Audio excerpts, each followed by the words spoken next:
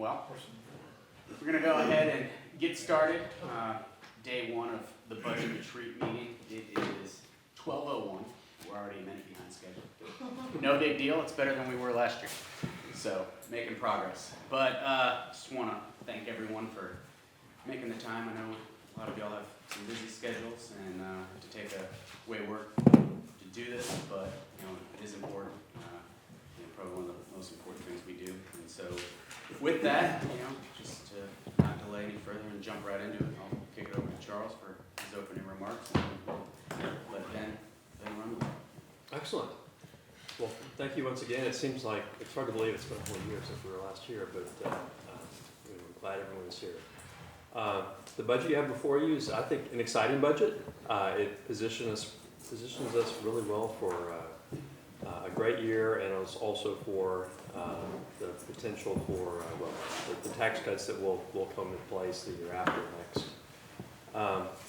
As you know, in the budget, there's it shows general fund growth, revenue growth of about $3.8 million.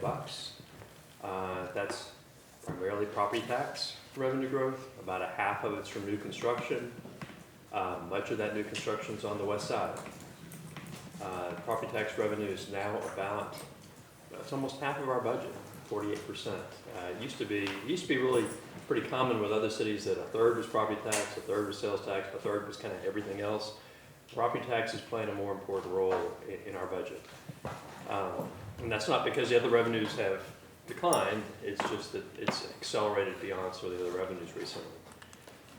There are 9 new positions requested, 8 are really for West Side support, which really isn't a surprise. We kind of planned for that. Remember initially when the whole discussion came up about rezoning the West Side, we talked about, okay, is this going to cost extra general fund money? And the answer was yes. And now you're seeing that. You're seeing and really we've said all along it was going to be police and fire, and that's what you're seeing. So when folks say, hey, we shouldn't have done the West Side because it's causing us to have to hire more people, the answer is we planned for that. We knew it was going to require some additional support. However, we're still a net positive on the revenue side by a significant amount. The revenue growth that is in the budget, I've tried to aim mainly at capital improvements, new positions, and economic development. Our current capital and fixed asset position is really in very good shape. Our fleet, streets, utilities, city facilities are in very good shape, with the exception of the library, when we know the story with the library, but there is a plan to, and that's part of this budget, there's a plan to start putting aside money towards a renovation. We are in the process of hiring a consultant to help us through that process and work with stakeholders to decide what kind of renovations and what degree of renovations are what the community wants and needs for the library. Our service levels remain high. We have invested $2 million in our creeks recently and about to spend $5 to $6 million more if you include the new well that's part of that. We are long-term planning for more improvements along the creek. Hopefully a lot of that developer financed to help with creek basin improvements to slow the effects of the increasingly intense storm events. In terms of future positioning, the proposed budget was not possible without a growing economy and new construction. I think we all know the cycle will change and what goes up will come down eventually. Thankfully, we're positioned much better than many cities around us. We're not having to play catch up. It'd be a different story if we'd already let our streets go to hell, our facilities were in bad shape, and trying to catch up because with a 3.5% cap, it's almost impossible to catch up unless you go to the voters or you issue more debt. We have, between the Stormwater Utility Fund and the non-bond CIP Water Utility Fund, those are 2 excellent mechanisms that are in place to help kind of provide ongoing funding for stormwater type improvements and then water and sewer type improvements. One thing that it's easy to forget, but we're kind of an anomaly on the water and sewer fund is that we don't have any debt on the water and sewer fund, and the past 30 years, we've not had debt. We kind of take that for granted. It's truly unusual. Virtually any city in the United States has debt on the water and sewer side. We've got to a place where, because we do pay-as-you-go funding, we're putting aside about $3 million, it's roughly about $3 million a year just for capital improvements on the water and sewer fund. That's amazing, and that wouldn't have come about if we didn't have the support of many councils in the past, including the council before us. So having, not having to play catch up and having mechanisms in place to provide ongoing funding for needed capital improvements has been important. The 3.5% property revenue cap, which goes into effect not fiscal year 20, but fiscal year 21, it's not going to impact our general fund directly for a couple of years because, as we all know, new construction is not capped. Looking at what's going on the west side and throughout the city, we have at least a couple more years of new construction happening. So that's good. That will be on top of that 3.5% cap. A lot of the surrounding communities like Carrollton, Coppell, and Addison, they are already becoming impacted because they don't have the degree of new construction that we have. When I've talked to those city managers and looking at Addison, they only had a little over 1% growth. They're struggling. They were thinking that they would have more growth and they didn't. So they are, 3.5% cap is going to severely impact them. And you can see in what they're proposing for a tax rate at 4 cents an increase potentially, that's significant. A large number of local governments in Texas are using this coming year as a way to position themselves for that future cap by adopting just under the rollback rate, which as a maximum. And then having the discussion. I have a feeling many of them will end up adopting that rate and targeting the additional revenue towards capital improvements. Many of the cities are also examining, Richardson and Plano, are examining whether or not to reduce the homestead exemption and over 65 exemptions as well. In the 3.5%, normally that would have been a political suicide event. But the 3.5% cap is now resulting in those kind of conversations taking place in cities in the Metroplex. 3.5% brings in about $1 million annually for us. The proposed budget includes about that amount just for public safety, salary adjustments, step increases, and employee merit. Ultimately, when new construction softens, the city will have to examine its pay-as-you-go strategies for capital improvement, and absorbing new debt most likely will not be possible like we've done the past 2 debt issuances. Also keep in mind that the proposed 6 new firefighters are grant funded over 5 years with a city budget impact gradually increasing from $44,000 to $650,000. So the budget before you only has $44,000 for those 6 firefighters, proposed firefighters. I also want to remind you that the second phase of the quality of life debt issuance, I didn't really talk about it much at all in my executive summary of the budget, but I want to remind you that the planned second phase of that quality of life bond issuance would be May of 2020. So it's this fiscal year. I also remind you that, we've said that we've absorbed that debt. But the world has somewhat changed with a 3.5% cap. So just keep in mind that you still have $10 million to issue. And that $10 million can result in a property tax increase for debt on its own. So just be aware of that. I realize that we've said, hey, we have absorbed that debt, but legally you have the ability to go up on the tax rate just for the debt that is remaining, the $10 million. So just keep that in mind. With this retreat, the hope is to focus on the big picture. I know, this is going to be a very different retreat than last year. Last year, we since it was the first time to have this kind of gathering, we went kind of every department, what they do, how many people they have, their mission and their goals. And this time we're going to look and focus at kind of the bigger picture things. That was I thought the weakness of last year was, CIP is a big part of our budget and a big thing that a lot of residents are interested in, and we just lightly touched on it. There's going to be a lot bigger discussion on CIP at this retreat. If you have, obviously encourage questions. If you want to talk about smaller things, that's fine, but please, I'm also keeping a list, and I'd be happy to, if there's something that is not big picture, but you still want to have it discussed, I'll be happy to look at scheduling for a future study session item as well. Again, focuses on major projects, major changes to the budget, and major expenditure drivers. And this all kind of kicked off. This budget was developed utilizing a lot of the information that we gleaned from council during the strategic planning session in February. So all the departments were tasked with, okay, those were the overriding objectives of council that were verbalized during that strategic planning session. And so we've crafted this budget to meet those. And with that, if you have any comments, or I think Ben's ready to kick it off. I have a comment, and that is, I realize that this is gonna be more top line this time around, and I'm willing to sit here and hear that, but I know we had discussion in the past about trying to dive deeper into certain areas of the budget, and so I would say I'd like to obviously reserve the right that we may have a follow-up meeting to this. We don't have to have a retreat, but some type of follow-up meeting to dig deeper.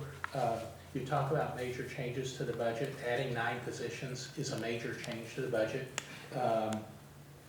especially in lieu of some of the capital improvement projects that are facing the city, and how do we balance the need for those projects with the need for adding staff. And police and fire will be here tomorrow to talk about that. That's part of the plan, to discuss those big changes. I think it's important you mentioned that the new firefighter positions are grant funded for a period of time, but once that period of time runs out, then those become 100% the city's responsibility, and that will obviously hit or impact us in a big way. And we need to be prepared, looking far enough in the future to say, can we absorb that? Sure. And the last thing I want to do is hire some firefighters now, and then at the end of the grant, you get rid of them. That wouldn't be very good business. Sure. So, I just wanted to make sure that I was on record as saying that there are some things that I think we'll want to get deeper on. Yeah, everything you've discussed is going to be covered in this retreat. Mm-hmm. Yeah, those are all big things. Mhm. Yeah. Okay. Ready to move forward? I have a couple of comments about what I think, for me, is one of the major objectives coming out of this weekend. And that is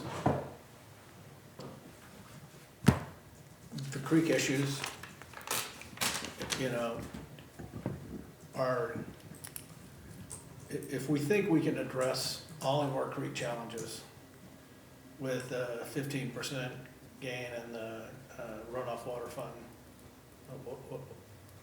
you know, it is way too big a problem for that, to kick that can down the road. To really resolve that issue, I believe requires not an acre here and not an acre there. That is window dressing on the problem. You know, and personally, I'm gonna be disappointed, you know, this is my next to the last budget.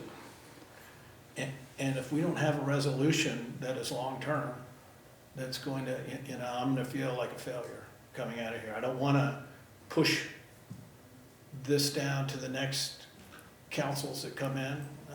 I think that's wrong. And when you look at, if we spend the $6 million that Freeze and Nichols says we need to spend, we've got properties that are already in damage. We don't even know yet whether the things that we've done are going to, you know, stop the erosion. We haven't, I mean, we've made moves, but we have no certainty of that. You know, it could be right back there. We got ponds to dredge. we've got 2 other creeks that have to be maintained. You know, behind that, I think we all believe that a quality retention and method to delay the water coming down the creek is gonna cost in excess of $10 million. Maybe 20, I don't know. And, you know, this budget doesn't, it just pushes it out another year. And, you know, so you know, as I look at this, I think we need to be, as a group, intentional about making a long-term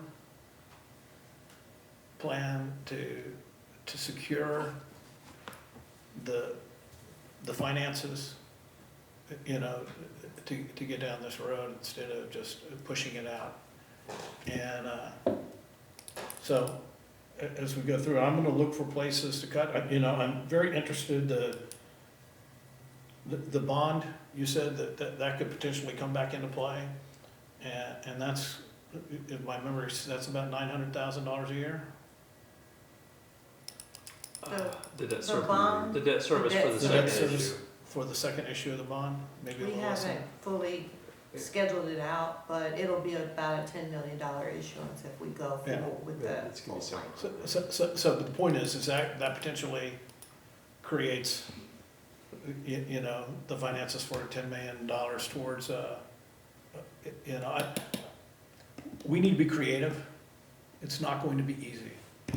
And to do this, you know, you talked about, you know, we haven't, you know, when you talked about with roads and other parks and things, how we haven't taken on data, we haven't pushed it down the road and we're in good shape. That's not true of the creeks. And you know, I think I'm clear what my objective is. I may be alone on this, and if I am, so be it, but It's okay, I've been that way many times. yeah. Yeah. Well, so we basically have 5 weeks before September 17th. And so these next 5 weeks are gonna be numbers intensive weeks. And we gotta look for ways to try to help Yeah. accomplish what you're trying, Yeah. what your expectation is. Yeah, but my expectation, what I'd like to see us do, is I'd like to see us find a way to find the $6 million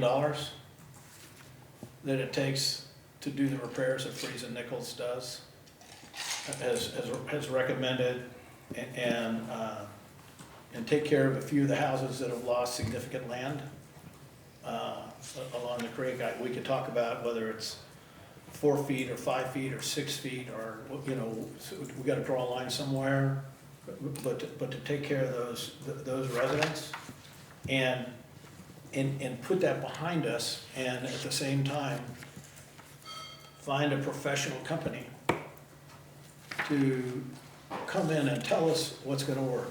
This, you know, we got 2 acres from Brookhaven, and we got an acre here, and while all of that helps, it really almost hurts, because we think we're solving the problem, and people are gonna think we're solving the problem, and it's a Band-Aid, my way of thinking. And so,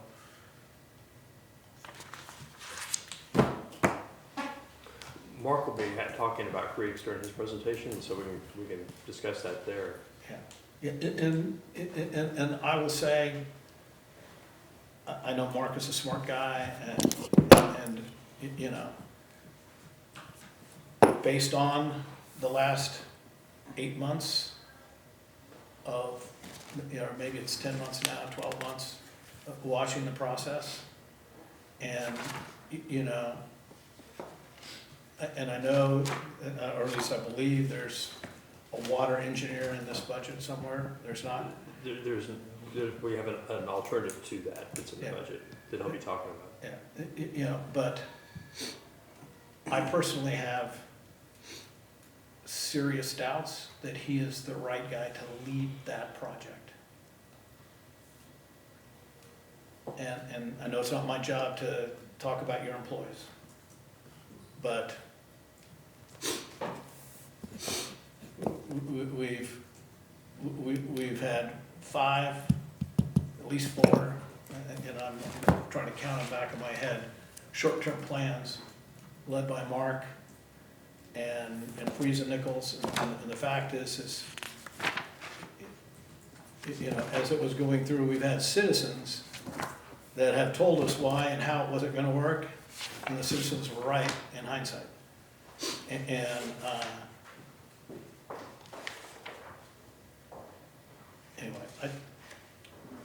I think we need a serious, I think we need help with it. And it's not fair for Mark to be, I mean, he's not a, you know, he has a million other things to do as well.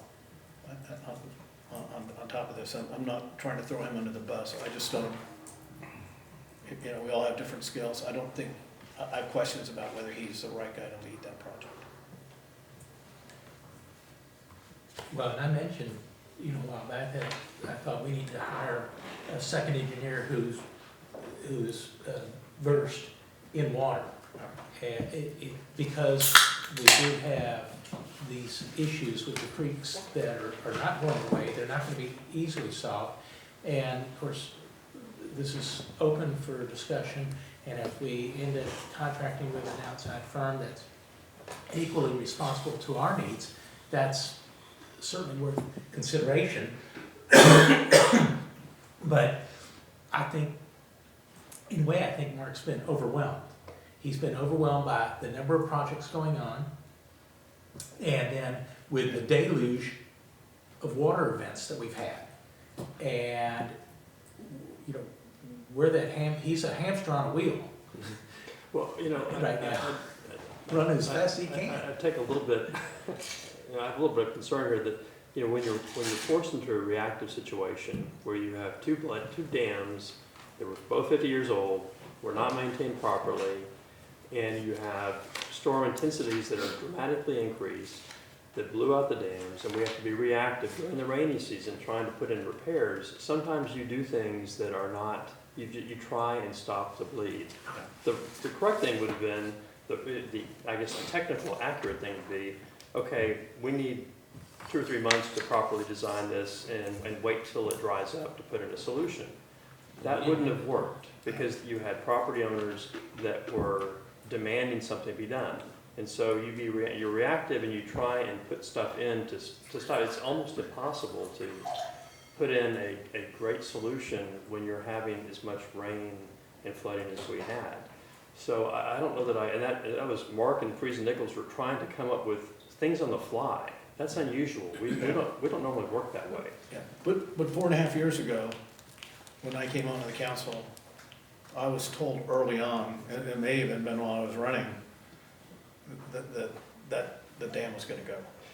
Yeah, but for the time period I've been at the city, those property owners, both Dan as well as Mr. Bonneau, have come to me and they said, we don't want to maintain those dams anymore. We'd like to give them to the city so the city could maintain them. I mean, that's not been recent. As long as I've been here, they've been asking that. Yeah. So they knew they were a problem all along. So, you know, and councils in the past have not wanted to take ownership of them either. So it is what it is. But in terms of getting an engineer, we can do that. The issue was an engineer. When we looked at it, an engineer is going to be $100,000+. And the Friesen Nichols improvements along Farmers Branch Creek, the $6 million worth of improvements along the creek, not to talk about resolving the retention issues. That's probably about a 2 to 3 year construction plan. At the end of that, I think we were concerned that the stormwater engineer would not have enough to do. And so the concern was, you know, are you going to have to hire somebody for a few years, then let them off? That's a concern. So Freeze and Nichols, and Mark's going to be talking about this, they have a program where for a 3-year period, I think at roughly $20,000 to $30,000 a year, they will assist in some of the state stormwater reporting that takes our staff some time to do. And so by offloading that to Freeze and Nichols for a fairly inexpensive amount of money, that would free some of our folks to work more directly on the creek itself. And keep in mind that on normal construction projects, you know, we have design done, and then we hire a contractor, and then the contractor is responsible for overseeing the project. Mark is really, and our staff is not really there that much other than to do an occasional inspection. The reason Mark's been so involved with this is we've been, you know, it was reactive, and again, we really weren't designing and building it.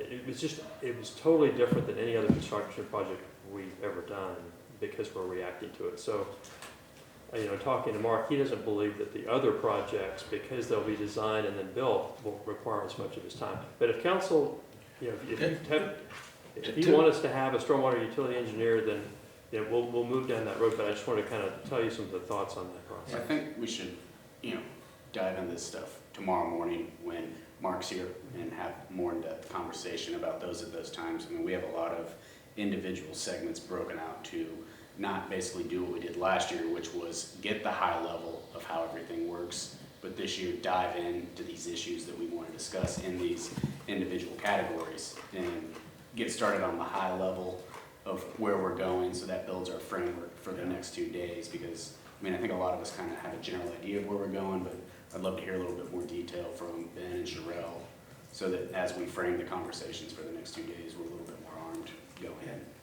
And we can have that conversation then when Mark's here to, you know, maybe address some of those things and have a better conversation about where we want to go. And I, you know, and I'm in a little different place because I finally feel, you know, 4th time coming through the budget that, you know, reading through it, I have a really, I feel like I have a good sense of all the things that are working really well.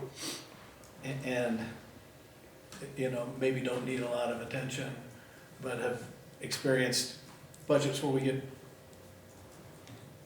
distracted and we missed, you know, the high level. And actually, there have been times when we've been right on, you know, early on. The west side changed, when we changed that, that was monumental. So, anyway. With that, I would say, Ben, fire up, man. The only thing, sorry, if I may, the only thing I would say is this is my first budget retreat, and so I know we're going to be talking about a lot of new projects, but for some of the existing projects, and y'all have done a really great job, but if you could give maybe a little bit of history with them, I would really appreciate it, since I was at retreat last year. It was very high level, but I'm sure y'all will anyways, but I just wanted to make sure to note that. This presentation will finish at the end with the circle back mechanism that Okay. shows how Charles's report essentially comes out and tries to report on some of the larger initiatives that we're working on. Okay. But we'll definitely. Awesome, thank you so This much. is my 3rd and I'm still learning. Okay. This is not easy. This is, Sure. Can I just have one thing, just 2 Yep. minutes? So I wasn't able to be there on the budget meeting, I had to review. And, you know, I understand why you put the rate at 61, but I fundamentally disagree with it. Now, I could be convinced otherwise, but I don't believe that we should raise taxes to maintain a budget. I think that we should adjust our budget to the right level to support the community, and then figure out what that does to taxes. And I'll also say that, you know, my background, so I'm not going to go into that. We have a process in the Army called the one-to-end list, where you racked and stacked everything and you assigned a priority to it. So most everything we have in our budget is important, but not everything is urgent. Not everything is critical. And as we go along, I'd like us to just kind of think about what are the things that are critical and what are the things that are important but not urgent. And then if we can identify those, then we could possibly delay or strip out or adjust those things that are important but not urgent to feed into the things that are critical or will become critical.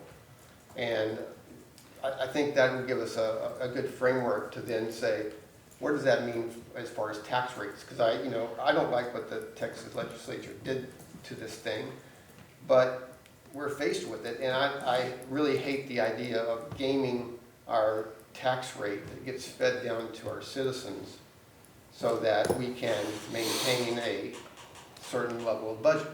If we can't maintain a certain level of budget with the taxes that we're currently doing, then maybe we need to look at that budget to say, is it too big? And so that's just a philosophical thing, but right now and not having been at the meeting, I know Cristal was not there either. I don't know all the discussion, I didn't spend the time to go watch it to figure out the discussion because I wanted to come into it fresh. That right now I feel like that maintaining that tax rate that we had last year, or perhaps even trying to find a way to lower it, is more the right approach than it is to gain the 3.5% that we get fit. So that's just Norwood's philosophy right now. I'll say real quick that the 61 cents wasn't a way to game anything. It was a movement to allow flexibility in the event that we needed to do something. No, I understand it, and then maybe my gaming was maybe the pejorative word. And at the meeting, I know it wasn't recorded. I don't know if it was in the minutes. I haven't looked at it, but mostly everyone at the table was in favor of staying at 599 or going lower. So it's not that we're looking to go higher. It was we wanted to have that mechanism and opportunity and option. Should we need it? I don't think that we will, but it's just in case the conversation leads there based on certain things that we're doing. That was truly it, and that's what I tried to describe last night at the council meeting for the residents, that this is in no way, shape, or form where we're going. It's flexibility, and it's all we're looking for. So, Cristal, do you have anything? Bronson, do you have anything? No, I mean, Great. heard my. Yeah. Just didn't know if you had one more question. No more questions. Ben? No more questions. So Mayor and Council, for this presentation, I'm going to go through the 2020 strategic plan. You'll have to take any questions as they come up for this as well. So I want to kind of start with our journey to how we build a strategic plan in the city of Farmers Branch. 2 years ago, we didn't even have a vision statement. So there's been a lot of work that's been done by you all. Nobody's get to the point where we can say we got a strategy map. But basically, this is a one-page, one-stop shop to show how we create value for the community. Everything we do, every strategic initiative, ties back to this in one way or another. We also put our core values on here, because this is how we conduct ourselves in the process of achieving what the strategic plan says we're going to do. Most importantly, though, is the critical business outcomes. Coming up, we have 10 that we're going to really be focused on this year, and this is how this presentation was styled, was to show you how staff is going to try and meet those critical business outcomes. So the textbook definition, communication tools to tell a story of how value is created by an organization. Logical step-by-step connection between strategic objectives, which are all the ovals, and they build up. If we don't train and develop the staff, they can't provide financial stewardship, they can't manage the business, and at the top of the pyramid, they can't serve our customers. And so it does have a progression that is a step-by-step process. So I'm going to show you behind the scenes. How does the staff, how do they actually build the strategic initiatives for us that then make it into the strategic plan? Oh, this isn't working here. So this is from sustainability. And so these are going to be Shane and his team's projects over here. So it gives it a name. I need a high-level name so I'm not having to get this whole narrative. I want to say, hey, how's the sustainability plan going? I don't want to say, how's the develop a high-level plan for sustainable initiatives in the city, and keep going from there. It's, hey, this is the sustainability plan. This is what it is, so we need the description to tell the public what we're trying to do. So when I'm talking to Shane, I'm talking about a sustainability plan. When we describe to the public, this is what we're trying to accomplish, then they're tasked with putting some milestones in there. What does it look like as we chip away at this initiative to try and deliver it and complete it? And then we talk about the strategy map. You saw those different letters, the B's, the F's, the C's. This shows how it links back to the overall strategic plan in the city, and that's how the formal strategic plan will be built when it's presented to you all as part of the budget process. Long term, we're still improving.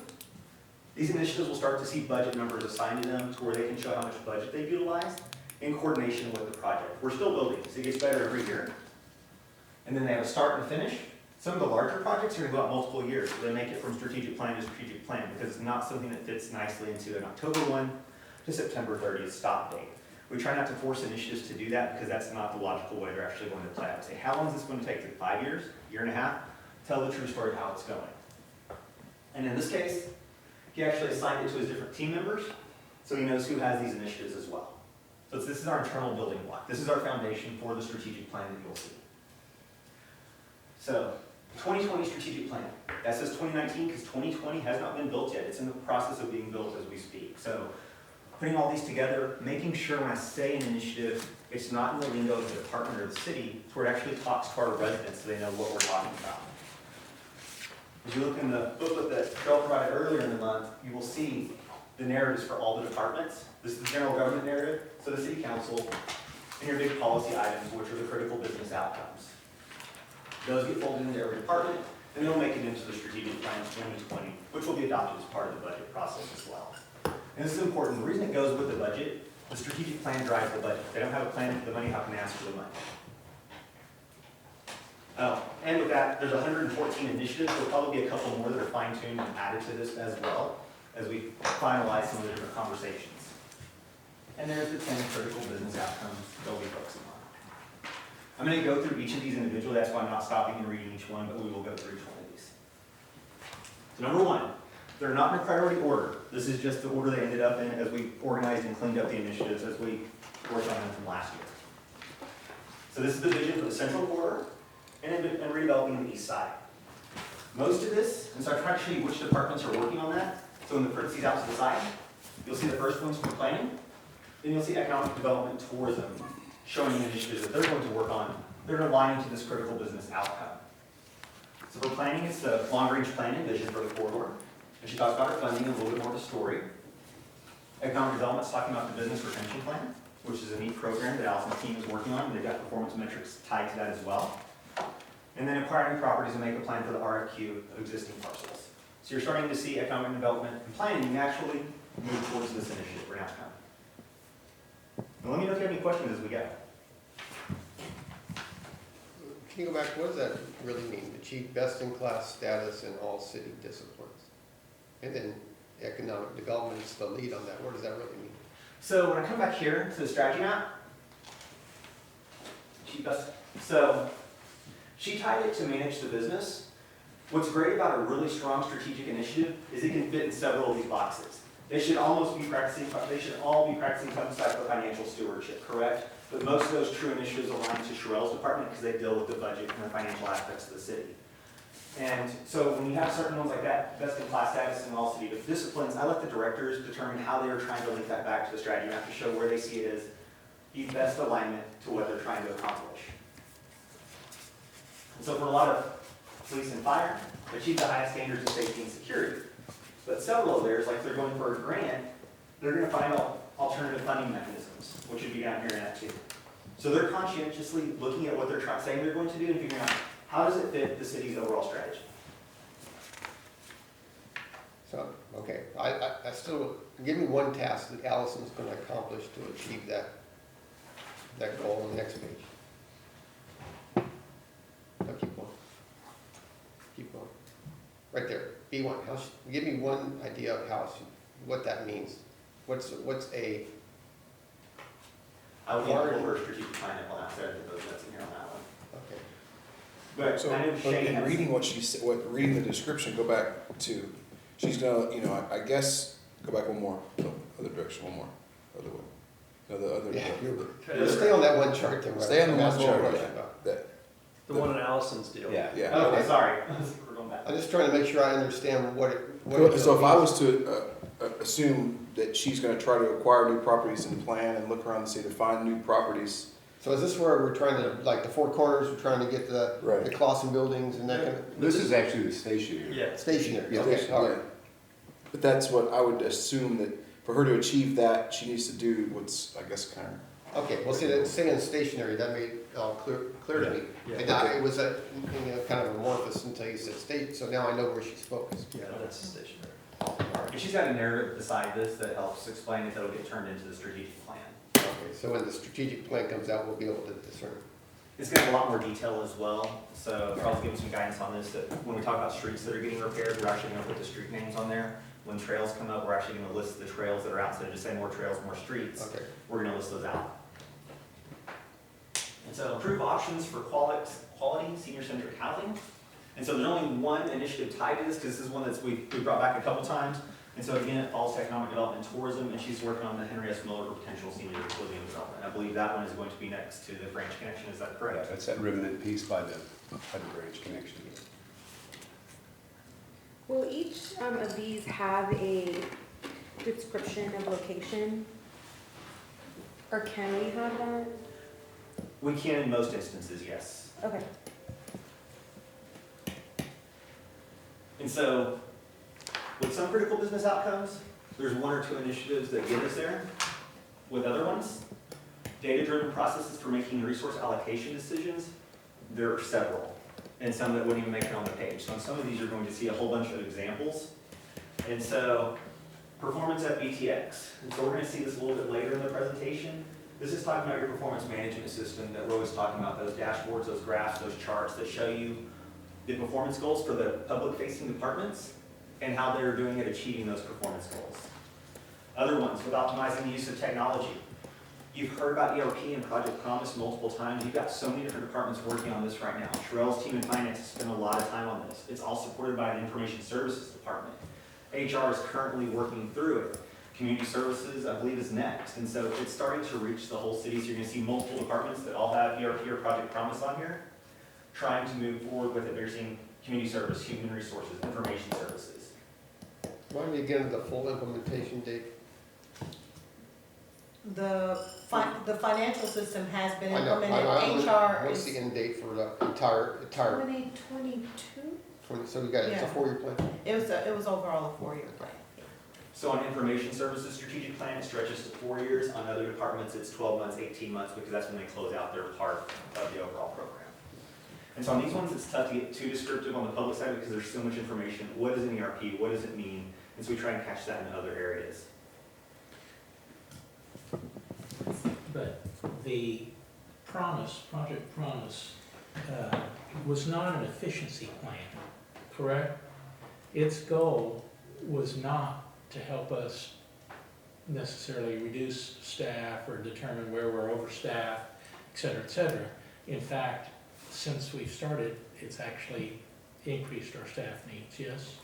So Project Promise definitely has improved our efficiency, and from a financial perspective, our controls and internal operations with respect to our funds. It has not, and at the time that we brought forth the project, it was not described to be a project that was,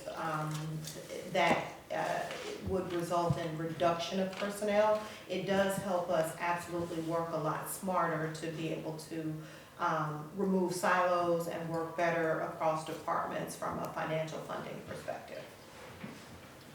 We had a lot of pockets of different data sets that were out there, and this will serve as a new overarching backbone to the entire city, which will make pulling data for higher level discussions or even budget discussions more possible and more efficient.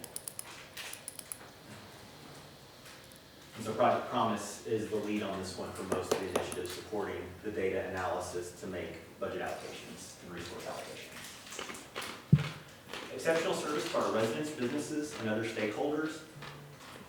Every department has this in their initiatives, it's just did they align it to this critical business outcome?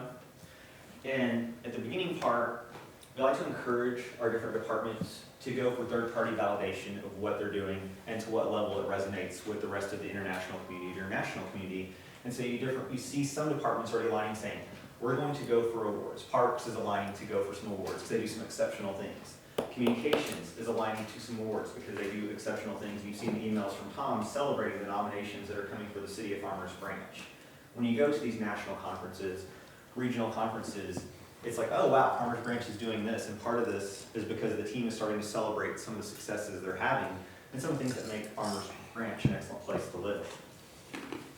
Continual process improvement. So we talked earlier about data data-driven processes, community services coming up with Project Promise. Hugh has created a separate one. He's going to evaluate his processes for almost an efficiency mechanism. Using this new program, what can we do to be better? How can we be better? What kind of data analytics can we pull to be better at what we do? And then put police on there, that's police. So provide 2 additional officers to be assigned to be one on the west side, so that is approved. High standards of safety, security, it is the police department. That's most of what the department would be aligned to. On the west side, that's part of the larger discussion throughout this week. But he had to put that on there because he's going to have to adjust his beats, how he schedules his officers, and just the planning and the rotation of everything he does. It's not 2 officers plugged in, how you incorporate 2 new officers into that overall vision and mission. Promote opportunities for community participation in government. And so the city secretary's office is going to do a boards and commissions orientation and video training. So you're starting to see this with your different departments as they start to elevate. We now have a module for boards and commissions that allows Amy to pull out information really quick. Do we have absences? She can tell you. All that information comes in, so instead of being done on spreadsheets or in separate softwares, it's all done in Granicus where we can see this information live and in real time. And then provide services in the most efficient manner possible. The comprehensive zoning ordinance, that's the east side plan as well. Tina does a very thorough description so you can see everything she's trying to do with that initiative. It's a big project as well. And when you look at these initiatives, the typical definition for an initiative, it kind of follows kind of a project description. It's not something we've done exactly before, so it's not routine, has a definite beginning, definite end, those types of components. So we're talking about it, it's not just normal day-to-day business. We're changing something, we're doing something. Enhance our streetscape. So here you have 2 different departments coming together with one goal. John's leading the charge on the HOA monuments, which is a continuous process. But Park said, wait a second. What about the landscaping around those monuments? Are we just putting the monuments in? So Parks is going hand in hand with John on this one to make that even better success. So, implement a solution for improving creeks. All of these came from Public Works, which makes sense, that aligns very specifically to what Mark and his team handled. Phase 2 of the Rawhide Creek Sewer Rehab Project. Erosion control measures for Farmers Ranch Creek. Very specific on what we're trying to do there. And the Cooks Creek channel improvements. So he's got all 3 creeks there, showing what's going on for all 3 creeks as well. And then implement a policy for participation with residents on a cost share to repair creeks. So he's got that on his list as well. So he's got the maintenance in place, but what's the continuous process for moving forward to where we have that partnership in place? Is it an evolution of the neighborhood partnership program? It's something, and he's got that on his list as something he's going to work on. We've got a lot of building going on. So this one captures most of our capital projects. High quality public assets we're going to plan for, build, and maintain. And so a library RFQ that is out right now to tell us what are the needs of the library, and then an implementation plan that we brought back to you all as well. The new service center is under construction, providing updates on that and what that building will do and what it means to the city. And then clean facilities have a large part of this because they have the long-range plan for both the vehicles and the buildings. They're maintaining the vehicles and buildings according to this plan, so we're not hit with too many surprises when it comes to how do we manage our fleet. There's several cities out there that have to go to debt to buy a fire truck. The way we have ours programmed and the way he's got the money moving with help Sherelle and Charles is we know when we're going to need to buy these very expensive items, and it makes it easier to budget for them and program for them. So I have a question. Yes. So something might be old, that doesn't necessarily mean it's obsolete. Correct. I'm sure when we buy things, we buy them with an anticipated useful life. But I'll say, I'm gonna go out on a limb and say, I don't think we have so many fires in our city that our fire trucks are getting worn out from overused fighting fires. Remember from Chief Parker's discussion, he talked about how we have our trucks on a certain cycle to purchase. The truck that is on Frontline, once the new truck is purchased, moves to a backline reserve status, and, you know, like lesser use because a newer vehicle is in. So just because you see the purchase of a new, especially I'm mentioning that because they're extremely expensive. So just because you see the purchase of a truck doesn't necessarily mean the less new truck is moving. It's still involved. It's still a part of our usage. It just moves to a backline perspective. Is that a fair? Yeah, and Councilman, don't forget that also we don't replace our fleet roughly, just based on the age.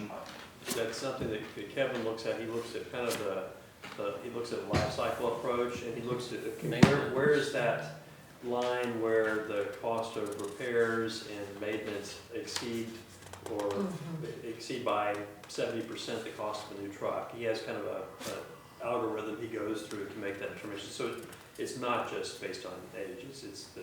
Actually the more important thing is the cost benefit of buying new versus continuing to repair the old. You'll see the fire trucks also on the standards of cover for response. They don't just be on fires, they go to wrecks to shield an ambulance. So the fire trucks are constantly in motion as well, but even at the age there, 15-year-old, 16-year-old, that's a significant one. Older vehicle, and vehicles that are not utilized as much as they could be or underutilized. We had 2 pool vehicles at City Hall. One has been removed because we didn't have the use to justify keeping it in that pool status. And so we're constantly evaluating the performance of all of our assets. Then you'll hear from Parks on theirs, for they have an idea for how to use public facilities that they'll be presenting as part of this conversation this week as well. But this is just showing the alignment to how they said we have a lot of great capital assets in the city, the buildings, the fleet, everything. There's a lot of plans going forward with how to maintain, improve, and take care of those assets for the city. Stationary development. And so attract and retain top-tier businesses. So this is the business retention plan. This is going to fall into 2 different areas. And you'll see this one with economic development and tourism as well. So again, that's the business retention program that they're running. It is tied to performance metrics. They do report on this as part of their performance system. And then again, Allison on this one, the best in class, and also you get our disciplines, the RFQ for existing parcels. So it's fitting 2 areas. It's not just the stationary division component of it, it's also the execution side of it as well. In-child homelessness, number 9. This one is the in-child homelessness contract. Katie Evans has taken over the role of administering the contract underneath Shane and his team. She's working hand in hand with me on that one. And Metro Services is taking care of implementing the contract from their side. Will we see any metrics or any program update to know what our $215,000 is done? This fall. So it's already been programmed. I can tell you there's families that have already been helped and they are in the process of being helped. But exact performance metrics will be coming in the fall. So that one's going to be scheduled as we have more. We have the initial cases working and starting, but they will be bringing that back to you all in the fall with a formal council update. But they didn't get all of it already, they only get, No. they got 100 now and 115 next year, So they right? got the upfront, I believe 90 and then Okay. 25 for the Q4 and then they'll get 25 per quarter moving forward. Okay. That was kind of to start the process to build the plan and allow it to be implemented. But yes, we will see metrics coming back on that one. Sustainability initiatives. And so this one's going to be a high-level plan for sustainable initiatives for the city.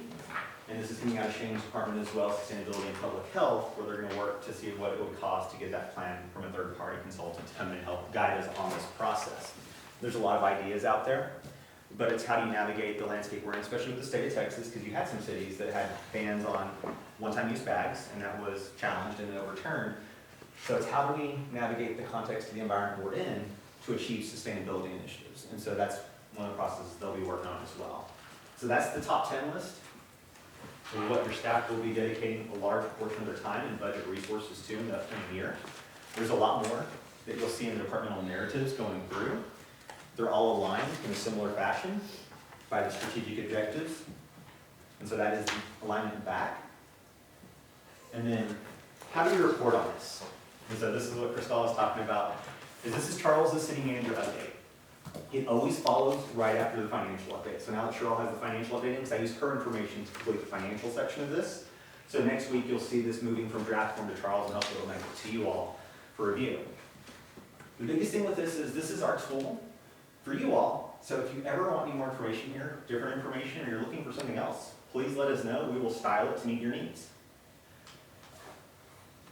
So this one and Q2 update, we changed a little bit on how we're doing the performance management updates. These are screenshots from the website. And so we wanted to show you exactly what this information is and how it's being used. This next quarter, I'm going to put more information out there. I just wanted to not overload you all with data day one on reporting. So I picked one performance metric so you all can see how the city is showing the world how we perform. And honestly, when you have residents that come to this, a lot of other cities come to see how we're performing and look at our numbers so we can tell who's coming to visit us. When you're on the website and you hover over these, it shows you the exact value. And then we have the charts below as well. But we talk about what is the performance measure and what does it mean? Because I just say residential permit time, what does that even mean? And as a resident, why should I care about this measure? So we'll explain why. And then we talk about our current performance. These are always being updated with different narratives to try and explain, are we saying the message, is it making sense? And then we're providing an analysis on this as well. What does this even mean? So we know why you're measuring it, we know where our current performance is, but what does this really mean? So we try and put an analysis on there that shows why it's trending the way it's trending. Why is this data doing what it's doing? And even here, we don't hide behind our numbers and only show good stuff. We do this. And it explains what's going on with the data set, how we measure it, and what standards it's aligned to as well. That's one piece. So residential permit time, how long it takes. The other part is, well, a natural progression of the story is how many have we had? And you can see the trending is going up. So in theory, the more you have, the busier you are, the longer it's taking to get through your permits because your workload has increased. But that's only two pieces of the pie. The third piece, different permits take different amounts of time. Some of these are going to take a lot longer than others, so it breaks down every permit we have. And again, if you're online, you can touch each dot and it pulls out the pie chart and shows you what you're looking at. But it's trying to tell the complete story of service delivery. So when we talk about our service level, it's not just how long does the permit take, but we have to put context to it. How many do we have and what types of permits are we getting? That really tells the story of, hey, we need help with residential permits. We're thinking of engaging in a contract. This is the business case that we brought back as part of the discussion as well. We're busier than we've been in a very long time. It's trending up. We're getting more complicated permits, and we're not meeting the highest standards we've set. When they go red, it's not red that's totally bad. It's saying, oh my gosh, we're missing. Every department that's public facing is aligned to the highest standards possible. We didn't pick easy wins. Second part, we picked some of the big initiative updates, where the staff reports on what they're doing, and tell you a little bit more about what's going on. Try and give you a quick, higher level view of what's happening with this initiative. I remember that, but what about it? Well, there it is. So there's the STEPS program, library selection development, code enforcement community outreach, the employee engagement survey, just different things to tell you the story of what's going on in the city. And then of course, you'll notice these slides look very familiar. These are Sherelle's actual slides brought back into this presentation, makes it a quick reference. The special slide in there is going to be the Public Works project update. Ask Mark Bentley for this and he provides it. And so we give you updates on all the different projects that are currently going on. Not too much detail, but it's a conversation starter and just a reminder, these projects are still going on. There's work happening behind the scenes, but there's a bigger picture at play. So you look at those 114 initiatives that are going on, all the stuff that's going on across the city. This helps just kind of give that higher level overview of here's some high points to look at, especially on the capital side of things and public works. Because that's what you're going to see. Why are streets being closed down? What's going on over there? What's going on with the creeks? There it is. Another exciting part is we get you all the construction and development updates. So this shows you where the different projects are. Mustang Station Phase 2, under construction, but in Q2, it's been completed.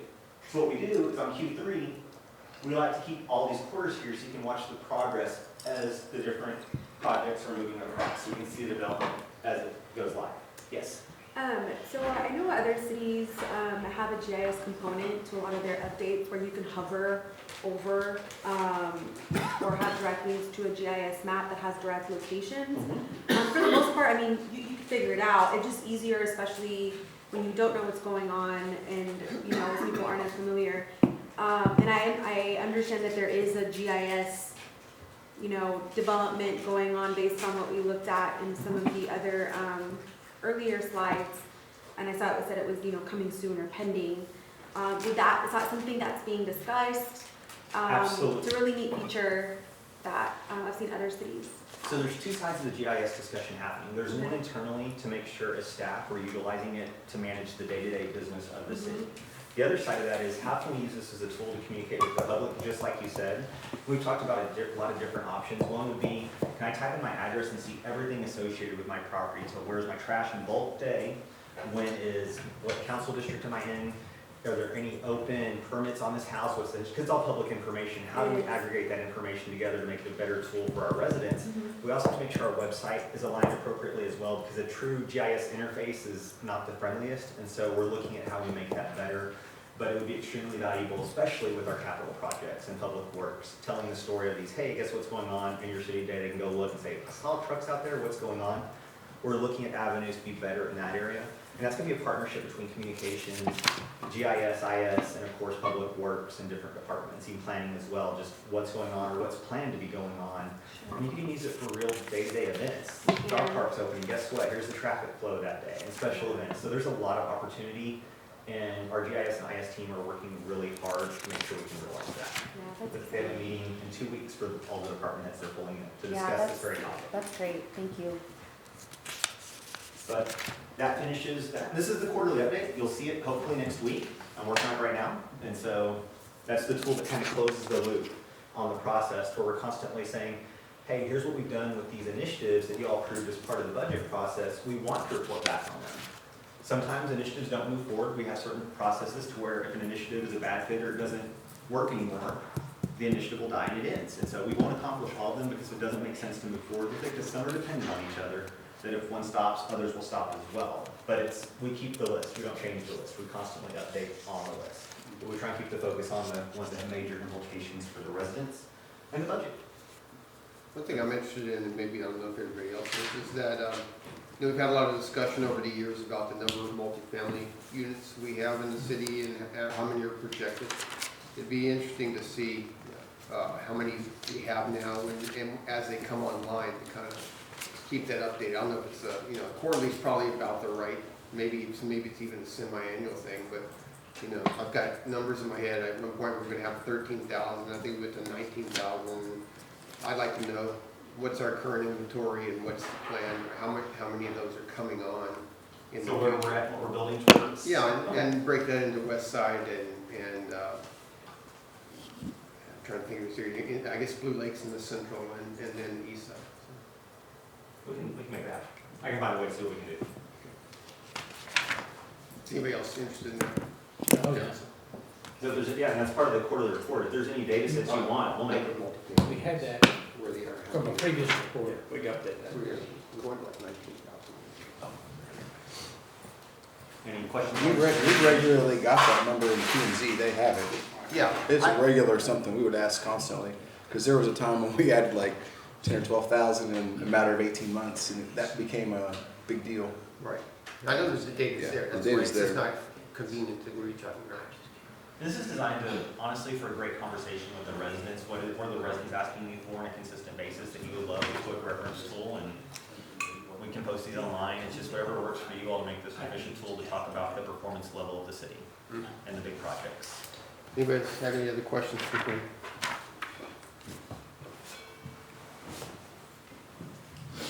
Okay, well, what's next? It's 104? I mean, it looks like Miss Sherelle Evans. Are you ready, Sherelle, or you want us to take a quick break? Anybody need a break? If you'd like a break, you can take That's 5. No, we're good? Let's take 5. Let's switch over. If you need to use the restroom or get a drink, go ahead and do that. And we'll start up at 1:10.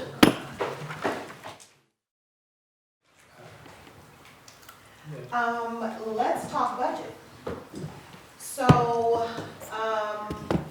this will be, as Charles talked about in some of his opening comments, this will be kind of an overall presentation for the budget.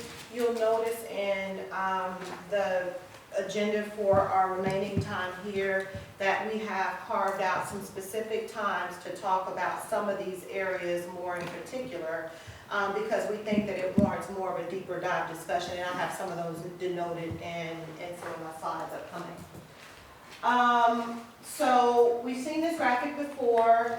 We're now down to the budget retreat. We have had that meeting to adopt a maximum tax rate, which does not necessarily mean that that is the overall tax rate that we will go with. The 0.61, the maximum tax rate that was adopted, is not the basis for the budget that has been derived. We have a budget that's been derived at maintaining our same tax rate of the 59 cents. So I just wanted to make that clear. Budget retreat. Following the budget retreat, we have 2 opportunities for public hearings, both on August 20th and September 3rd. with our plan to ultimately adopt the budget, and the tax rate on September 17th. And those things all, without getting into all the detail of how the sausage is made, those things all have a very prescriptive number of days that one has to occur after this, before and after the other sequence, so we need to make sure that at least those dates that we hit, we can, make adjustments within there. The overall budget, this is what it looks like, some of the key headlines. $122 million overall, we'll get into what the details of that represents. And a decrease from our adopted budget of 7% from last year. And it represents significant spending in our general fund, primarily toward public safety and one-time capital items that you'll see that happen within this 19-20 proposed budget. So let's look a little bit in terms of how that all slices up. We're going to get into the details of that either today in this discussion or in upcoming discussions. More details will come out about certain items. Obviously, your general fund is the most significant at $65.4 million, followed by water and sewer and your capital projects, with the balance of those other funds and expenditures broken out that way. Same information on the previous slide, just scheduled out a little bit differently. Some of the things that I wanted to point your attention to is the decrease, as I mentioned before, the decrease in our capital project spending. That is because in 2018, the adopted budget has a significant amount of spending related to our bond funding. And so while we're still doing that, a number of the projects are already out of the gate. The spending has happened during this year that we're living, so you see those numbers kind of naturally trail off. You also see an increase in our stormwater utility fund from 1.4 to $2.9 million. That is two things happening there. One is the increase in that stormwater rate, as well as the utilization of past year's fund balance related to that particular fund. So you see an increase in planned expenditures related to creek matters as well, also included in there. I'll talk just a little bit about it, but I'm going to leave that to Mark Bentley tomorrow to talk in greater detail in terms of the changes and details like that with the expenditures related to stormwater. And then the other thing that I wanted to point out is our economic development. You notice a decrease of spending from an economic development perspective. What I want you to be aware of is that the way that we're spending our economic development dollars out of this particular fund is operating a little bit differently, in that we have bond funding from residential revitalization that enables us to conduct the activities related to residential activity. So we don't necessarily need, in past years without that bond funding, we have funded both commercial and residential out of this fund. Right now, that fund is more primarily focused on maintaining the commercial activity, and we have some slides coming up that'll tell you a little bit more detail about that as well.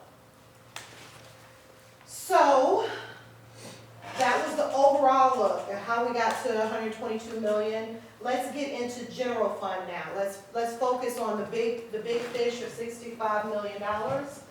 This is our breakdown of it.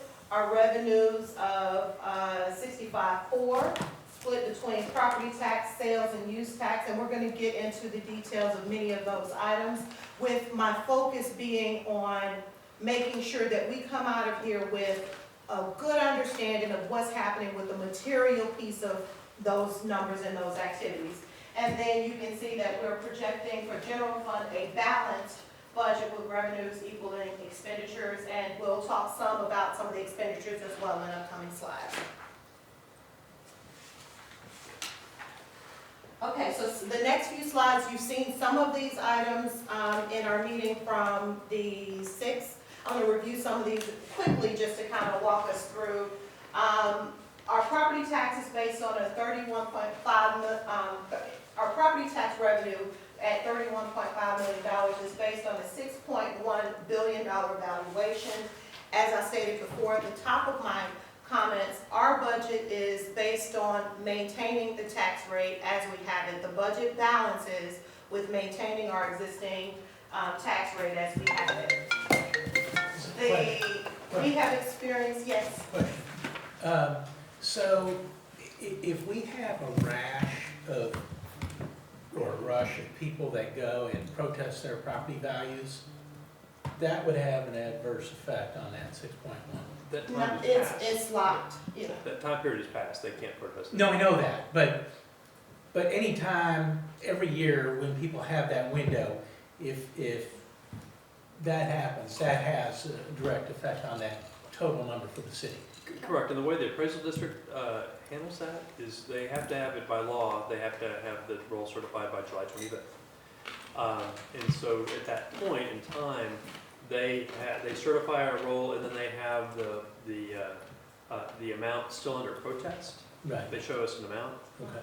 but we all know that it may be under protest, but it won't be zero, right? Right. So they also make, of the amount under protest still at that point in time, they give, here's our minimum estimate of what that could be if the property owner comes out proving their point.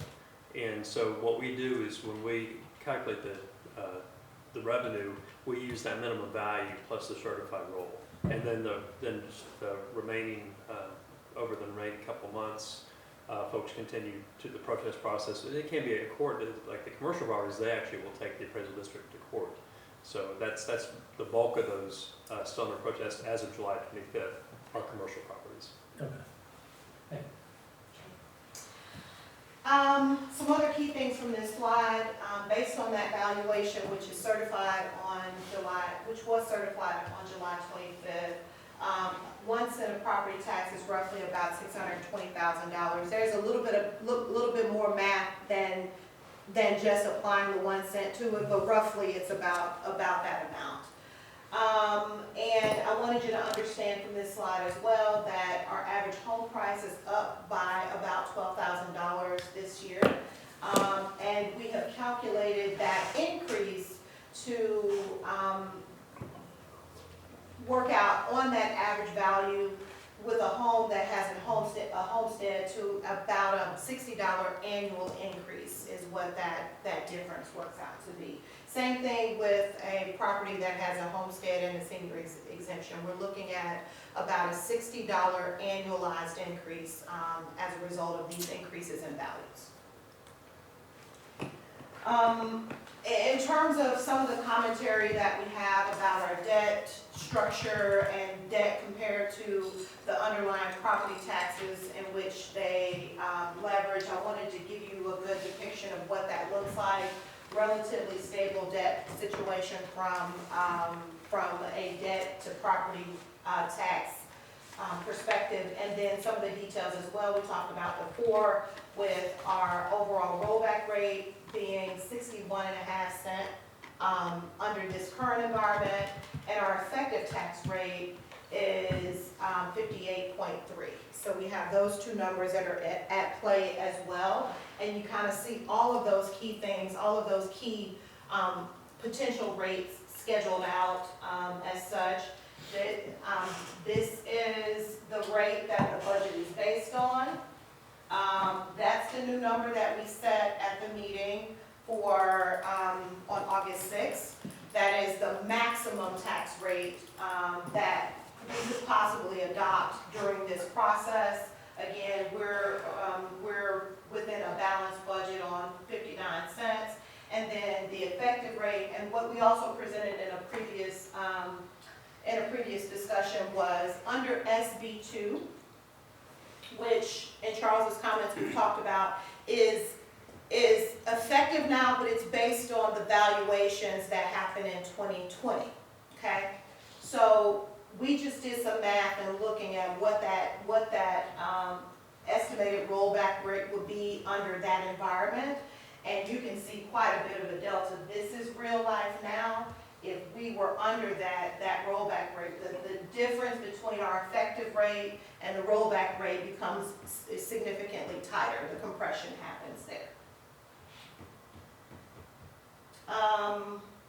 One other thing that we talked about in a previous discussion was that supposed SB2 rollback rate of 59.3 compared to where we are now on our tax rate. What does that mean in terms of money? The difference between those two, so right now we're out here at 59.9. If we were under SB2, we would either need to go back this way and get closer to that rollback rate of 3.5%. And in making that reduction in the property tax, that's about $400,000 to our budget if we were fully under that environment right now today. It's I see 400 on 122 million, right? So that's less, way less than 1%. Yes, less than 1% over the overall budget, correct? Yeah, but, on the overall budget, but on Correct. property taxes, Correct. 27 million. Or 31 million, 31 and a half. 31 and a half, Yes. 27 last year. Okay. Pushing forward in terms of just kind of reviewing some materials that we've talked about before. We are proposing a maintenance of our tax rate. So last year's adopted compared to this year's proposed, no change. Same thing, we were just kind of trying to look and see what other cities are doing in this about to be SB2 environment and some of the other strategies. Carrollton has come forward with a proposed property tax rate that is the same as their last year adopted. Addison and Coppell have adopted strategies, and a number of other cities that I've just anecdotally spoken with have adopted strategies of setting that max rate, just like we did, at just under the rollback rate. They may ultimately decide, and we think that a number of cities may ultimately decide not to go with the full rate that they set as a maximum, but it's just kind of worth keeping your eye on what's happening in our environment as well, just to keep you all as informed as possible as we go forward. One thing that we think may be driving some of these other options as well, you can see changes in the valuation or increases in the planned valuations from those respective cities as well. That may be a factor in some of the management things that they're considering. We can't, manage their finances and ours too, but I just wanted you to be aware of some other things that are happening in our environment. Yeah, their average, Addison and Capel's average home price is like, I wanna say 60% higher, maybe Capel is almost double average home price Significantly different, yeah. in terms of what they're doing, so a 6% increase in Capel in terms of real dollars is probably similar to the real dollars that we got with 11%. Yeah, absolutely. Okay, so that's property tax. That's all the pieces of the puzzle that I wanted you to understand about property tax. Let's push forward if we can to what's happening from a sales and use tax perspective. Okay, so what I have shared here is our trending.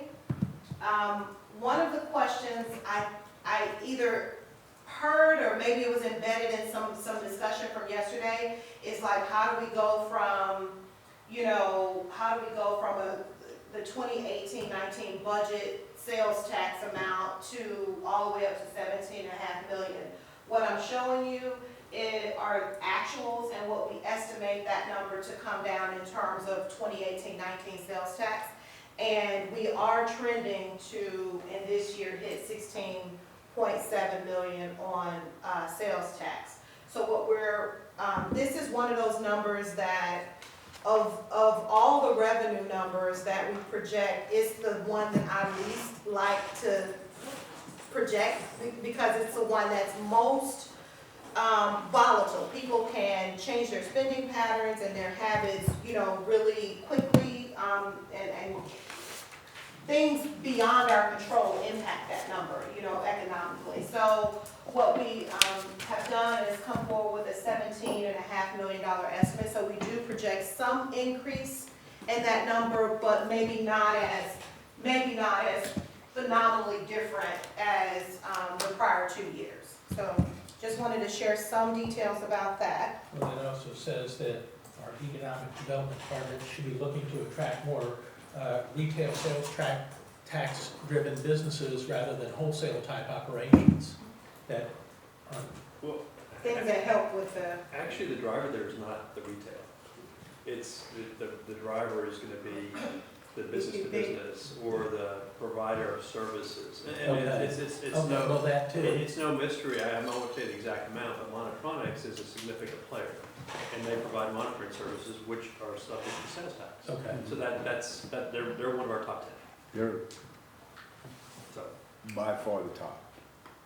so So that's something that you wouldn't think of traditionally as being a Monotronic? sales tax generator. That's why I asked you if it was a segment, because I figured it was business to business. Yeah, business. I figured that's is huge. by far Yeah. a significant piece of it. Okay, so let me just ask a question out of my own ignorance. Like, Time Warner Cable Spectrum, those homes that are in Farmers Branch, We would be allocated that sales tax. there's, okay. Yes, sir. okay? And Amazon too, by the way. Yeah. Now Yeah, that that's the laws new. have changed, we're Right. allocated, it's based on point of Where they delivery. deliver. So the boxes that come to me at City Hall, that gets allocated to Okay. Farmers Branch. But that's a growing segment too. It's not huge, but it is growing. And we are being, it comes up on the list. So your Amazon orders are held in the city. Oh, Anthony wow. Taylor Swift.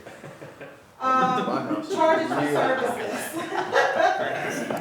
Charges for services, so that segment of revenue consists largely of two things. One of those is emergency services that we've estimated at $1.26 million. And the other, the larger portion of that, that we've estimated at $3.69 million. And what I'm showing you here is revenue trending from our landfill and the changes that have happened. So you can see, you know, between 16, and 16, 17, we had a 5% increase.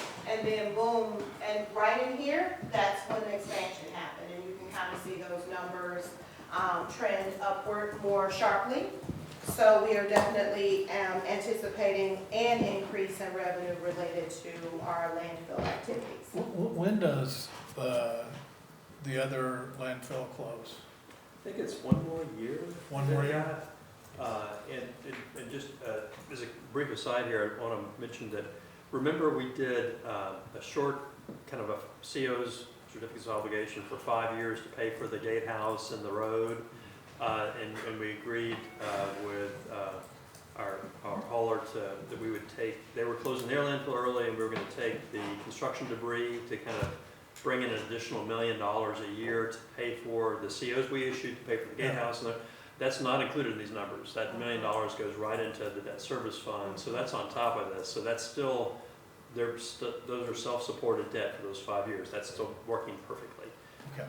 After the year, after those COs are paid off and after Waste Management closes down, that's when, within about a year, that's when we have that opportunity to, yes, there's going to be significant revenue growth because we will be the monopoly player, quite frankly. And folks that want to utilize a landfill will have to go to South Dallas, so the transportation costs really increase. So we look at our revenues going up, which is a good thing. But it also, you know, we have almost $20 million worth of liability for closure and post-closure of the landfill, but we need to really start putting aside some of that growth into that fund too, to be able to have money set aside, you know, 40 years from now when we close the landfill, to have money set aside for that already. So that's kind of the. What's the target number what's the target number for the end? It's right at $20 million. So about $1 million a And year. that's closure and post-closure, because you have to have, I think post-closure care is 30 years after you close it, that you have to monitor the gas wells and just monitor it. And that's what gets to be expensive. Because, you know, 40 years from now, then 30 years after that, and just apply inflation, I mean, we have an engineering company that redoes those estimates every few years, but I mean, you're forecasting 70 years out is rather interesting, but it's, you know, they're coming up with numbers based on current standards, and so the goal is when we close the landfill to have enough money set aside that we can pay for both without having to issue debt like some cities do, which I think is kind of crazy. But we're also putting about $1 million this year back, correct? $1 million this year This is- back from, For the landfill, for the closure. No. There's no. nothing in there this year? There's, no, because the whole plan was to, after you pay off that debt service, the whole plan after that was to use additional revenue growth towards, that was part of our pro forma for the landfill, was once we become a monopoly, the revenue growth would be accelerating quite rapidly, and we would put aside part of that to closure, post-closure. So no, we still have a closure, post-closure fund, and in the budget, what you're seeing is we're going to be required, based on TCEQ requirements, that we have to have some additional wells, because remember, we got an approved expansion of the landfill, which is going up vertically. So the wells, the gas wells that we have currently, they're going to have to be Extended. made higher. And so that's, you're seeing like $1 million, maybe $1.5 million worth Okay, that's what that of is. expenditures out of that fund Yeah, for that purpose. okay. But the hope is within 2 to 3 to start replenishing that fund towards the $20 million liability.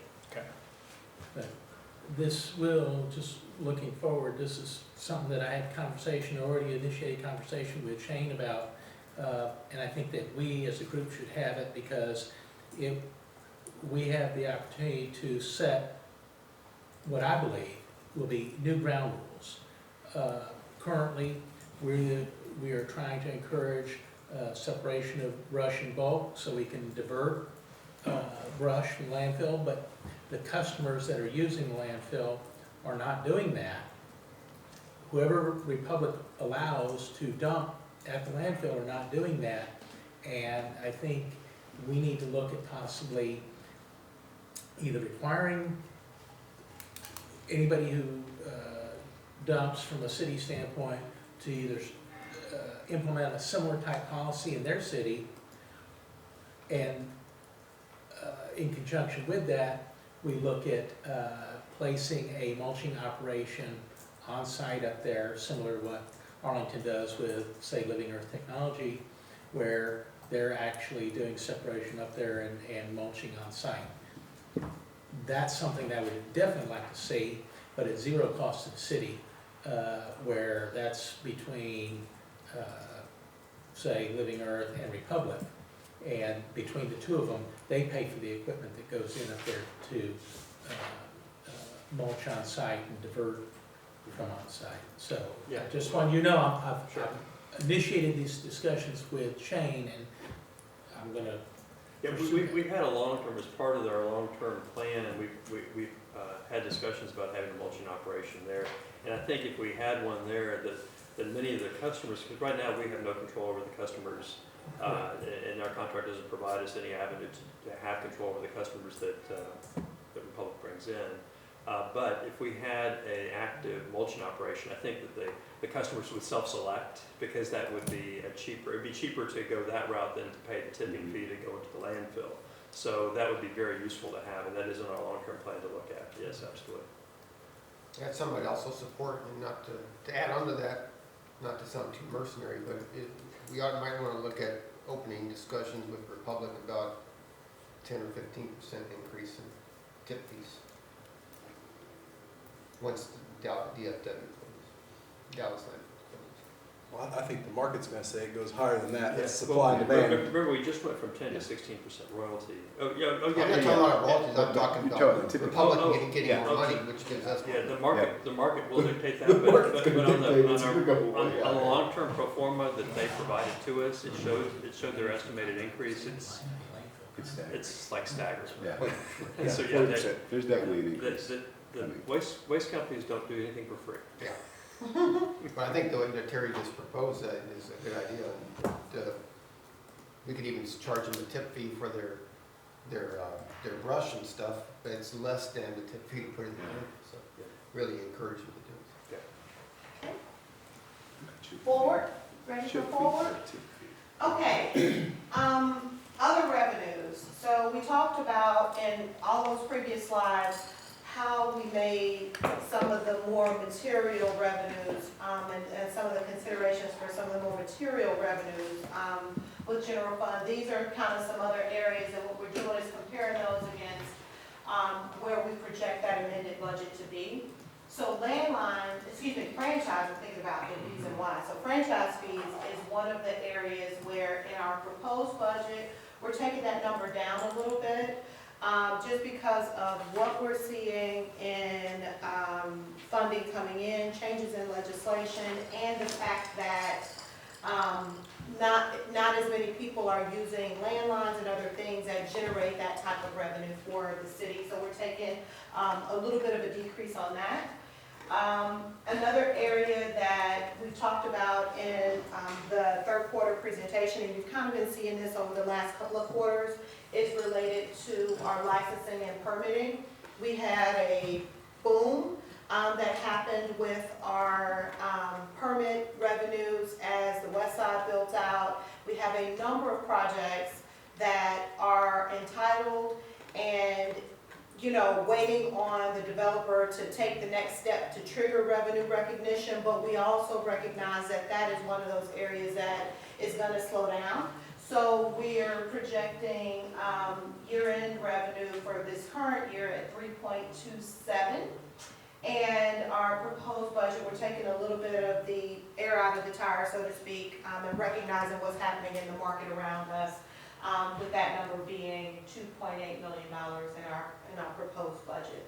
And lastly, on this particular slide, revenues from fines, forfeits, and assessments, materially unchanged, I guess is what, in comparison to our amended budget. So $1.78 million, and a little bit of a slight increase for our proposed budget, but materially unchanged when compared to a previous year's year-end estimate. I got a question on that. So how are we able to maintain that knowing we're gonna lose the $1 million in red light fees?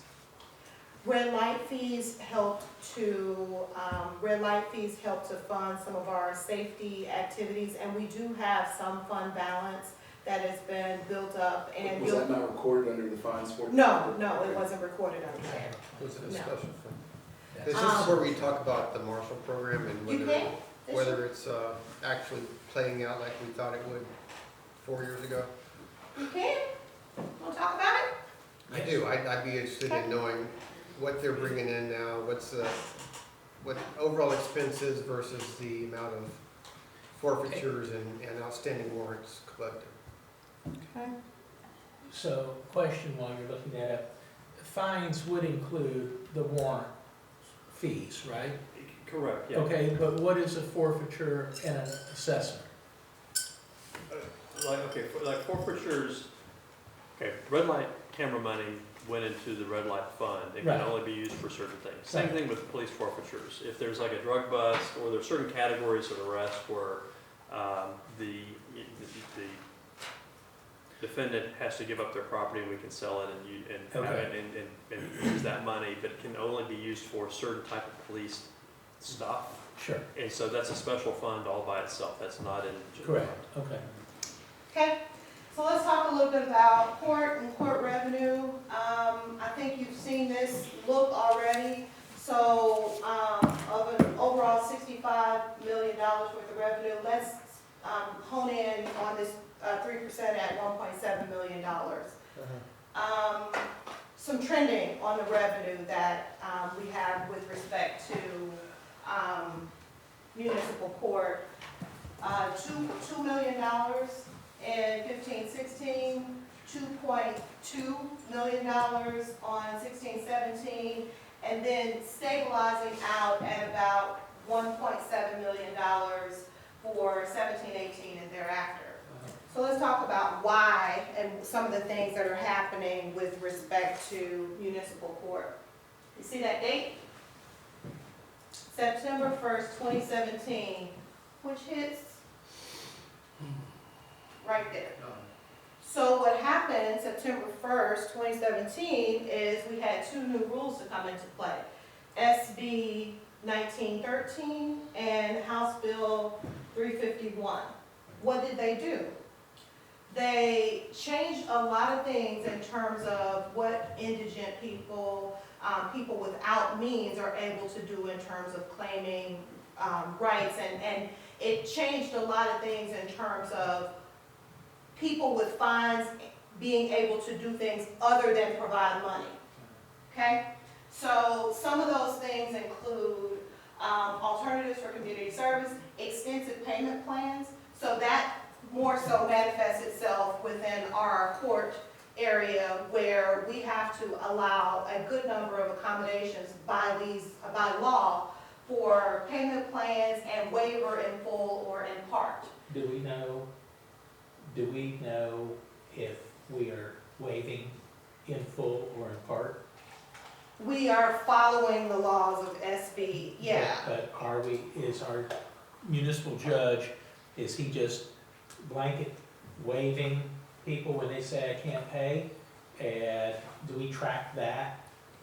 I wouldn't say that he's blanket waiving people, but I know he's keenly aware of the rules of this regulation and doesn't want to be in violation of it. Okay, either I'm not asking my question correctly, but I'm not getting the answer I want.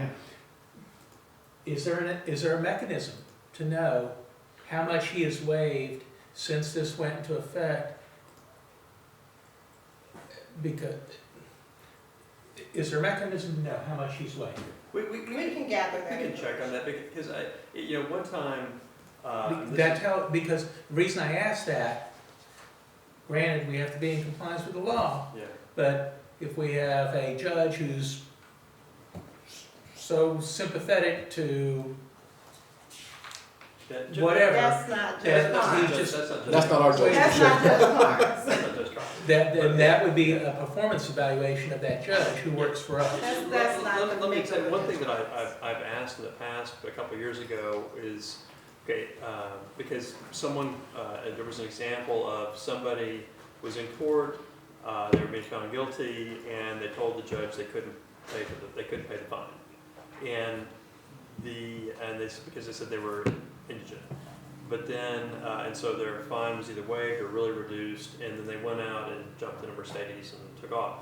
Well, that somebody saw that and complained to the judge, and got to me, and so that's when I asked, okay, how do we know if somebody is indigent? Do we require that they have to have a certified tax return that says I'm poor?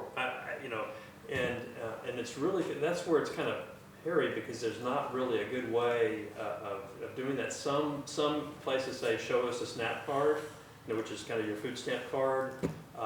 But that's something we can follow up with Judge Carnes to see. Some of this legislation may actually dictate exactly Yes. how you're defined as indigent. And so that Mercedes could have been a friend's borrowed car. It just looked bad for that particular instance. I believe the incident was he was driving a Lamborghini when he had code violation fines. Oh, I think that was it. That is it. And it was yellow. It was yellow, personalized plate. That's the example. That's exactly it. But But nonetheless, we can find out. I'm just curious, We'll get you the stats. okay. We'll get you the stats. So on, when a marshal, catches somebody who's, in default, brings them in, the state still gets most of that money, right? We only get a small portion of that? Roughly, it's about half. It's around half. It's about half. Yeah. Yeah. And we have, 1.5 marshals, right? Yep, 2 total. But was it one part-time? So, yeah, 1 full-time and then 2 Two part-time. part-time, okay. One's the bailiff and the other part-time marshal. Okay. So, total of 5 clerical staff members and 2 marshals, 2 full-time FTEs with marshals are generating the $1.7 million that we're talking about. So when you kind of look at that, that is roughly, about a third of, 35% of their cost, to generate a total of $1.7 million.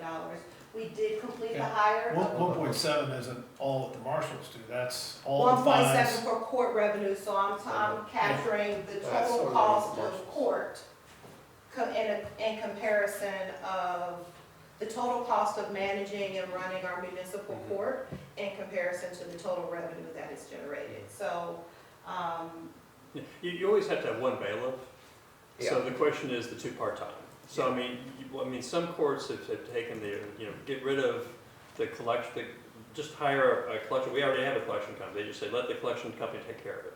But then I'll tell you, That we get very little. But we, anecdotally, yeah, you don't there's, get a lot out of that. We're, you know, where we get a lot of hits, quite frankly, is the marshals calling up, The because jobs. we calling up the business, and it's calling the HR of, say, if somebody works for IBM, hey, IBM, we're coming by tomorrow at 10 to pick up your employee, you might want to tell them to pay. And that's effective. That's a great tactic, I love that. So it's effective. But, you know, is that, does it pay for itself? You know, Yeah. That's, the thought was maybe two part-timers, reduction in benefits, that we can kind of soften the blow on the expenditure side of that. Well, Right, that's we kind of have- where I was driving to. What did the marshals collect, and what is, if you subtract out what they cost, did we actually decrease the number of the, one time, what was the number? We had like 10,000 outstanding warrants or something like that. let me Some- direct, so the total cost of our, marshals, excuse me, not specifically just marshals, but the total cost from a municipal court perspective, in this year's budget is, projected to be $637,000. Uh-huh. And we're projecting $1.79 million of revenue. So it's So a that's third three of times the cut of coverage. the Yeah. revenue. Yeah, 3 times coverage. Last piece I wanted to, well, I talked about the 2 pieces of legislation that, Yeah, well, I also think that there's more cost to that, because the police officers are writing the tickets. You know, there's, Yeah. when you look at it, there's, it's not as simple as that. I just remember the Marshall program coming in, I remember what was promised. And, there was like 17, I'm going from old memory, it was like 17,000. And the thought was that they would be able to pick up 3,000-ish people a year, and that they would work that number down. And, you know, and every year we've talked about it, and we've still never gotten a statistic on how many warrants were actually executed, and how many, you know, dollars were generated by those specific warrants. It was overpromised and underdelivered, to my way of thinking. You know, just based on, and I'm sure there's, I mean, there've been legislative changes, that, and the other side of this equation is there's fewer tickets that have been issued. Yeah. So, I mean, it's not an easy thing. I mean, if council doesn't want to have the 2 part-timers, we can get rid of them tomorrow. yeah. But you always have to have one What marshal. did we do One- before, when we didn't have a marshal? No, you always have a bailiff. Yeah, But the police. And so, under police, and now it's called a marshal, but they still have to do the same thing. They're a bailiff in the courtroom. You have to have a bailiff. so we didn't add a person. No, you added 2 Well, part-timers. we added, okay. Remember originally there was gonna be 1 marshal to replace the bailiff, and then council said, let's get 2, okay, to double the revenue, because we proposed 1. And so, and then we had trouble hiring that 1, and so we went to the 2 part-time. And so, Have we made a dent on the 17,000? I remember it as 10,000. I think, yeah, I think that's the bigger question. Where do we stand or average on outstanding warrants? And, you know, just trying to justify, which I think you have, the marshals are paying for themselves. The question would be, can we make a bigger dent by having the police take this on as a function, which they used to, but they've got other things to do. the cost of the police to do it is significantly the marshal more is expensive. significantly less than the cost of a Yeah. police officer. It didn't make sense. to We're me. trying to free up police Yeah. to do policing. And I'll tell you, just from seeing what is done, seeing what the marshals do, and that example that Charles was talking about, there is some benefit to having somebody like putting those door hangers to let you know hey, we see you and we need you to come in and collect that. There are phone calls that are made to these individuals. We, to the best of our ability, utilize some of our volunteers to, on a front line, place some of the initial phone calls, and then after you make a promise for a payment plan and don't keep it, the last thing you want is Nicole calling you up and telling you that I'll see you at work, you know, we'll solve it or what have you. That's one of the ways that we are able to, that's one of the ways that we have been able to, at least as best we can, hold the line for the last couple of years is some of the work that they've been doing as a supplement. So, but are we averaging about 14,000 outstanding or? 14,000 warrants cleared? Now, how many warrants do we have right now? Yeah. The way I remember the conversation, we had all these outstanding warrants, and some of them went back to like 1985. And we talked about we were gonna be able to get these marshals and clear these old outstanding warrants. And There they never are- kind of materialized. There are 19,000 outstanding warrants now. Right. And the oldest is probably still from 1985. Yeah, So is new that number warrants are being increasing, like, generated faster than we each- can, It's increasing faster than we little by little. can? The problem is if you have, we have a lot of people driving through the city. I get it. And so if they have an outstanding warrant, it gets listed on the regional warrant database. So if they get stopped in any other city around us, they're gonna have to pay that, our warrant. But, in terms of, if somebody is driving, say they're driving through Farmers Branch going to Brookhaven College and then they go, to Plano, or they go somewhere, I mean, the efficiency of sending a marshal to go up to Plano to collect a $200 ticket, which we will do, but we try and make sure that Oh, we're, she's got a little schedule. yeah, there's a schedule, but She'll but work it- everybody in a it's- certain area. it's real quickly, you can see that the cost benefit doesn't make sense, and so, I mean, it's multi-pronged approach. We have marshals, we have a statewide collection agency that's very good, and it's I think it's 30%, In addition. that they, once it goes to collection, it gets added to the ticket price too. So you got the statewide collection system, they're in the regional database, and so, There's a number of avenues we're Okay, taking. so here's my question. This has not really moved my needle at all, but it has Mike and John since I've been here. In your humblest of opinions, being conservative, is this program worth it? It's as easy as, that's what I'm looking for. well, Yes. well, No. in terms of the part-timers, I'm not so sure. In terms of, you have to have a bailiff. I got that. We're not talking about daily bailiff. We're talking about But, in terms of, can you make the case that those part-timers are going around and they cover their salary? It's probably closer than I would like to think. But, the efficiency of trying to track somebody down that doesn't necessarily live, because if they live in Farmers Branch, we're gonna get them. Though that's the easy pickings.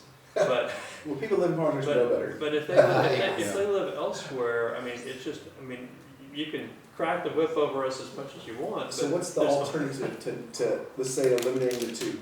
Explain what the alternative would look like. Well, and the other piece to this is one of the few areas where you can still ding their registration I thought that was all done. They repealed on that. red lights. Red light. Red lights. And so we put that into play too. So there's we're trying a multi-pronged approach and sending them nasty letters and send the letters to, but, I like the work. That's the great. deal is these folks are broken the law and, we try the best we can. I'm not sure that it's not, I hate seeing warrants continue to increase. I hate that. But I'm not sure that I know a good solution. And our court is considered one of the tops in the state. I mean, in terms of their innovation, in terms We of. got an award for it. Yeah, I mean, they got an award. My wife's So they- paying so the they- ticket it's online. not like, Because- it's not like they're laying around doing nothing. It's just that, and if you look for a city our size, we crank in more court revenue than virtually anybody else. Okay. I think what you're gonna see is, as long as I've been around here, we've traditionally gotten in about 1.8 to maybe, if we're lucky, right close to $2 million a year in court revenue. And what I would state is, even with the legislative changes, we've maintained that revenue. So I think that the Marshall program has helped us maintain it, versus many other cities are seeing a decline in the revenue. Now, did we overestimate and say, hey, we could bring in closer to 2.5 to 3 based on this program. That was the initial thought. I mean, that was an honest, we thought it should make sense, but we didn't realize legislation was gonna change. We didn't realize that, I mean, it didn't come in like we thought. I'm Now- having an aha moment right here. So the reason for the past couple of years, I'm standing up here taking the brunt of it is because you two have an understanding that happened before we ever Happened 4 met years each other. ago. Yes. Exactly. Oh! They promised, I want to say the number was 3,000, Oh, that my they would God. reduce it by 2,000 to 3,000 a year. And then I even And- requested we re-baseline all those warrants so that we wouldn't have to look at all the backup. And that fell flat. Oh. And if we have to send somebody to Plano to collect a $200 ticket that we're only gonna get $100 from, we're losing money. That's not Yeah. how it works though, from a management perspective. We would never send somebody just to Plano for just We that try ticket. and schedule it, but She's planted 2 or 3 seeds in that area when she drives out. But even if she has 5, Mhm. and she's going to Plano to collect those, so that's probably taking a day. And so if each of those 5 is a couple $100, yeah, it's $1,000. I mean, at some We point. get 50% of it. Yeah, it just, yes, correct, Right. exactly. So maybe this, So- maybe this will, that, you know, they've talked, maybe we need to reevaluate. If we missed the idea or overestimated to begin with, then maybe we're never gonna get even remotely close to breaking even. Yeah, well, the re-look at it would be the part-timers. Because that's the only thing that's different than the previous situation. And something that I've talked to Charles about, which is somewhat similar, is that I would rather use that fund from the 2 part-time and see how we can extend hours to have an evening docket. Because there's a lot of people that have a working schedule that are not able to make a 10 or 2 p.m. docket and are getting penalized for it. And there are a lot of cities that are actually implementing evening dockets at least twice a month where people can actually select that time so that they're able to actually go to court and help, take care of their tickets and stuff. So one We have great an thing, online is option. my wife could not do it, and she did it But- online. She got seen by the You judge also, online. but you also have to recognize that there are a lot of people in my district that don't even have a computer or don't even have the technology to even get on to figure out how to do it, and their kids are having to do it. It was her phone, she did it. She got seen by the judge, I'm just saying, all there's also, online, but there's all on her also, phone, and it was done. there's also an education piece to it too, where a lot of people don't, they don't have the technical education to be able to do something like that. And there are other cities around us, like Irving, that are implementing at least 2 days a month to do an evening docket. So there's every other week, one night, there's an evening. Yes, and where docket for people hours. understand and they know that they're able to do that, so they can do it after work and they won't be penalized or having to take a sick day out of their schedule to do it or something like that. And I know we open a little earlier, but at the same time, you have to realize some of the workforce, they go in early. They go in at 6 o'clock in the morning. So you think that's gonna help reduce people that just let it go into warrant because they know they can't take off for work? Or that's just gonna help also?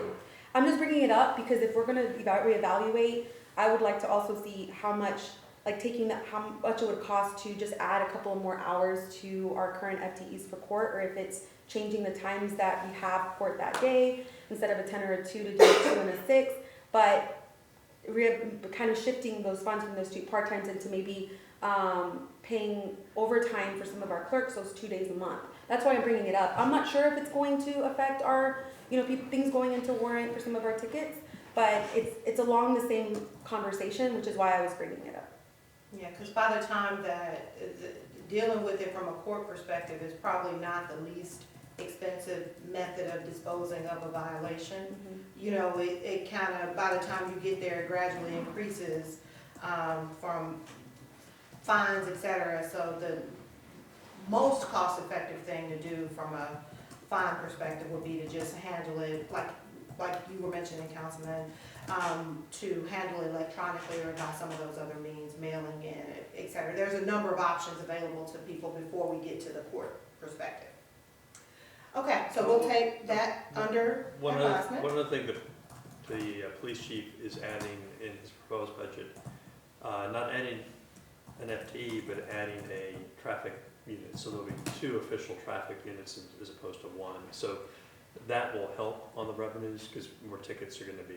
Those are more expensive tickets as well compared to a red light. Correct. Okay. I'm going back to the big presentation, unless y'all, So where do we no, end up? not on this? ready, not What- ready. what- I just wanna know what's the action on it and when we're gonna hear back. We're So- gonna prepare some details to help you to understand how much has been waived, you know, what that mechanism is and what the, you know, method is over the course of the years, especially since the advent of these two pieces of legislation to figure out what those waiver rates are. We talked about the option of not having the two part-times to increase court hours is one of the things that was placed on the table. And it seems like it was one other thing. And some details to provide you with the number of warrants that we have outstanding. I have a quick question for you, Charles. Mhm. So we're gonna double our traffic patrols, which is gonna increase the number of tickets we write by 20%? But the most, Officer Robino is a traffic cop now, and he's, and looking at the productivity by officer, he's obviously the most productive because that's his sole function. Yeah. So you're gonna see probably more than 20%. In addition, you know, we're going down the line of hoping to, at some point next year, take over the service road on LBJ, which there's a lot of, that's a ripe area. Yeah. So that should help.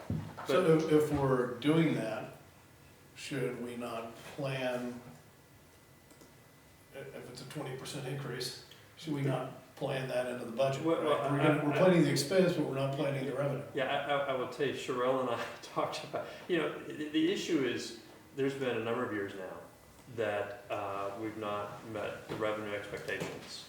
And so, and every year, we have conversations like this. And so Right. the thought is, let's be very realistic here and very conservative. Let's put it where we believe Put the it, numbers will be. and if council, you know, I cannot argue that those two part-timers pay for themselves. I can't argue that. They may come close, but it's not gonna be a huge amount over. If you wanna get rid of the part-timers, we'll get rid of the part-timers. But I really would like to move on from this conversation every year. Because we are, in terms of trying to collect, I mean, it's not because employees are sitting around doing nothing. They are out there working. And, you know, it just, you know, can they double or triple their salary? You know, that was a hope. Evidently, it's not happening. The legislation, you know, in terms of, you're gonna hear this, well, not during the budget retreat, but soon, where there's also legislation that's changed on the ambulance side. If you're indigent and have Medicaid, then there's a whole deal about us being able to even charge for that at all. So there's more and more legislation coming through that impacts us, that prohibit us from collecting. And that impacts our bottom line. Is that our fault? Not really, but it impacts our bottom line. So I'm just I want to get to a point where we're all comfortable. And I agree, increasing warrants is a bad thing. I hate that. But I'm not sure, I mean, we've all sat around trying to figure out and call and check with other courts to see What they're doing. what's the best And way they're to do asking it. us. So how do those 17,000 people, and that's just our list, right? How do they get registration? Well, if they're not if they're not a Texas resident, Yeah. you know, they could be in Colorado, that's one thing. Yeah, so if they're not a Texas resident, should we not just flush those? See, that's what I, Well, so John just mentioned that. There's certain based on the whole thing. requirements in terms of how you write off tickets, in terms of how you write off taxes. There's certain legal requirements of what you can and cannot do. And so, And one other consideration is, we're all keenly sensitive about revenue. The high number of warrants definitely is troubling, but if one or two of those paid off and you could have the revenue and not have it written off, wouldn't you wanna have that? yes. So that it's not creating necessarily, it's a, like Charles said, it's a number that we don't like, but it also represents a receivable should we catch them. That if you catch them without it on your books, you won't know to be able to. here's my suggestion. Let's leave this where it is, and why don't Mike and I take a task to review this with your staff and report back to the larger council with recommendations on how we should move forward. But rather than all of us trying to wrestle it out here and have, you know, Can I just chime in?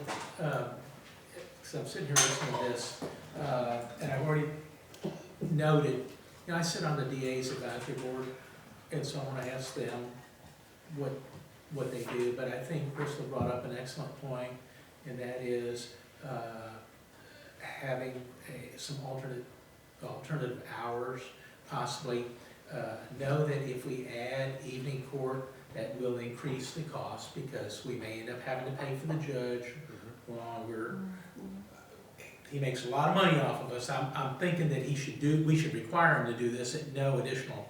He doesn't make that much money. I think it was He makes a very good living off the city of Farmers Branch, because he's got his private practice. But nevertheless, technology is gonna change the way a lot of people respond to these sort of things. Also, as Bronson mentioned, he paid, or his wife paid something online, or was able even to view the judge online. She went to E-court. We're the first in the state to do that. Right. Okay, so I'm thinking that some more convenient opportunities for offenders might be worth considering for a limited period of time. Yeah. We try on a trial basis and see about having a summer court, a night court during a certain period of time, and evaluate it on that.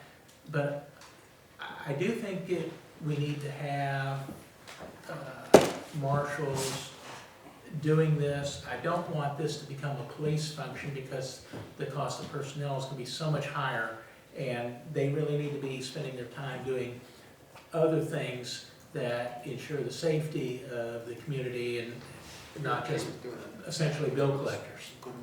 Correct, remember the bailiff also transports prisoners. The bailiff also transports prisoners. Yes, That's the other yes. part of that. So- Okay, is everybody comfortable with me and Mike digging into this and coming back to, and then we'll just leave it like it is right now?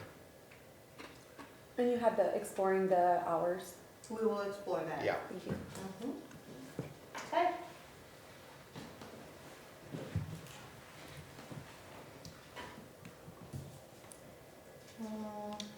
Where was I? It was here. Okay. I remember that. So, that was what led us to fines, forfeits, and assessments. So we're pushing forward from there. Now, back to our original overview. We've talked about property taxes, 13.5, we've talked through sales tax, we touched on franchise fees, license permits, charges for services, as well as our fines and forfeits. The pieces that we haven't touched on, 1, 2, 3, represent about 2% of that $65 million.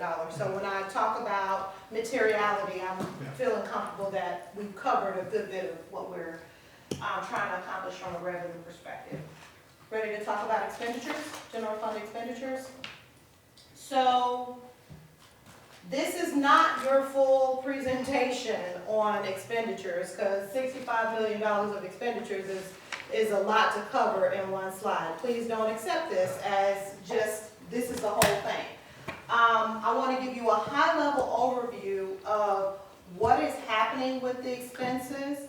The first thing I want you to understand is that our expenditures have increased by $3.6 million, or 5.8%, from our adopted budget. So comparing adopted budget to what we're proposing, we have an increase of $3.6 million. This slide is trying to outline what those key increases are, to get you to the majority of what's happening and moving in the numbers. The first area is, and we talked about this in Charles's opening comments, a significant investment in our public safety. So you see that happening in those first 2 bullet points. Police, with $1.8 million. In terms of the increase, it's primarily due to hiring a new officer to make sure that we have our west side fully staffed, as well as some step and shift differential pay for some of our officers.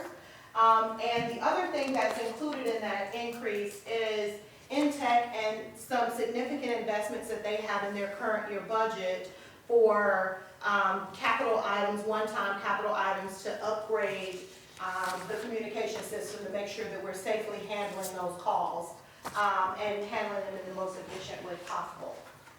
The fire department has, $978,000 of that increase. And it's primarily the new fire truck, the new fire engine. Those things are, I'm not sure if you heard, like, I am forever changed by being a part of the city of Farmers Branch because I can no longer look at fire trucks the way I We used just to. paid $1.8 million for the last one we bought. Absolutely, and so this one's in there for, you know, for a significant amount of funds as well. There was a mention of 6 new firefighters, and that is to support the 4-man or the 4-person crew for our Quint truck apparatus. Also putting an investment in our fire personnel on the west side. Those firefighters are partially grant funded, so the impact on our budget this year, and for, future years is not gonna be the full cost of the firefighters. Chief Parker will be here tomorrow to talk about in more, detail exactly what that is and entails and how the grant works, et cetera. And for both police and fire, there are some updates, some pay structure adjustments that happen when we take a look at our police officers and our firefighters in comparison to other cities. And so there's a pay structure update that has also been included that Brian will be here to be able to help with more details to talk about tomorrow. Another one of the additional items in terms of expenditures, and we've touched on this in past council meetings, for the library, $777,000 of an increase related to capital items, roof replacement, HVAC, parking lot repairs. And then thereafter, there's a study to help us to better understand what the next best use and movement is for that library. We hope to have some results and some updates for council, but the goal of the $777,000 is to handle those most critical items, the roof, the HVAC, and the parking lot repairs, understanding that the location will maintain. Okay, so it says 777 there. On one of our other sheets, it says 695, 500, and then I saw Right. another. It's like 3 different amounts. So Okay, what is let me show this? you how it works. I'm gonna show you how it works. Okay, 777 is the difference between, 2.674 and 1.855. right, and the reason that you see, the different amount, it has to do with the transfer. So the material movement, that's, the overall item is changing by 777,000. 600 or 600 high, the majority of it has to do with paying for roof, parking lot, et cetera, which are handled through a transfer. Okay. And on our next break, I'm gonna show you I can show you the 2 pages and show you how they work together. And then you'll become like Okay, and so and then the difference in the 695 and the 777 is just the consultant, or is that just the transfer fee? No, I think what she meant to say is the 777 is the difference between the current budget and the future. Correct. So it The should majority say, of it is the these transfer. increases are primarily due to. So the difference is like because the LS&S contract has an inflationary factor. Right, but here on this page, you said 695. I'm just trying to figure out which number's right. So you said 695, 500 on your report to us. That's for the actual roof replacement, HVAC and parking. Yeah, So the inflationary component of the difference in those two is just the LSS9, whatever it's called, an increase in contract. I'm gonna It's not the try. consultant or whatever that you're talking about, that you got RFQ out for. Consultants in this year's budget. Okay, it's in. Yeah. And then one other thing that, on top of that, in non-departmental, there is a transfer, roughly, I think $762,000 from non-departmental is one of the general fund departments into the CIP fund to be used for future library renovations. So that's kind of on top of that, but that's another driver of general fund expenditures. So we're putting another $700,000 in there on top of, Correct. That's the proposal up for council decision, but the thought is, hey, we were hiring a consultant this year, they're gonna recommend renovations at some point, well, we don't know. but it's gonna be more than $700,000.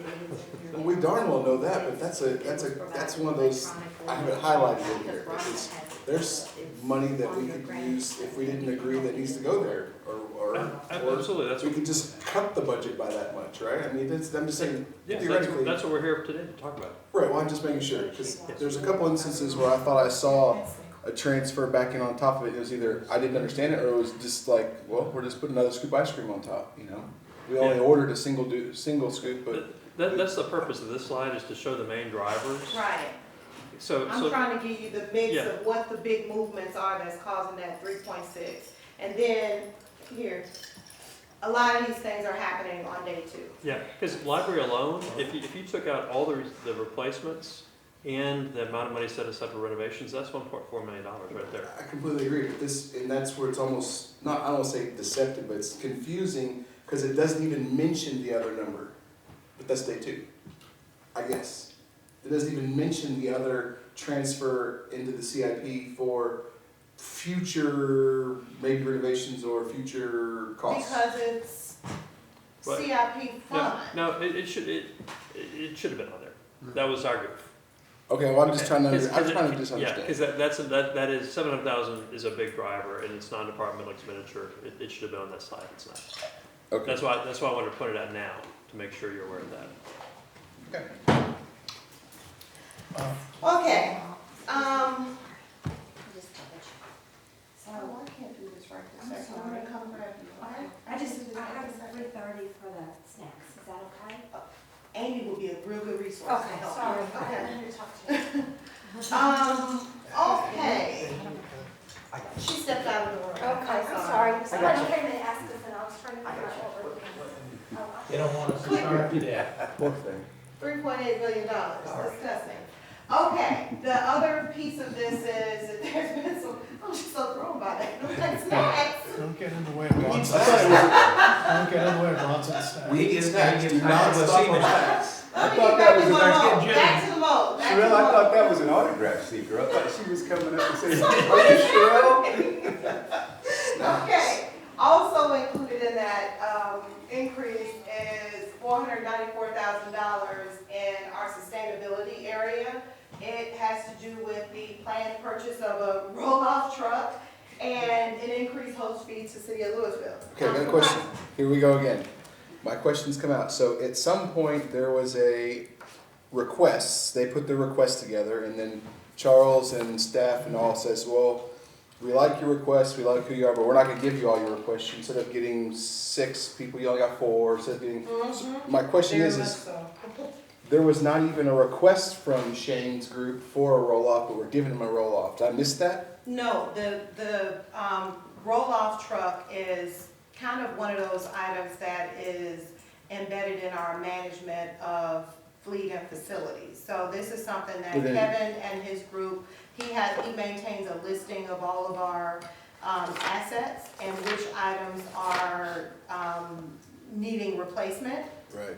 And so this was one of those items that rose to the level of needing replacement during this current year. Okay, I understand that, but nowhere in his request did it mention that, other than it's just, maybe it's captured in this ongoing vehicle management maintenance, because also park maintenance replacement vehicles were $116,000, but they had no request in their budget for whatever those vehicles were, totaling $116,000. We just say, We might need not to think of this as a request for, these documents here under the introduction tab don't necessarily represent like the department's request for items, but it represents like their outlining of key critical business outcomes they're trying to achieve, and sometimes you will have a match where you go, there's a fire truck. Yeah, but that's not what this document is intended to represent. It's intended to help you to understand what those key goals are of the department. And yes, there should always be some correlation between the goals and what you're spending money on, but it's not necessarily that this is what they put together to say, oh, please give to me. Okay. Okay. The catch-all on that one is under the fleet and facilities, and we can get that exactly what you're looking for, the fleet. and Yeah, I mean, facilities. because, you know, the other day, they showed us a chart, and it had a vehicle on there, and it had the O&M on the vehicle, and it was at $65,000, and the new vehicle was, I don't know, $24,000, and obviously we replaced that vehicle.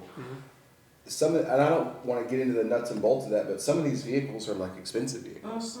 You know, and, you know, obviously we had a pump blowout on one car that cost us $80,000 to fix on the fire truck, and if that's what, you know, when Chief Parker discusses that with us, if that's what this is, you know, obviously for so long we've been in a pay-as-you-go kind of mode, but the new structure's not gonna allow that, so we're gonna have to adjust how we've done things and how we do things. So we may not have ever taken a bond to do a fire truck, but in the future, we may have to, or we may have to do it for streets and whatnot, because right now, you said we're allocating, you know, $3 million for streets, or for water in the past, because we have no debt against that, but every other municipality does, and in 3 years or 5 years, when we are up against that rollback and this budget has to be changed, there may have to be debt, you know, I guess, issued against those. But my question is seeing that kind of chart where he said, you know, this vehicle was this, that made it like a no-brainer. It was like, yeah. And maybe understanding, having that in their explanations of the park vehicles and whatnot, because you start talking about the park vehicles in the roll-off truck, that's a half a cent. You know, that's $316,000. That's half of a. Yeah, if you remember back to last year, Kevin's presentation is, and off the top of my head, I think it was $1.7 million. But he sets aside, you know, he looks at like a 20-year replacement cycle. And what we try and do is the last thing, in a budget, from a city budget perspective, the last thing, we hate big peaks and valleys. And so what we do is we say, okay, we want it stable at like $1.7 million. So he has built he knows his life cycle replacement policy, and he fits in, based on $1.7 million allocation per year, what vehicles can be replaced. And so that's what you're seeing in the budget. You're seeing, you know, this department or this department might have a vehicle coming on, but it's part of the overall plan, and it's based on a flat line deal. So the 3.5%, quite frankly, wouldn't impact that. It wouldn't.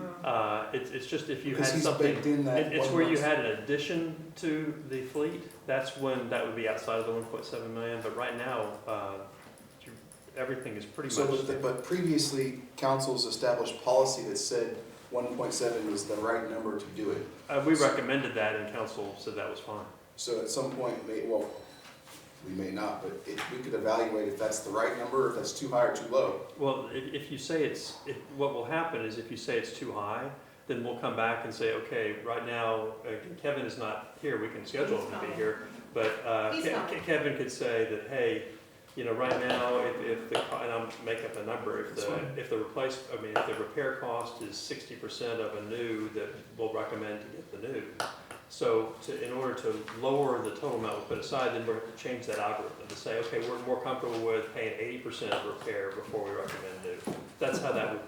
Well, I completely, I'm in business too with the idea. I understand that. I'm just trying to understand how we, you know, because they show up in here, you know, and it's a line item, you know, it's a big piece of the pie, and so. When they show up though, by and large, some amount has been set aside for it over, you know, a period of time to make sure that there's funding, available for it.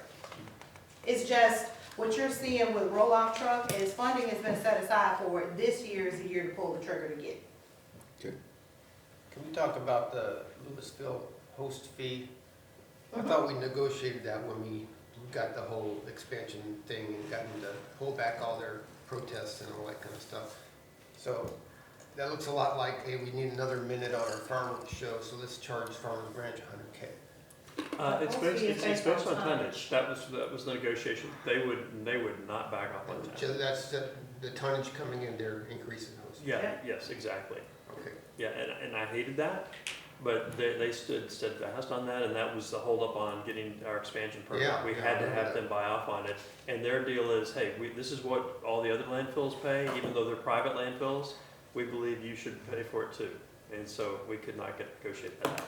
I think it's blackmail myself, but So it's additional 107, or that's just, that's This year The it's fee gonna has be- gone up by 107, yeah. so that's the It's reason. volume based. Because holy of, cow, this extortion. Because of additional It was from revenue. the beginning, extortion. yeah, Is there any way we can encourage Republic to increase the tipping fee on Louisville 1 cent so that it pays off them? They don't currently use our landfill. They don't, okay. yeah. But that may change. when that changes. It will. It will, yeah. It We almost need to have make to. sure that they Yeah. feel the. But the thing is, Talking I about feel like is fair play. we're gonna be chasing our tail, because if we go up on them, or it goes up on them, this goes up. No, this is No, no. negotiated, they cannot change it. Oh, so this is just part of the escalation? Yeah, we have a long-term contract, this is for life of contract, the life of landfill. Okay, okay. It won't escalate, it'll escalate based on our volume, but it's a flat amount. Okay. And as you may remember, in order not to pay this, we tried to say, okay, at some point you will use our landfill, we won't charge your residents a tipping fee. Right. They did not want that. They said our residents already pay for garbage and we're comfortable passing along whatever their costs are, so it doesn't matter to us. That was their response. So, Okay. All right. Thanks. Last item on the slide is economic development. So we had an amount in terms of the transfer from our general fund to our ED fund of, the number was $1.1 million last year. We've increased that amount by $400,000. I have a slide coming up that'll show you a little bit more details about that. I put this in here for like, hey, if there are any questions, but I think we've been getting them along the way. So, if you would like, we can push forward and cover, I we're have, not ready. Let's see if we got any questions, and then And we'll then- take a break after we get the questions out. Okay. You said that, oh, sorry, go ahead. go ahead. No, Go ahead, Mike. We didn't talk about the aquatic center. The what? The aquatic center.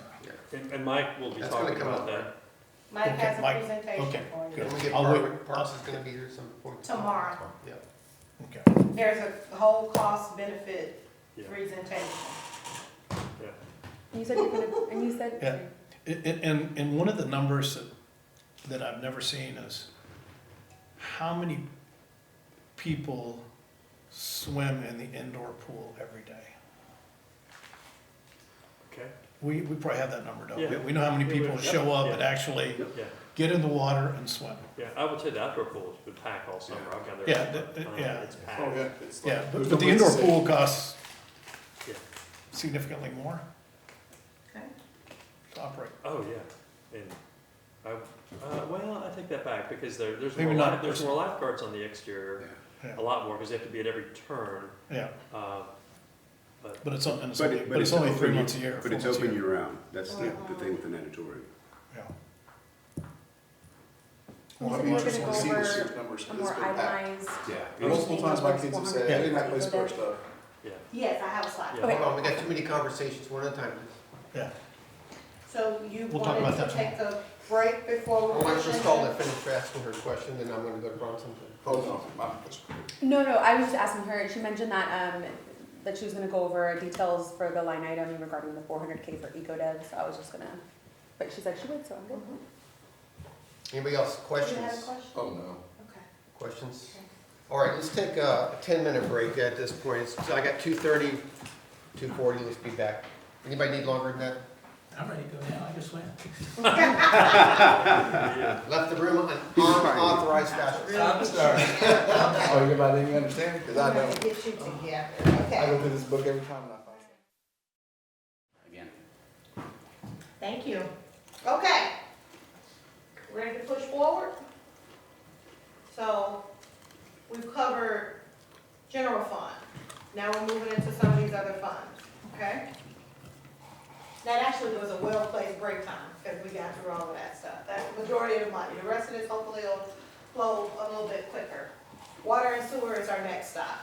So we're talking about this $24.1 million of water sewer fund. This is what the fund looks like. We are projecting revenue of $25.4 million compared to expenditures of $24.1 million is our plan this year. As you know, there's a number of things that come together to for the success, the financial success of that fund. The consumption, that is the amount of water that our residents and businesses are using, the amount of money that we pay for those waters and sewer services from our third parties, the amount we charge for those services to our residents, and the amount that we have to pay to those third parties to be able to, have those services available. So, went too fast. So this kind of gives you an idea of what our past year's historic trends have, looked like with, we dropped in an orange line of like what our stated average is of, 1.5 billion gallons. So we are presuming in this year's budget, 1.5 billion gallons will be sold annually. That is a, presumption, 2.5, I'm sorry, I'm still on break, I'm back. 2.5 billion sold annually, and it's dependent upon a lot of things. I mean, this is another one of those areas that, from a budgeting perspective, is really difficult to project because you can't get a handle on what's going, I mean, we have like a farmer's almanac like you wouldn't believe in terms of past rainfall totals and things like that, but all it is historic information in terms, you can't necessarily bet the farm on that, so to speak, in terms of what you're gonna get in, the upcoming year. For rainfall is a big thing, consumer budget and, high efficiency appliances are also some of those things that create more or less water consumption from our residents and our businesses. This is what it looks like, and all of these slides, I should mention, all of these slides were provided electronically through the Granicus system, so if you want to go, if you want to go back and look at those or something, because it might be a little bit small here on the screen, but just to kind of give you a look at what it looks like from a consumption perspective by class, you know, residential, commercial, apartments. So we have light blue line being our residential.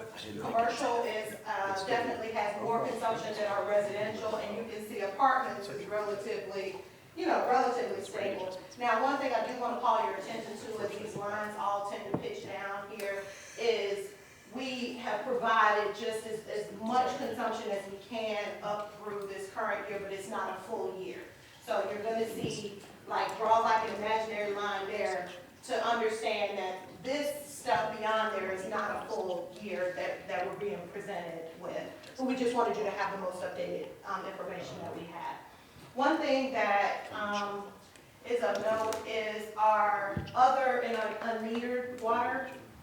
So that is water that is primarily consumed through flushing of hydrants is one of the things that drives that. It also has to do with our fires.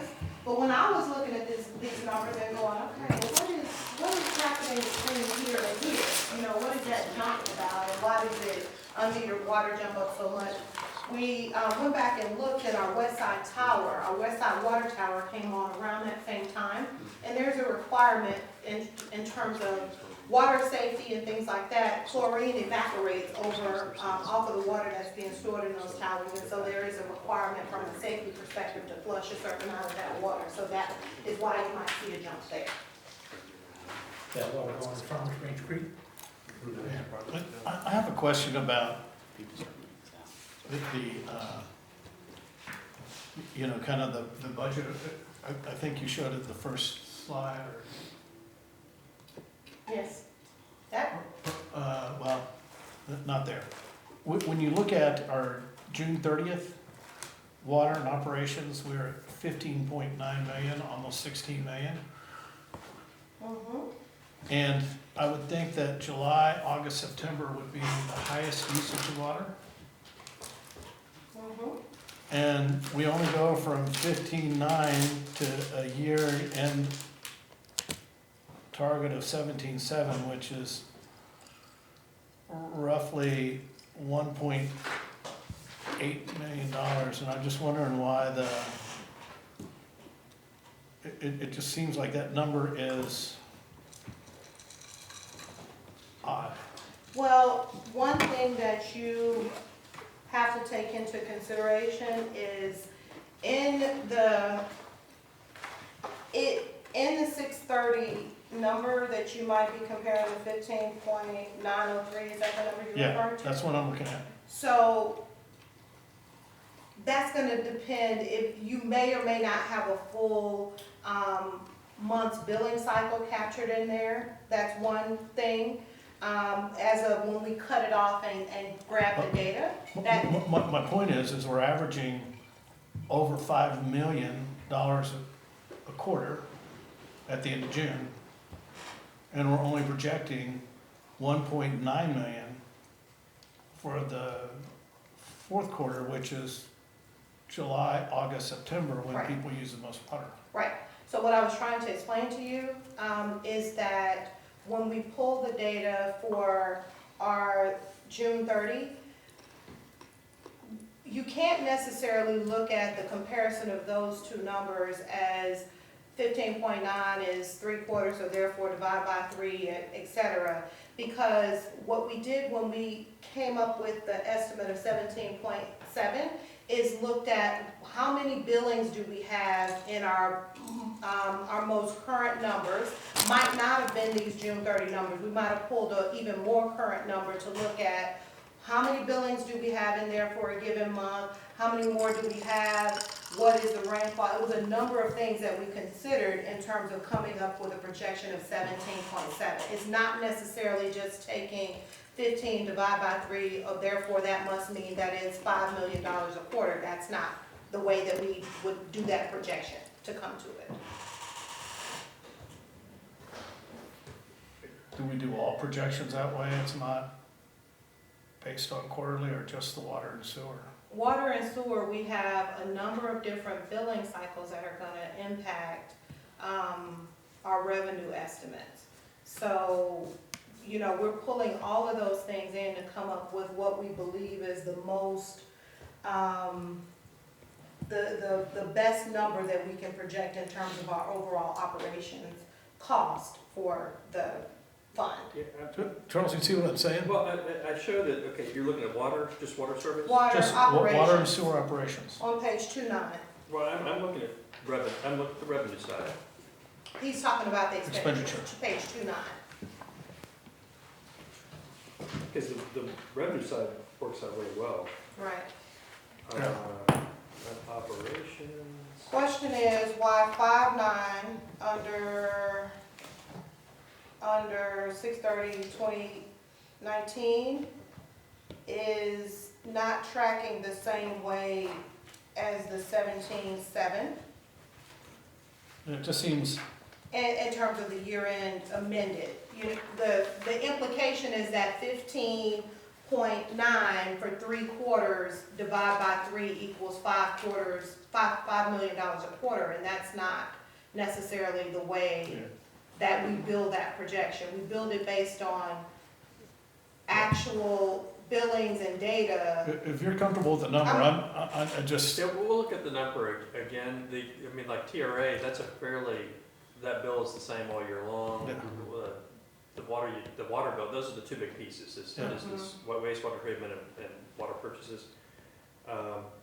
We can look at that, I know the summer months have been wetter than normal, but we'll just have to look at that.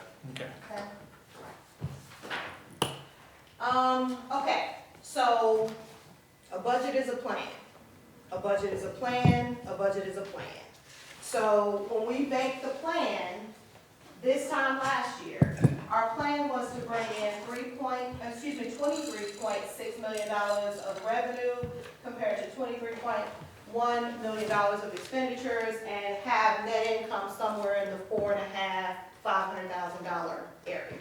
It's my favorite slide because I always want to put Will Smith saying, see, what had happened was, what exactly happened was, from a revised budget perspective, we ended up bringing in $21.4 million, or what we're projecting to bring in, $21.4 million, expenditures of $22.4, net loss. So what's going on, Sherelle? Anytime you have your revenues contract by $2.1 million, but your expenditures only contract by $750,000, that's gonna generate an issue from a net income perspective, and this is what consumption, when residents hold back on and don't water as much, don't use as much money, we are way more locked in on an expense perspective in terms of our contracts and the way that they work with TRA, et cetera. We are way more locked down on an expense perspective, so you see that doesn't move nearly as much as the problem up on top. And as a result, you have kind of almost of a turnaround in terms of what we're expecting from a water sewer revenue expense perspective. So is this something y'all would ever compare to other cities? Or this is bad, but it's not, I don't think it's that bad.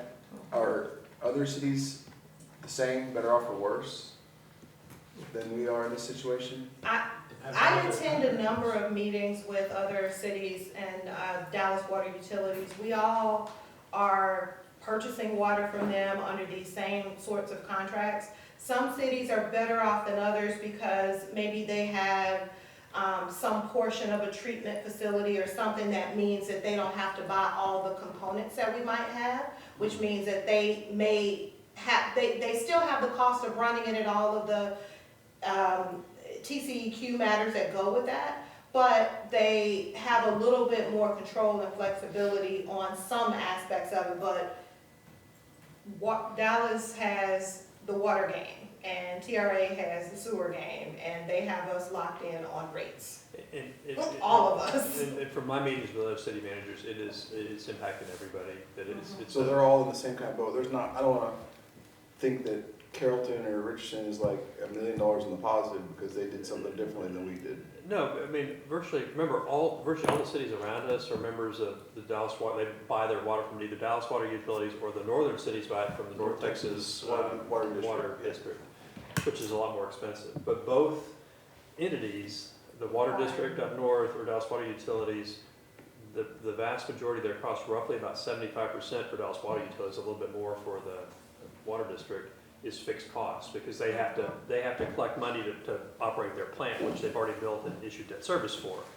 So our costs are locked in, but the revenues fluctuate wildly based on rainfall patterns. Keep in mind that, you know, if I was a perfect cost accounting kind of guy, what I would say is, okay, our costs need to mirror how we charge our customers. But I think you know what would happen if we charge our residents 75%, their minimum charge is 75% of their bill, whether they use city water or not. That just is not possible because our residents would not, they couldn't afford that. They'd be resistant to that. But that's perfect cost accounting would match your cost to your revenues. So what happens is that on the revenue side, because we're not matching our costs, we're really relying on being able to sell volume. And when you have rainfall, the residents don't use the volume. So what right now, do our customers pay what percentage of their usage right now? So they pay, what, 20% whether they use it or not, or what's that number you said? I think in the average. $33, about half, I would say.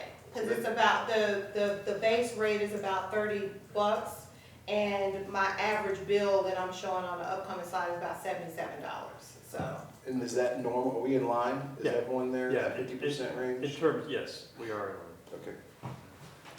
Did our decision to not go up as much on water last year for residential, does that affect this number? Because it would be a bigger, Yeah. bigger plan, and so the whole bag. It didn't hurt us that much. I mean, residential is a percentage of the whole. It's not that, that's not that critical. I mean, you know, what Cheryl's going to present is the 5% increase. That should get us back to moving towards the right direction. Okay. I mean, it just, you know, I'll be honest with you though, if this is the new normal, the weather patterns we're experiencing now, we're going to make some changes. Yeah. Because the assumption in the budget is we go back to our average consumption levels, which we haven't had in a couple of years. Yeah. Over the past 5, yes, that is the average, but the past couple, no. That's a dangerous bet to make To because just go with the average, 5-year average. that, I mean, because the alternative, Because you don't want to. the alternative is I'm going to have to recommend an increase higher than 5%, and my preference would be not to do that. You can direct me a different way. well, we had already had the discussion on water and sewer last year, remember? we said water's gonna go up about 5% a year, and sewer's gonna go up about 10, I think it was, or maybe it was flip-flop, I can't remember. Figuring overall 15% or somewhere thereabouts for perpetuity. Yeah. And, you know, so where do we sit on that? I mean, it's getting, the cost of Yeah. living is Yeah. going up and up. What we try and do, remember the fund balance target for the water and sewer fund is essentially cash investments of $2 million. That's what this slide shows. Wow. And so you have a little bit of wiggle room in there, and so, That's our target. yeah, This is where cash is moving and up and down over. the 5% recommendation gets us more into the positive side. I think actually it moves us, I think $1.2 million. I can't remember what the budget is, but the It puts us at 1.3 million. 1.3 So towards back- the $2 million target. If we do get back to average consumption 2.5, We'll hit that. we'll hit that, and in the next year we should be fine. But as I mentioned, if the new normal is less, but keep in mind, we have a lot of development coming on the west side. Yeah, So- all those people are gonna be using Yeah, water. so I mean, it's not a perfect science here, but we're just trying to look at, okay, what can residents tolerate versus what could we tolerate from a cash management standpoint, and this is, the 5% was our recommendation. And I will tell you, the worst argument I can make to a resident is we need a 10% increase just so we can increase our fund balance. That is a really hard argument, and I really don't like that argument. I can say, to make sure we're still solvent, we need 5%, this kind of shows, because below the green is negative cash, so we're borrowing from the general fund to be able to just pay the bills. That's a problem. But that's how this fund has lived, though, Yeah. We've treated up twice in the last 4 years. and we still live below. And I have a resident that's just, in fact, that we're overcharging on water, and we're, you know, very, you know. Yeah, You we're have in the line. details now. Yeah, we're in line with the other cities. I mean, it just, this is one thing that everybody pays. And so if you go up at all, it's noticeable. And we've had a series of increases. And unfortunately, based on the trends for Dallas Water Utilities and TRA, they show us they're trying to improve their plants. And so they've estimated their costs are going to increase, as Terry mentioned, like 5 to 6% from like now. I mean, TRA they're essentially replacing the entire plant. And so it's, you know, it is what it is. Will we be seeing any money or any refund of dollars for the Sabine River? Nope. So, They factor that in as A credit. a credit, Yeah. so they're not gonna go, Which is Here's your piece back. softened, it's softened the blow on the Dallas Water Utility cost increases, okay. but that credit's going to be running out, and, you know, because essentially they overbilled us for a number of years, and they're Right, giving us credit back over time. That's helped, but it doesn't eliminate the need to go up. yeah. So, 5% increase is factored into those revenue numbers that we started this segment talking about. What does that look like and feel like to our residents? So we presented, average residents using 6,000 gallons, that's our details say that's about average for a household. And what our current billings are compared to proposed and what that monthly increase would look like. We also compared businesses, you know, a small, a medium, and a large business, and pulled their average water sewer billings, and laid those in here as well, and use a 5% increase, just to give you an idea of what those rates might look like, both to our residents as well as to some of our businesses within the city. Okay, we have general fund. We have water and sewer. We ready to push forward? Yes. Good, thank you for feedback, thank you. All right, stormwater. Stormwater, we're gonna have a detailed discussion tomorrow, okay? I'm laying out the numbers of what is happening. All right, charges for services. You see the 15% increase factored into the revenue. Just as a reminder, the 15% was the recommendation from the Stormwater Utility Committee. So that's just a recommendation. That can be changed. Okay. Some of the other changes that you see on expenditures, the largest is the change in repairs and maintenance. So you see the usage, the change from 1.1 to 2.77 is both the result of the usage of, using that additional fund balance that we have. And you notice that we're showing a net loss because this fund has sufficient fund balance. So we're basically, the acorns that were stoved up over time, we're able to utilize those towards the repairs and maintenance of our stormwater. This decrease that you see here from a purchase professional services, that decrease is remember the legal fees that we were having related to well, those have diminished. Related to the Addison well matter that we had ongoing related to that fund. So, total of $1.6 million of revenue compared to $2.97 million on expenditures, with the lion's share of those going to repairs and maintenance for additional creek repairs and creek related issues, of which Mr. Bentley will be able to help you to understand what those And this year's, spends are. and this year's expenditures was actually higher than 1.4, but that came out of a different fund, correct?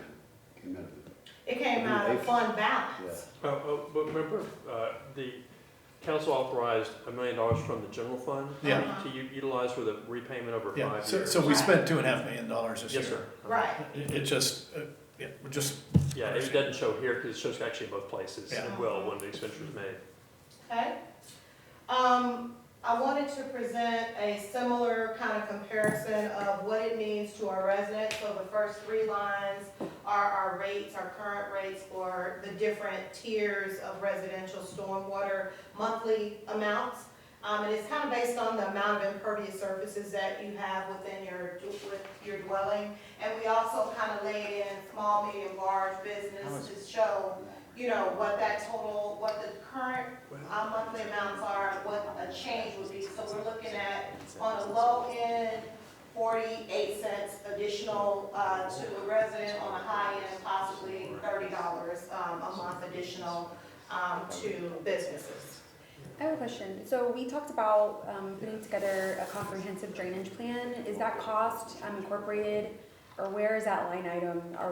Is that in next year's budget? I think we may have talked about that's already been allocated, maybe? What was? Comprehensive drainage. The comprehensive drainage plan costs, because we talked about that. Correct, yes. Is that in this next year's budget? I want to say that he started that. Yeah. And Or was it, because I remember we talked about maybe part of it was in this Yeah, year's? there are two parts here. Sure. We have to have the drainage plan and what was that? There was another, the updated stormwater.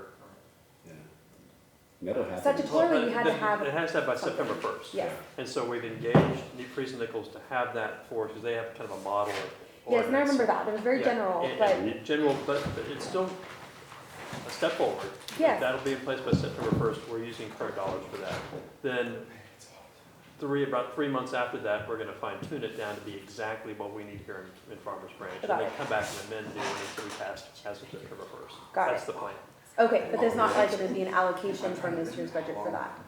Because I don't think it'll be necessary, right? Yeah, I don't Okay, think it's I don't think it's going to minimal. be, it's not going to be a mess. Got it, okay, okay, Hey, just wondered. can you explain to me how Walmart is it's a mid-sized business being charged more than Essilor, and is that just an incident that only pertains to Walmart, or is that representative of all mid-sized businesses? Because I'm trying to figure out how that rate structure works. I was surprised when I pulled the bills for these ones and did the average for the Walmart. What I think it is, because again, this is based on the amount of impervious surfaces, think parking lot. No, I know, but I You mean, know, I guess if you're and trying to be representative of mid-sized business, should we have omitted that due to it being outside of a statistical range, saying, I was trying to make them, show the same businesses that we had selected here. And when we pulled their details, I was like, oh, well, they actually, are kind of the higher end from that perspective. So I was just trying to present the three same businesses so you can get Yeah. more of a perspective of what the cost might be. Maybe a more interesting one that we can pull would be Monotronics. Yeah. Monotronics Brinks is a large business, Yeah. 'cause With that would be huge interesting. parking lot. Yes, Mhm. exactly. That's very recent, so. Well, Or Satco too, they have a huge parking lot. yes, I because, asked 3 times, I was like, are you sure? Pull it again, Yeah. add it up. Okay, The terminology's not precise, because in my understanding, mid-sized, large business is based on revenue, not necessarily based on their footprint. Yeah, And this metric is based on the footprint of the business, so. I think that's because that's what the rate's based on. It's gonna be based on the volume that size business could use. I mean, Walmart's obviously, no. No. It's- No, it's no, based on based on impervious. square How much footage. it's based on impervious surface. We hired a company to come in and actually do, on the residents, it's an average of 3 tiers. Yeah. Kind of 1, 2, small, 3, medium, 4. or large house. well, we're all parking lot on- on Six Sigma, and on- our rate is. On every other one, we actually engaged a firm to come in and look at the footprint as opposed to the green space, and they did a calculation, and it's based on the impervious area. so how would you classify an apartment complex? As a commercial business? Yeah, it's it is, yes, Okay. it's classified as commercial. Uh, Those are so- single We family. we just pulled these 3 for an example to try to give you an idea. So Monotronics might be one, but that's really an office complex, if you will, versus, let's say, the JPI apartment complex, where you got 600 units down there on Loon Road. Yeah, it depends on what you're trying to look at. If you're Yeah. looking at who's the worst in terms of runoff, Monotronics. Okay, And like Because with an it's all apart- parking lot. with an apartment complex, a lot of those have 25 to 35% of green space. Yeah. And they may have that many units, but particularly the ones on the tollway are vertical. So true. it's not taking up a huge footprint, and it does provide quite a bit of green space. Yes. If you want Where an Monotronics office, is just a part, a sea if of you want an parking. office building with a lot of green space, I mean, look at the old IBM campus right there on the west side of Yeah. Loon. I mean, that's tons of green space and- with the parking garage, so parking's consolidated, but they have the ponds out in front Yeah. and everything else where they might not be charged. Kind of, Essilor has some green space too, where they plan to expand, so in the future, That's Yeah. true. their rate's gonna change, because they're gonna be eating up some of that area. Yeah, I and mean, But I was just trying to get a sense of Yeah, what do the rates we, look like, so that we can see how it's impacting business. yeah, and we initially pulled them for the water, and then we were like, well, let's just apply this same logic to these same 3. And I was like, oh, this one is actually, the medium became the large in this instance. So, and that's just out of, the sheer fact of each one of those is gonna be individually, calculated by that third-party company. Stormwater revenue, as you can see, the bulk of the revenue is coming from our non-residential, commercial customers, and you can kind of see a breakdown between those two in terms of, what the overall plan is compared to, residential versus non-residential in terms of the revenue that comes into the fund. Okay, we have stormwater. Now, the good news is, we got 4 more slides. Let's talk debt, okay? Because debt factors into some of these other things. I wanted you to understand that the capital projects is a specific conversation that'll take up the bulk of the morning tomorrow. So we'll cover that $16 million through the course of our morning discussion. This is a slide that I utilized, in May of 20, or in the spring of 2018, when we were having our debt issuance for this first set of quality of life bonds, the $5 million.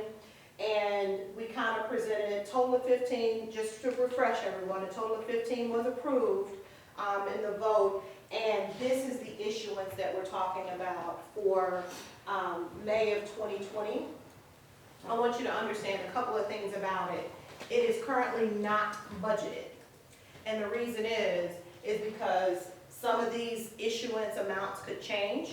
we go through a process of talking with our department leaders to figure out how much, the general rule of thumb is how much of this funding can we reasonably use within a 2-year period. We already kind of did that to come up with this split in the first place, but we'll true up those estimates, and that may cause us to do something a little bit different from an issuance, an ultimate issuance perspective. And at that time that we come forward with all of the things that we have to do in order to issue debt, we will amend the budget to put these items, the issuance and the spending of those items into the budget, okay? So from 22, you go up to 110, another 132. Say that again? So these items here on the bottom weren't included. They are not included in your budget. So we'll look at this total number going up by another 10 It could at potentially some go, point. yeah, it could potentially go up. Bear in mind that when we do a May issuance, some of that is gonna be expended in 2020. A good bit of it is gonna be expended beyond. Next. Uh-huh, Yeah. uh-huh. So we'll go through the process of figuring out how much we think is gonna hit in 20, 21, et cetera, in the upcoming years in order to figure out where we slot those items from a budgetary perspective. Okay, I got a question. So, based on what it costs us to issue the 15, it's gonna cost us, you know, maybe something a little less to do the 10. Why would we take and have more of that, and if we split that again? I thought the whole point of, we wanted to minimize the amount of times we issue. So if we're not gonna issue all of that, then we should not issue all of it, because it's gonna cost I'm us more. not saying that we're not, I'm Okay. saying that we're gonna go through a process of making sure that we, within a couple of years' time frame, that we feel comfortable that we can expend all of that, and making sure that all of these projects are ready to go, et cetera, whatever due diligence are necessary to, trails is one of those areas where there's a lot of groundwork that has to happen before you can really, you know, so that's one of the areas in particular that I wanna make sure we're ready to spend. And so, for instance, with trail, let's say it's not ready. Let's just say we can't spend those before 2022, and we decide not to issue them. Well, then we'd have to have a third issuance to issue just those. It's not It's not, yeah, it's not cost effective to just do a $3 million I agree, that's why my whole point issuance, is that why would we Yeah. even, if we, you know, we've already done our due diligence once, you know, it's like we're second guessing it again, but I get it, you have to do it, so. Fine tune and fine tune, that was 2 years ago. They tell you all sorts of things 2 years ago. But I'm with you, we would absolutely make sure that we wanna go forward with the $10 million issuance. Yes, ma'am? Do we have a report that says, this is just an overview of, you know, we've issued a few of those, oh no, if you can come back, oh wait. So we have had an issuance on projects, right, trails, residential revitalization. Is there a report that staff has that tells us which projects have been completed as part of the Quality of Life Bond, which ones are still pending under each pillar? That is found under your capital projects tab, and it is the source of the bulk of that's the $16 million that we're talking about, either the 30 million or the 16 million from prior year that we're gonna walk you through tomorrow. Perfect, thank Yep. you. And another source, so let's talk a little bit about debt service. So on $122 million budget overall, we have $6 million of debt service. This is just a picture of, what page is that? This is just a picture of what it should be found right under your debt service tab. One of the schedules on page 7.4 that helps you to understand some of the key spending. And honestly, the stuff within 7.4 is within that whole section is real good resources to show you what each one of the issuances that we've had through time, and you know, how long those debt maturities are gonna run, et cetera. But overall, we have a total of $4.25 million of property tax supported debt that will make debt service payments on throughout the course of this year, and $1.78 million of self-supported debt. So that's that example of the landfill, you know, paying itself from the additional tonnage that's coming in. That's one of those areas. Those self-supported debt pieces are running on a much tighter schedule over, you know, typically about 5 years is what we set those to mature. So we're running well with those. The reason I wanted to talk a little bit about the debt and have you to understand the timing of the issuance is to talk a little bit about some of the funding from an economic development perspective. So you might remember some slides it feels like ages ago, where we talked about $1.5 million coming from the general fund. So now we are in that fund where it is receiving as revenue the expenditure from the general fund's transfer. So 1.5 funded by the general fund. And what we did to figure out, how much funding is going to be the right amount in the sweet spot for the activity and the growth that we want to see in our city. One of the things is we got a debt issuance coming up that's gonna put $3 million worth of residential revitalization funds into play about 6 months within the year. The other thing that we considered is we went through and calculated all of our existing commercial contracts, the ones that we have either new contracts or long-term relationships with, and we quantified what those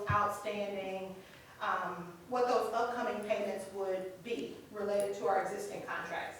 And then we added in an amount to fund our business growth, as well as any residential funding that might be needed for a small period of time while we are awaiting that main debt issuance. So we have a total of that $1.5 million. 1.1 is funding all of our existing items, and then we have some, $400,000 set aside to make sure that we are continuing to be able to reach out to our businesses and our individuals to add the great businesses that we want to have in our city. And that's just specifically around business, not necessarily residential. It's primarily around business, but this could be used for residential. The reason that my comments are more so geared toward the commercial activity is because there's already, let me back up a couple of slides, because there's already 1 million outstanding Yeah. that helps residential, and we got another 3 million coming to help residential activities. And give me So, examples. but it can be used for both. Yeah, like demo rebuild runs through there. So. Yeah, and that was my next question. Give me the types of. Yeah. So one of the things I wanted to discuss was a rehab program, and so the residential revitalization funding can come out of that. Funding can come out of the residential revitalization for a rehab program. Yeah, I don't think we wrote it so tight. I'd have to go back and look at the debt documents to see. I Yeah. had to look, I do not know. When we issue debt, we don't- have to say exactly what we're doing with it, so we'll have to go back and read the language of how we described the 4 million overall for residential revitalization and see if rehab would fit. But for the 400,000 that we're allocating additionally, that's not part of the bond issuance, so Correct. we would be able to allocate that. If that is If the that is pleasure the of wishes council. of the council. Got it. So We've if we had were this to, discussion before, and it usually comes down to the fact that a rehab program, the city has really no way to collect on that other than leaning a house. And it doesn't really, the outstanding management of that program doesn't really lead to benefits because you get an increased tax value as you do with the demo rebuild. Because the tax value is, a $60,000 house, maybe a $400,000 house, there's a tax differential there. With rehab, it's not necessarily the same because the property may not even be reappraised. And so in the past, we viewed that as a very problematic program to try to implement, even though I explored early on, could we use some of the home funding that comes out of the HUD program to try to do a rehab program, because I thought it was important. But it turns out that Dallas County consolidates that whole HUD program, and if we don't participate in that, the cost of us doing it on our own, the odds of us getting any money back are much lower. So it's a big issue, and while I agree it's a worthy goal and something we want to explore, the implementation is just problematic. It's also for staff. It's one thing to say, the staff knows how to build a new house and can look at it, but to follow up on, you know, I remodeled my kitchen, or, you know, to figure out exactly what does it cost, and how to, you know, are they delivering on what, you know, what they put out there. It's just a lot more difficult to, you know, for staff, it's more time consuming, it requires more research and, you know. Well, it's just too hard to measure, and I wasn't really gonna get into that, but what I was gonna ask is, Well, I mean, okay, look, if you're gonna change the subject, I still, I wanna. well, no, so with the, 80% of our homes being over 50 years old in the city, I think the purpose of the demo rebuild was to try to change some of that housing stock and encourage people to build new homes and incentivize them to do that versus spending money that's not going to be fully recognized in an appraisal, okay? Sure, I would much rather, and my question is gonna be is, because I've talked about increasing the incentive, so if at some point we increase the incentive, that's gonna increase this, The residential incentive? yeah. Well, I guess if you increase the residential incentive, depending on the timing when you do it, it could come from the bond funds. Okay. so going back to Yeah. that, you also have to understand that there are a lot of people that live, some of it in the middle portion of our city, like north of, you know, the library, where they're not living at Brookhaven Club, they're not living at B Street, but, and some actually are, but that they can't afford to do that. Like, they just cannot afford to rebuild their home, but they have some very serious quality of life issues that they cannot afford. And so if we're going to be talking about demo rebuild and increasing budget for something like that, then I think that it would behoove of us to explore a program. And of course, I'm new, so if you've tried it 10 years ago and you told me, you know, it didn't work because people didn't take advantage of it, I would come to you and say, well, maybe we didn't do the right type of education, because there are a lot of people in my district and other districts that are doing, and they're doing it in phases too, because they can't afford to take advantage of the demo rebuild. They want to stay in Farmers Branch because they love the city and their kids grew up here. So I would like to explore that, especially if we're planning on increasing our demo rebuild incentives, because I would much rather keep our residents here than get other residents from, not that it's not a good thing, because change is good, but if somebody's been living here for a really long time, I'd rather keep them here. And if it's, if we can help them in any way, I just think if we talk about incentives for demo rebuild, we also need to discuss our other residents that maybe cannot afford that, but still want to increase their quality of life in their own home. Councilmember Ratana, I guess I asked Amy if she could get us the name of our representative on the DCAT board, and maybe we can sit down and have a conversation with him and maybe some other people at DCAT about any mechanisms or things that they might be able to think about that would allow them to quantify the improvements in a home that could be captured, that would allow for a system to be created that, answers some of these questions, whether it exists or not, or another community has, or have they not explored it. Maybe it's a bigger conversation, because it seems to be the crux of the issue of giving dollars away that you're not able to quantify value, put on the tax rolls that are then, captured for years to come. And is it a worthwhile conversation to see what could be done, or maybe it's a new conversation that they haven't even thought of, to think of new ways to incentivize people and some. Yeah, and I know other bigger cities do have the opportunity to, like you mentioned, with CDBG block granting, other things like that.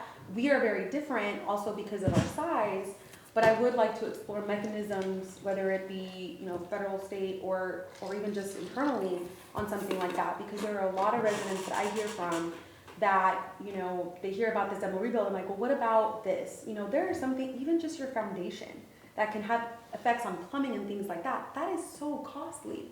And I know that it's really hard to quantify that, but I just think that, and I will be a big advocate for a program like that, much like other, cities similar to ours are taking advantage of. Especially if we are increasing demo rebuild incentive funding. The demo rebuild was citizen voted debt. So that was Sure. something that citizens voted on, and it's got some brackets around it, and it Sure. doesn't include, home improvements. But one of the things we've been studying too is affordable housing. That's getting to be a huge national issue, and we have some really great opportunities in Farmers Branch, and I think some type of a rehab program would be in order, and it may be something like a no-interest loan program, access to funds, or some things like that. Sure. But I think that's something I know the mayor has talked about before. I think that's something that we need to address. It's difficult to do. If we talk about changing the demo rebuild program, it doesn't really, it's not like, those monies aren't coming from the general fund, it's coming from that bond. Sure, and I Yeah. understand that. I guess it was just talking about this and talking about the 400,000, I just wanted to ask a question about rehab, because it's a question I was gonna ask eventually, so I just wanted to use the opportunity to do that right now. Is there a city that's doing, that has a program that you think would be effective here? Richardson has a program. So Richardson, there are several cities that I've talked to that do have similar programs. They even have programs where they wanna keep, revitalize certain parts of their historical districts.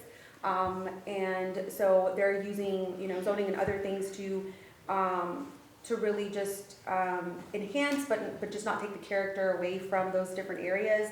But of course, we're a little different because we're not as big as Plano or Richardson. But then some of those mechanisms can still be used. And I would love to explore even something like that where you have percentages on the house. Like what do you say? A loan program or something like that. Because one of the issues folks have sometimes is just access to funding. Oh, yes. And then terms, and, even that program that we did for rehabbing commercial properties to be more energy efficient, it was like the loan payback was longer than the payback on making those changes. So there's probably something similar to that where we could set up at least a proposal for some type of a no-interest loan, and it's paid over a longer amount of time, so you can. And Plano has that, because I Yeah. talked to their housing director, and they have something similar where they do something, they do that. And so, anyhow, for the record, I just want to make sure to point that out, and I would like to explore that with staff and see if there's a mechanism that can be used to also tailor to those residents that may not be able to, they would love to do the demo rebuild, but unfortunately they don't have the capacity to do that. But that they just want to stay here and they just want to enhance their quality of life in the house that they live in. I want to throw out the free market approach too, just as food for thought, is that kind of the way we handle Branch Crossing, because Branch Crossing looked originally a lot like any of the homes and neighborhoods in your district. And so the thought was, let's create a spark by buying properties and having kind of the initial demo, that was the initial demo rebuild. And so that evolved that neighborhood into a mixture now of large homes and other homes that are sprucing up. And what a lot of those homeowners are finding out is that by achieving that spark, it lifted everybody up.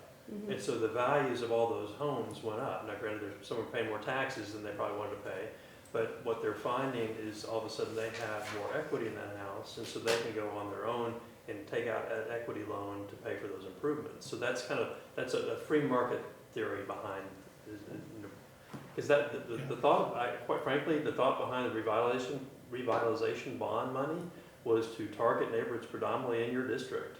That was the main reason. That was the main reason. We bumped it to 30,000 in the effort just to make it very lucrative. That is right. Currently, the policy of the council is to target most of your district to accelerate a demo rebuild effort similar to what was done at Branch Crossing. That doesn't mean that it can't change, but I just want to let you know that was the theory behind why it was voted and what the direction staff is kind of moving. Yeah, but the fact of the matter is that most of them aren't. Most of the people that are taking advantage of them are not in the area that it is projected. No, and the thing is, I think when we talked about it at our joint P&Z meeting, it kind of sparked in my head that we were going to make them build a house that's not already there. Yeah. And so their wood frame, wood siding houses, that's what they've known, that's what's been there since the 40s and 50s. But our current code and ordinances wouldn't allow them to put that house back there. And so when you allow them to put that house back there, it completely changes the dynamic of the house value, and it's worth sometimes twice what was already there, but it's also cost less than half of to build a standard brick house or whatnot. So I think it may be education. It may seriously be education, because I think whenever you talk about, when the tide rises, so the boats around you, that's what's happened. And that's kind of, they were able to see that, their house value did go up, and that they could, there was their loan to equity ratio changed, and so they could do that. But it may be an education thing, but we targeted that area specifically. I mean, we were offering $30,000. That's all worth. And I talked about, to Charles, west of Josie, between Valwood and Value, of increasing that to 40, just to try to get movement in that area. Right. And that's, with the change in building materials that the state just passed, it makes it a lot easier, because you don't have to build as expensive of a structure. And yet, when you're raising a house and building new, then it's all tracked, it's all verified. We, Yeah. you also need the same thing that we did in Branch Crossing. You have a lot of developers who are a little gun shy to take the risk and be the first one in an area. So the aggregation of several properties to offer a substantial discount to one or two developers to do more than one in an area to speed up some of that change, I think is going to be the spark, and not necessarily, the quantity of dollars. I think the Right. 30,000 that we have now is a fair number.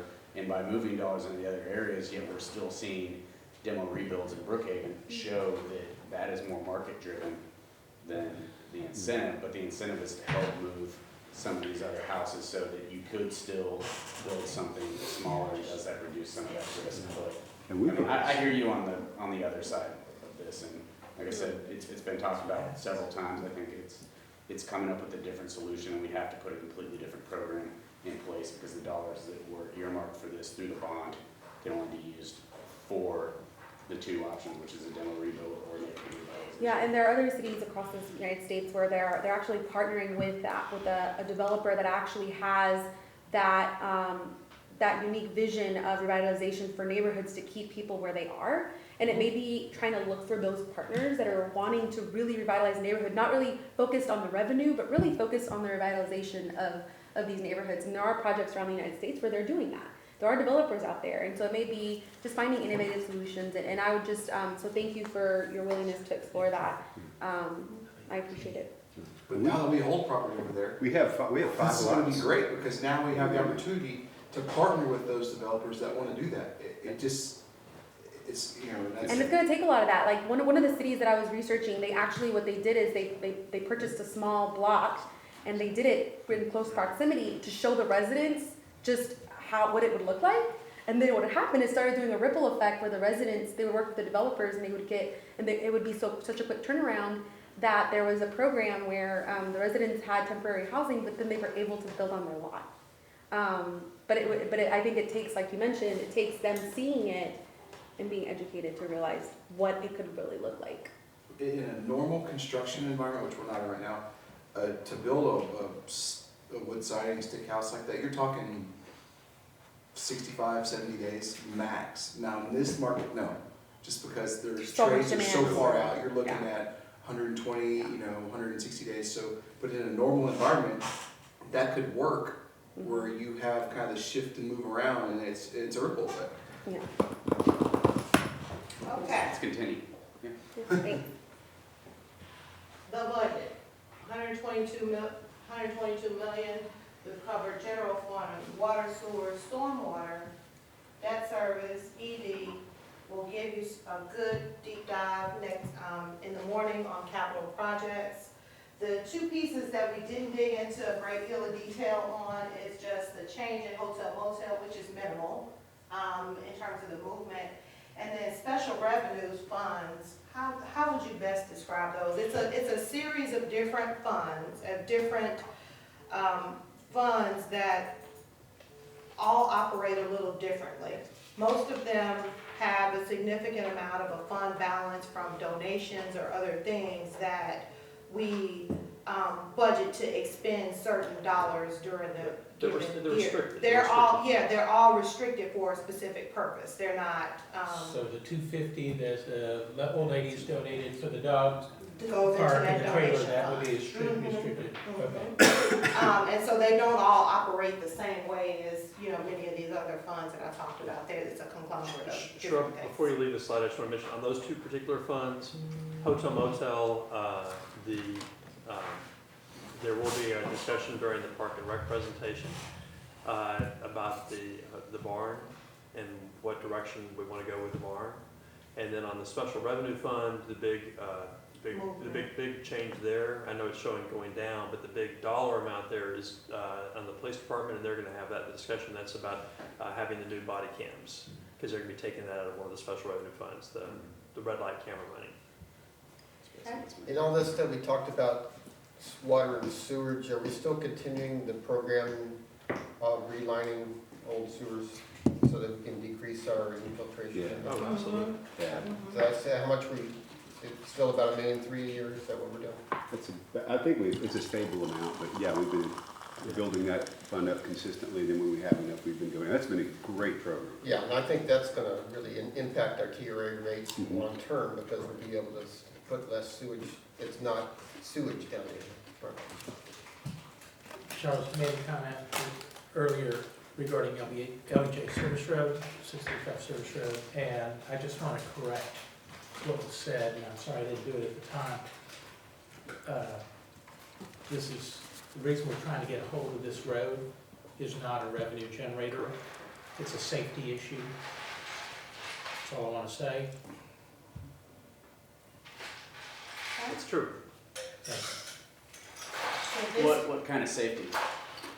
Right now, we have 31 points of entrance or exit onto the service road. That's probably gonna go up by another 6 to 8 with some coming development. And especially, I think this is gonna be highlighted, especially with the development of the senior housing next to Dallas Medical Center, where you've got an entrance to that facility off of the But service it's an road. existing entrance. It's an existing entrance? Yes, and obviously seniors are gonna be on the service road, slowing down. Traffic is coming at a very fast rate of speed, and the potential for accidents is going to increase. We're not trying to get this as strictly a revenue generator for the city. I'm not worried about the revenue, I'm worried about, are we just worried between Marsh and Webb Chapel? Or No. why are we worried about the whole thing? It's easier for us to do it for the whole thing because we have more residential and business access going on the service road.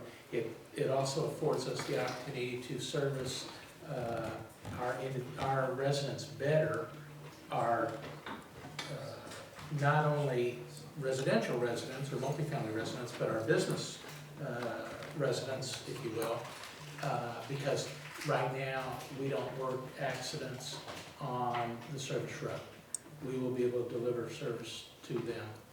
I hope we're gonna have some more level detailed discussion on this, because does that mean that we're gonna incur the maintenance on that, which is No. now done by TechStop? No, it's still be done by TechStop. No.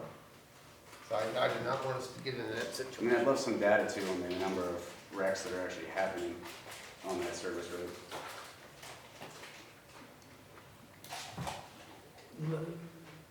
I'd rather have more We can do it later, conversation I'm just, offline. I don't know why we need to do it offline, I'd like to know what's going on here, because I mean, I'm not we convinced can, it's a good idea. we'll add this to a future agenda item. I mean, I don't think it's for today, this isn't necessarily a budget thing today, and I think there's other mechanisms that we can use to accomplish what you're looking to accomplish. But, I'm just looking for the data points to say why we need to take this over, is all I'm looking for. All right, we'll share that later. So that's your budget, $122 million and 35 slides. Thank you.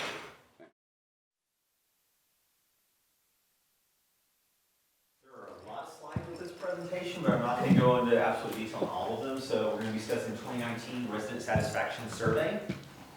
This year, just to put it in context for us, population is still growing from 40,000, obviously we're expected to have 50,000 next 5 years. Major developments underway across the city, because the survey's gonna measure a lot of this for us, the residents' perception of it. And then the other thing the survey captured a lot of was public sentiment towards adjustments that had been made. And that would be the recreation centers, so we can't forget the TAL policies and process adjustments they had there. Drainage connection, the fees and renaming, the room rental policy, and so this is not the short-term rental, so this is the public rooms at all of our public facilities. So if you want to rent a room, we have that policy realignment. Special event changes, so skating under the stars, Twilight Market, and bulk policy. And so that affects sustainability and code enforcement. So the theme there is there was a lot of change going on this year, and we did capture a lot of that in perception of the service levels as well. We were also in the middle of the library bond discussion when this happened as well. So the survey was right in the middle of a lot of things going on in the city. So survey methodology, this was the first time the survey was driven as an online survey completely. We had 2 total come in on paper. And how we did that, direct mail to every residents, emails, website presence, social media presence, branch bulletin, lots of stuff to talk about, but we had a lot of other discussions going on in the city as well, so there's a little bit of noise as far as, hey, we need you to take the resident satisfaction survey. There was a lot of other discussions going on at the city at the same time. April 2nd to May 13th. And then we had 1,130 responses. From that, it is statistically valid, 95% confidence interval, so it is a good survey is what we're saying here. Did participation go down? Absolutely, and we're looking for ways to improve participation next year. And I'll talk about it as we circle near the end, but the biggest barrier to participation is it's really a long survey. It is a very long survey. You have to think quite a bit of time to take it. So, who took the survey? This tells you about who was there as well, primarily Caucasian, female, and longtime residents of Farmers Branch. Average age is pretty high, 55.5, and escalating up, so if you look at it from this angle, over half the survey participants were over 55 years old. Over half? Yes, 56.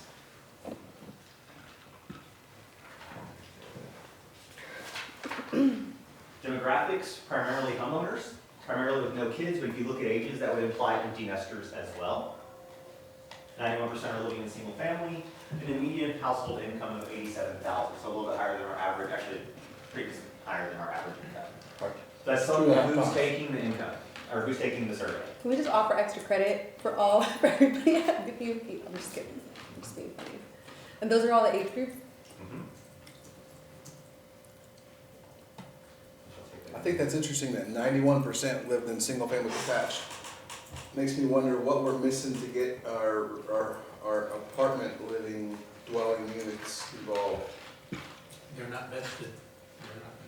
This is honestly, that's a good term. Their vested residents are taking the survey. Residents who've been part of Farmers Branch for a very long time. So we're missing the folks that are recent transplants is one of our largest groups that's not talking to us at this one time. Right, but at some point, people, they do live places because it's closer to their work or whatnot, but everyone chooses a place because they want something out of it. Some may be location, which we can't control, but at other points, they're gonna want to know, about the library or about, fire, and just, I don't feel like they're just blindly, I'm gonna live in this area kind of thing, but, they may be, but, so I'm just wondering that, I would think that if there's maybe not, but there's gotta be a way we can involve them on a different level,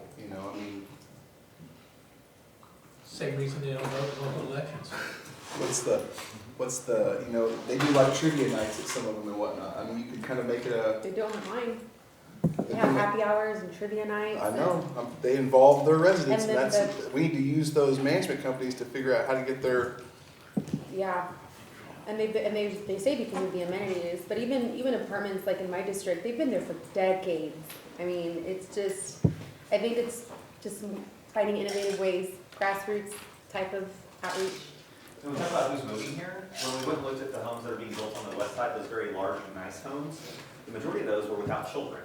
And the realtors were very candid with us and said, CFB-ISD, if you look online, there's still some opportunities and there's perception out there that scares away some of those families that we bring children. So most of the folks moving into Farmers Branch weren't bringing school-age children with them at this point in time. So the new homes that are being built, even though they're quite large, the majority are not bringing in school-age children at this point. I just want to say one thing, this is a recurring issue, right? So that since I've been on council, we try to get citizen input, and we do it a million ways, like Ben already showed, and we get back 1,000 surveys. We have 40,000 people in the city, we get 1,000 surveyed, and we're not getting any of the apartments. And so at best, we've got 1,000 out of 8,000 is about, what, 12%? 12.5%? It's pretty low. So it's pretty low. And it's in everything we do, So we gotta think through how we do it. We gotta take a task for ourselves. Let's think through. You know, I've thought about, do we hire, ground pounders? They have survey companies you can hire that will go door to door and say, ma'am, I need 5 minutes of your time to do the citizen survey. You know, and then we get higher participation, because then people they don't have to like, oh yeah, I gotta remember to do that instead of watching, you know, Family Ties. I gotta, you know, and it gets by the wayside. You know, then going to game nights, going to, you know, the apartment complexes and engaging them that way. I think we need to think through that, because I'm just dissatisfied with the 15% or less response rate that we get typically all the time. Or do you have data though that like would break up, these are responses for people that own homes, these are responses for people that are actually living in apartments, but then comparing those against other cities in the area? Because you look at our voter turnout and you compare it to Dallas's voter turnout, and it's almost double. So in some ways, we do have people that are a little bit more engaged than some people in other cities, but it's relative, the numbers are low, but these might be high compared to Plano or Frisco or Carrollton. We just don't know what their response rate is, because I think our voter turnout's also higher than Carrollton and some of the others on a percentage basis. And On so, average, they're low, to be honest, for the survey. from other cities? From other cities, and I can get the exact numbers, but 15%, you're starting to trend, you're getting higher in there, but it tends to be pretty low. And with everything we had going on at this time, that's part of the context of it, we had been inundating the public with just information. Hey, this is changing. Hey, this is opening. This new special event. There was always notice, notice, notice. And it's like, hey, please take this survey. We're almost a victim of all the programming we had going on that we're excited about and we're sharing, because we're communicating and communicating out. Part of the end of this, we'll talk about our communication channels.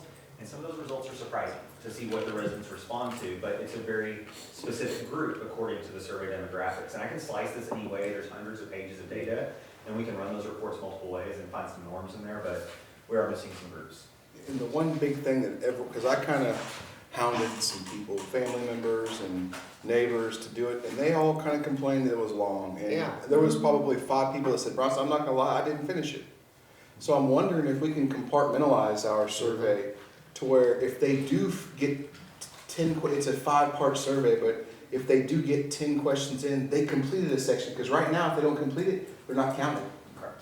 And that's I don't know, you're gonna probably tell us how that is, but I have people saying, I just couldn't do it. I couldn't do And it. near the end, I'll definitely discuss some options for moving forward, but this is not atypical of our survey going all the way back. This is the survey structure we've always used. We modified how we're looking at it recently, but there are different opportunities to potentially gauge service levels moving forward that are a lot more user-friendly. Yeah, I'm with Bronson. I had the same thought. It's like, let's do it in tranches. Instead of doing one big one every 2 years, let's do 5 small ones every 6 months, one small one every 6 months or so. Continuing the demographics, work full-time versus not, and if you do, you live in you work part of the time, you work in Farmers Branch, you have children that attend school, and so that's where you start to see, remember that most of the survey participants did not have any children, so that's why the number's only 250. But you look at the relative incomes, only half are using CWI ISD, the rest are doing either Dallas or non-public schools or some type of other functional mechanism. So the way, let's not capture it there, okay. We use gap analysis for reporting the survey results, and so this is the way we look at the survey from how important it is versus the quality. That way we can trend to see how important it is to our residents versus if we're delivering on that expectation. So I put the 2017 results on here versus 2019. If this survey would have been done 4 months from now, after the station area starts to open, these gaps would start to change. Every time we do the survey, everybody wants the same results. Restaurants, restaurants, and restaurants. They're dying for the station area to open. So I would love to have run this survey later, but we could not do that as well. So programs to revitalize retail areas, residential areas, notice the gap score decreased. They're still in the 90s as far as importance, but the quality is improving, and those are great improvements over the last time we were here. Streets and roads pretty much stayed the same. When you look at the relative importance of it, because this is to say that streets and roads are much more important than revitalization. Makes sense. You want great streets and roads. It's a core function of the city. Residential trash. So this is a plus 16. Going positive is bad when you're looking at a gap analysis. But remember what had just happened. We were in the middle of the Volt reorganization as far as how the service level is delivered for the first full week of the month. And so lots of comments on that. We look at this past week, which was the first week of the month. Looked great, very minimal complaints or issues, and it started to normalize as far as the service level goes. But at that point in time, it was just happening, and so bulk and residential trash took a big hit right here. Code enforcement tends to ebb and flow. It's usually about 45% of folks think that code enforcement does not do enough. About 45% think code enforcement does too much, and 10% are it's just right. And this has been every survey going back at least the last 9 years as far as how many I've gone back and looked at. They're always in this catch-22. Too much or too little, that sweet spot just is hard to find. Sidewalks and trails. Gap went down as well. We're starting to see those come up. On your next quarterly update from Charles, one of the sections in there will feature the trails and the construction that's going on so y'all can see what's happening with trails. Preparing the city for disasters, again, pretty stable. It's important. When we talk about disasters, this is anything. You've seen disasters both natural and man-made, so it's a critical function of the city. And you're starting to see different things like the triage kits that are now next to the defibrillators in public facilities as well. Animal control, 87%, it's relatively stable. Managing traffic congestion did great. So gap went down to 9%. So apparently in the past there was a perception of traffic congestion. Now that service is aligning very nicely. So look to the other ones, you start to see the gap start to get a little bit narrower. Curbside recycling, 82 and 77. Police services, so police and fire tend to always be at 98 or 99%, and they almost always align to the delivery of the service level. Should be no surprise, it's sitting in a park. You look at importance of different city services. Crash, streets and roads, disasters, and then you see parks coming at 95%. That shows you the value our residents put on our parks, and also the levels which we deliver. And so pretty well aligned to where we're trying to be. Importance and quality are lining up. That's what you want service levels to do as far as the gap analysis goes. So these ones are you're going to see where the quality rating exceeds the importance. These kind of measures say that in the residents' eyes, our quality is too high. We're over-delivering. So on senior services, which is interesting since the majority of our residents took this, we're over 55. We're over-delivering, despite the branch connection and fee discussions with that facility. Special community events, again, the quality is exceeding importance. Recreation programs. In the library, this was a complete reversal, essentially, from the last time. It was a -5, but that's also because, remember, the library is in a unique situation as it was going through a very strong bond discussion at that point in time. This just takes all of those and shows where they fall if you put them all together. Low gaps, high gaps, negative gaps. Again, negative would be over delivery on service by perception. Right where we want to be, and where we need to focus our energy and budget priorities on. And as you look at some of the budget and critical business outcomes, several of these are in there. So it'd be good to see that chart side by side with the results again. But I get that they can't do that but I think that just to kind of see where they all fall, but yeah. And there's a lot of data in here. But I can It's going to highlight some of the different areas. If you look at how we rate the following Farmers Branch, overall satisfaction is a great one. And this is Parks and Recreation, appearance in recreation facilities, accessibility of parks.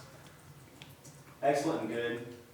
All the way down on trails, technically not part of parks, but we're not holding our residents to do. They know our org chart and where trails fall. We put it where it makes sense, where you would look for it, which would be as part of the parks discussion. Accessibility trails, these are areas that are making great improvements as the next couple of years, and it's tough because with trails there's lots of planning that goes in before they actually turn into actual trails, but we're getting there as well. Quality of programming, overall, Parks and Recreation does excellent, which is not a surprise in the results. Special events. This is where it gets interesting a little bit because we have new special events versus special events we've always had. Some of the new ones like Skating Under the Stars didn't do as well, but it was its first run.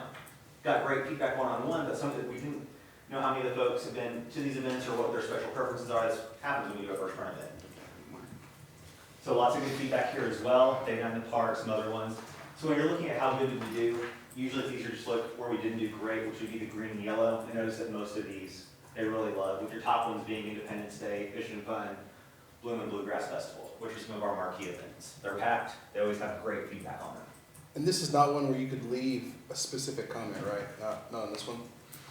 Every question like this also had open-ended questions, and I'm gonna do some word clouds later, but there were hundreds of pages of comments. Like, I was just curious if you can associate like the skating under the stars with a specific set of comments, because obviously the weather kind of screwed some things on the ice sheet. With the rain. Yeah, and so just was curious if there were any indication if it was, weather related, or there were just indication that they hated skating. I mean, I didn't, if it was if they left any kind of feedback. There is feedback, and we can filter through that. Okay. But like I said, it's just it's a whole bunch of feedback to get to those specific pieces. For the most part, when you look at skating under the stars, the criticism wasn't skating under the stars, it was the change. It was something that was changed.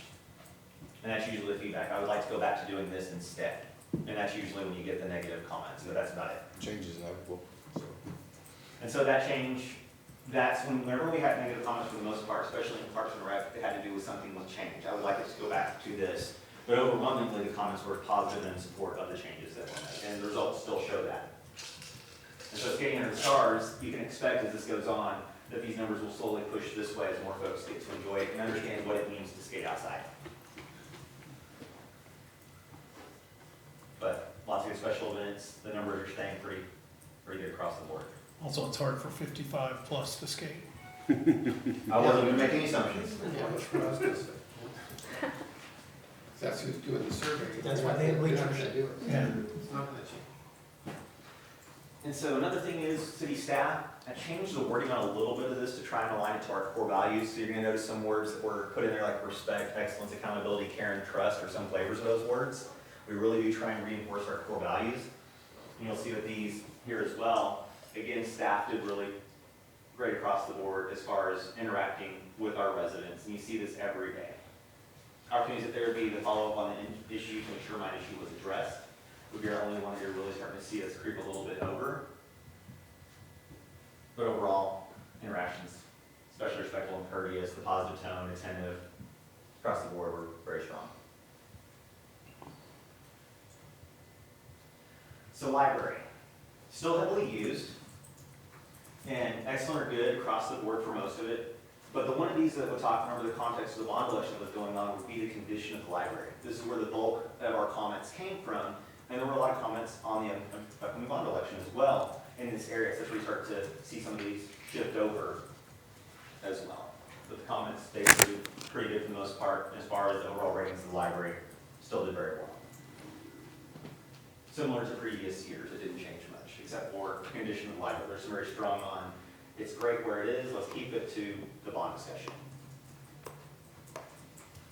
Streets, moved a little bit, but there wasn't much change in the condition of our streets as well. So you're looking at, as far as the red would be our current year, you can see it move. Apparently 2010 was a rough year for streets. But pretty much trending, averaging down, gone up in the good condition a little bit, mostly good year. Technically, many bad spots here, and they had very specific examples in their comments of where they thought the streets were bad. And Public Works got those comments as well. But again, streets doing very well, especially comparing to other cities as far as how they handle their streets. Code enforcement. Phase one. So, tall woods, grass, abandoned vehicles, dilapidated buildings, the current problem in your neighborhood. And this is one of the ones where code enforcement is split down the middle on quite a bit of these. 44% say not a problem, so you see code enforcement's keeping the streets looking pretty good. But then you see the 26, 19, 9, and 3 as we go down a little bit as well. But you can see some of the comments also talking about code enforcement. So, great job, too strict. Quick response, more proactive. Just little things. We got both sides of the conversation going. That's the magic. If you can keep each side equally unhappy, that's the magic of code enforcement. We got both sides sitting around this If table. it's 45 to 45, That's generally where we fall on code enforcement. And the comments all show that. It's too much or too little. It's really what it comes down to. Very few say, wow, it's either too much or too little. So safety, is pretty universally is very strong for the city, especially from the police department. The only time you're gonna see it drop is at night, and that's more of a psychological component as you look at this. Daytime in parks, you're what, 90%? After dark, it drops, you see a little bit somewhat unsafe. So we talked about maybe uplighting being a potential initiative in Rawhide Park as well. And so it's that perception of it's, you hear sound, what was it? But if you look at our crime statistics, they look great. And this almost mirrors exactly the last time we measured this. It's just at night, and we've got to realize that most of our parks, you shouldn't be there too late into the evening. For You most know, of if you it. think, some of our parks Unless you're a are runner. very used at night. You're a You know, runner. City Hall, the park at City Hall of basketball, you think about how people are there every night of the week, Mhm. and yet Well, those have dedicated lights on them there's too. not an issue with safety there, but I guess that's perception. Perception, yes. And so the only in neighborhood after dark, reasonably safe. So for the most part, we're looking good on there, and very few comments or concerns from residents on safety concerns. They know we have a great police department and great response times. And this, like I said, this is pretty standard moving forward. Victim of a crime in the city, the numbers are staying very close to what they were in the past. And so 80%, a little bit down as far as reporting it to the police department. But the numbers are staying consistent. Same thing for serious crime. And we don't view this as type 1, type 2, the different crime ratings. It's all perception based. But most of these are staying relatively static as far as remaining the same. Only a couple was a little bit strange was down here. If you look at just the change in the numbers from 2% to 6% significantly increased. For the most part, these numbers are static across the board. And I didn't go back 5-10 years because I'm trying to focus more on the trends right now. Right now, I went back a little bit farther, but in this case, it didn't make sense to go back too far.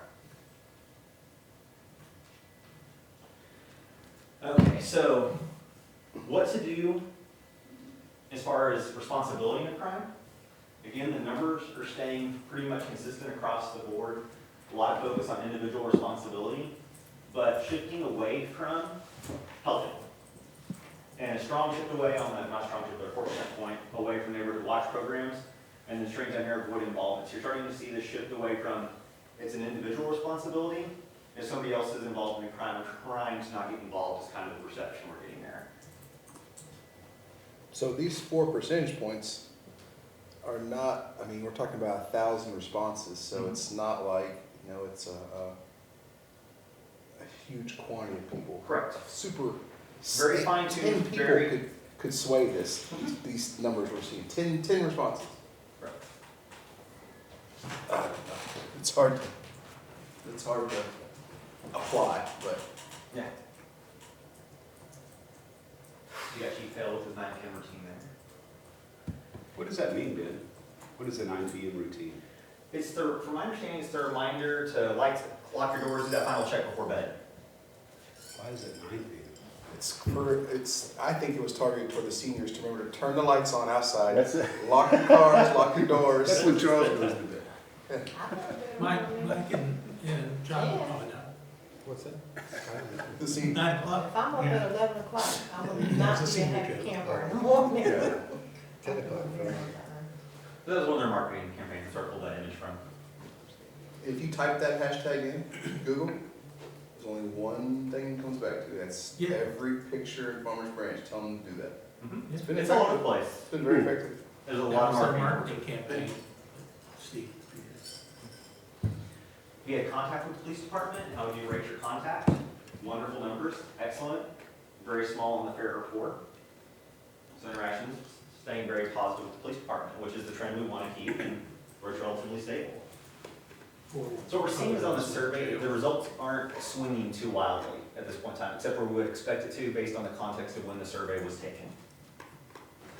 Moving on to emergency service was fire. That jumped too. Okay, again, fire department always does really well in these surveys, just like police does. Excellent, good. 0, which is great. You know, you don't have a 0% good experience with the fire department. And then remember, most of their calls, we don't have too many fires, EMS is on a separate slide. So there's emergency medical service again, the 4, 0, fair 1%, but the staggering 91%, you expect that from emergency service. That's the level of service that's very consistent across the board. These numbers don't move, and remember, most of our calls, vast majority are EMS calls in the city. So this is where a lot of our interaction is happening. Okay, so trash service.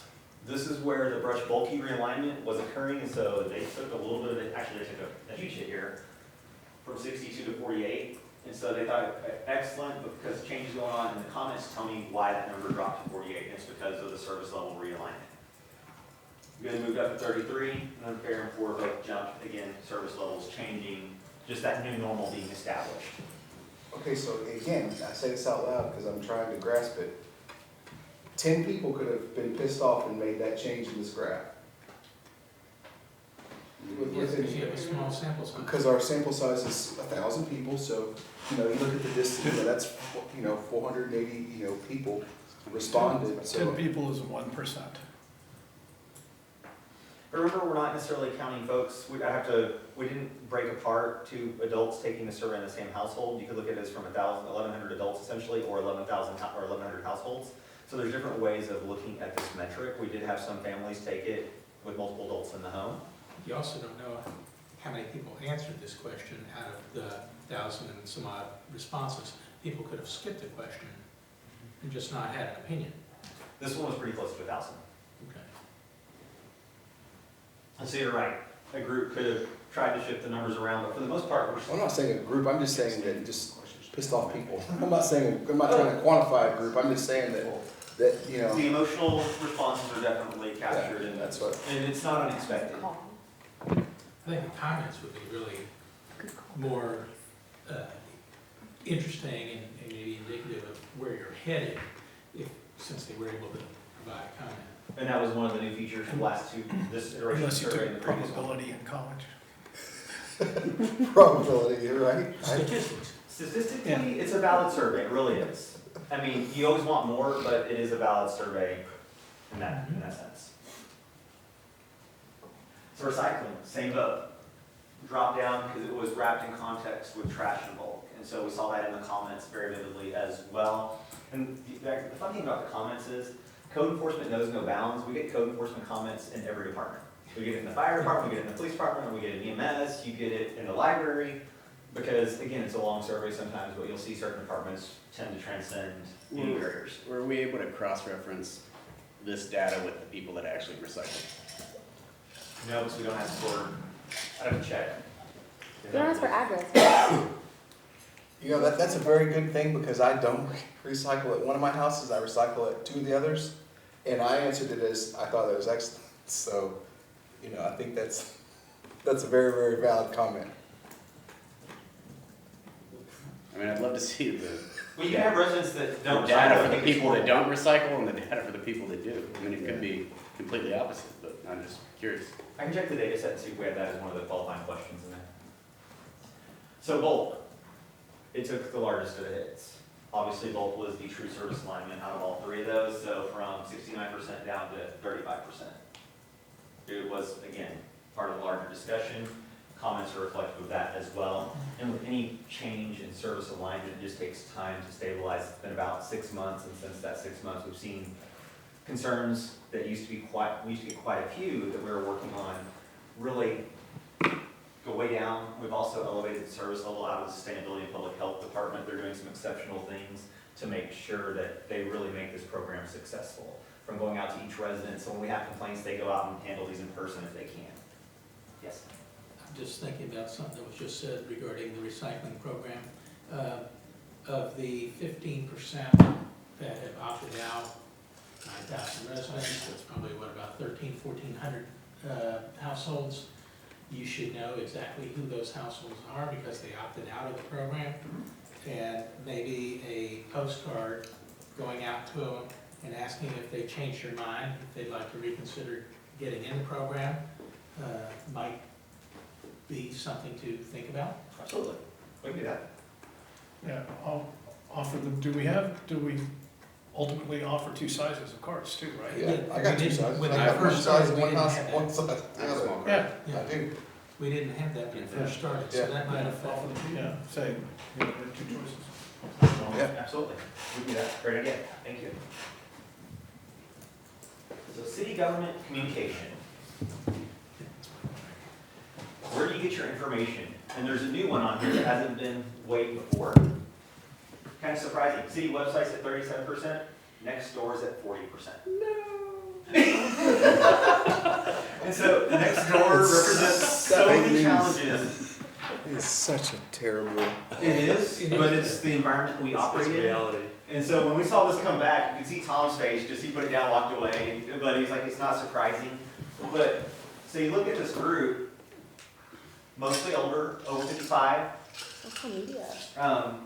saying, okay, using Nextdoor predominantly as, this is one of the ways they're getting information. So Branch Review, Branch Bulletin, Branch Review being the most popular one, but 40% here, so the city website drops, social media drops, and cable's down at 5%. You know, I think we received, or I got a TML bulletin that talked about, we're not the only municipality with next door problems, that, like, you know, 700 of the member cities, or some crazy amount have, 70% have issues with it. I'll have to find it and send it to everyone. It was a pretty interesting article. Yeah, the conference that Tom's about to go to get some of the awards for our communication efforts, the keynote speaker the day that award is happening is the Nextdoor CEO. So it's gonna be an interesting conference. It will be. Which one? It's the Savvy. Is that Tammy? Tamio. Tamio. No, that's the national one. He's going to No, it's the college. national one. It's Oh. the Savvy Savvy, Award. Savvy, the award, I don't know what the conference is. Yeah, it's 3CMA. Yes. 3CMA. 3CMA. That's where he's But- present. Yeah, he's yeah. But TML even made it kind of, it's like a wildfire you can't control. It is. The problem for us too is like, I live on the border, right, by the 635. And so my next door crosses into Dallas. So it's not even representative of Farmers Branch. And the next door regions are all fragmented across the city. So you may have one next door group that's, you know, talking about how the terrible blue bins, and another group that's talking about we need to do the library. So they had that issue, if you can actually you can cut the group again, if it's like crossing a city boundary. There was a couple that were crossing over Marsh into Addison, and they redefined those, like the Oak Brook, east or west, and there's so many different ones, but yeah, they position, and kind of cut it to just include Farmers Branch. Where there's at least two, maybe three different groups in Farmers Branch. Oh, way more than that, yeah. Because I just said, it'd be nice if it'd be more of an effective media if we just, Farmers Branch had one big group. But it's reality, whether we like it or not. No, it We'll is. just have to strategize. That was the final conclusion on the TML thing, is it's here, it's not going anywhere. It's not going anywhere. It's not going anywhere. And it does have a powerful scope of influence, that 40%. That's where they're getting their information about the city. The challenge is, it comes off Nextdoor, it comes from Branch Review, Branch Bulletin, city website, the city social media, our TV channel. It's verified, factual information, as we know it, being presented forth. This, like I said, wildfire is a great way of describing it, because we have no control of this conversation and no input on this conversation. It could be truthful, it could be untruthful, it is what it is. Yeah. And that was. So I would ask, I don't know what it costs us to broadcast on cable TV, our council meetings and whatnot, and have that, maintain that government access channel. It's free, it's required. It is required? Yeah, they're required to Okay. give it to us. Well, I didn't know if technology would change it, so maybe you just have to have a podcast, or some video record on your website versus having a channel. We don't pay for it. Okay. But the fact is, people aren't watching it. Yeah, pick up the whole So, string. whether it's free or not, Okay. it's not effective. Is there any way to, in future years, ask how they feel about the reliability of the information they're getting from these sources? Easily. Yes. But with every question asked, also changes, do we remove a question or do we keep lengthening the service? So that's one of the challenges we're gonna run into, is the more we ask. we're getting- I mean, I'd want to know how much they believe. And that's where I think that, like you mentioned, breaking it down or even branding it and doing like for a year where each quarter, one's on communications, one's on health, quality of life. I think that would be, also because the people that are, because it's just so long and it's really hard, but if we do it that way, we can ask those types of questions Yeah. specific to the programs that we want to target. And some departments are being creative with them, like I know Parks is doing something where you can rate your services almost instantaneously, because the challenge with this is, it's like a report card, the damage is done. And so we're having to go back and fix when we get this feedback, whereas is there a way to get more real-time data on how our residents interact with our programming and our services? And so Parks is kind of leading the way in that area, and they've got an idea that they're working on to where it's real-time feedback, is that correct, Yeah, John? it's Listen 360. Correct, and they're actually able to fine tune it to look at, okay, here's a report of these people by name are in danger of leaving because of the comments they've left. It's a smart system, it's more real time, kind of a Manage the business flash day-to-day, surveys. manage your operations. Kind of like, have you been to the airport and go to the restroom and it has, at the exit, it has like three faces, smiley, sad, and frowny, and you just press which one? If it's clean. What airport is Do you this? know the germs that are on those signs? What airport is this at? I've seen it a lot. I've seen Hey, this so it's at the before. venue. Yeah, I just saw it. yeah.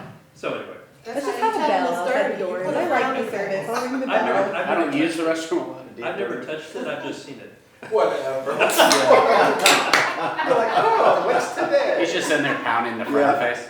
So as we look for real data, real feedback, those are some of the initiatives we're taking, because you see with this, it's not actionable to the point we want it to be. We're stuck with the report card grade. The other ways give us more of how can we correct programming moving forward, especially our special events and real-time events, so we're aware of concerns as the events evolve. And so we're looking more at those areas as well.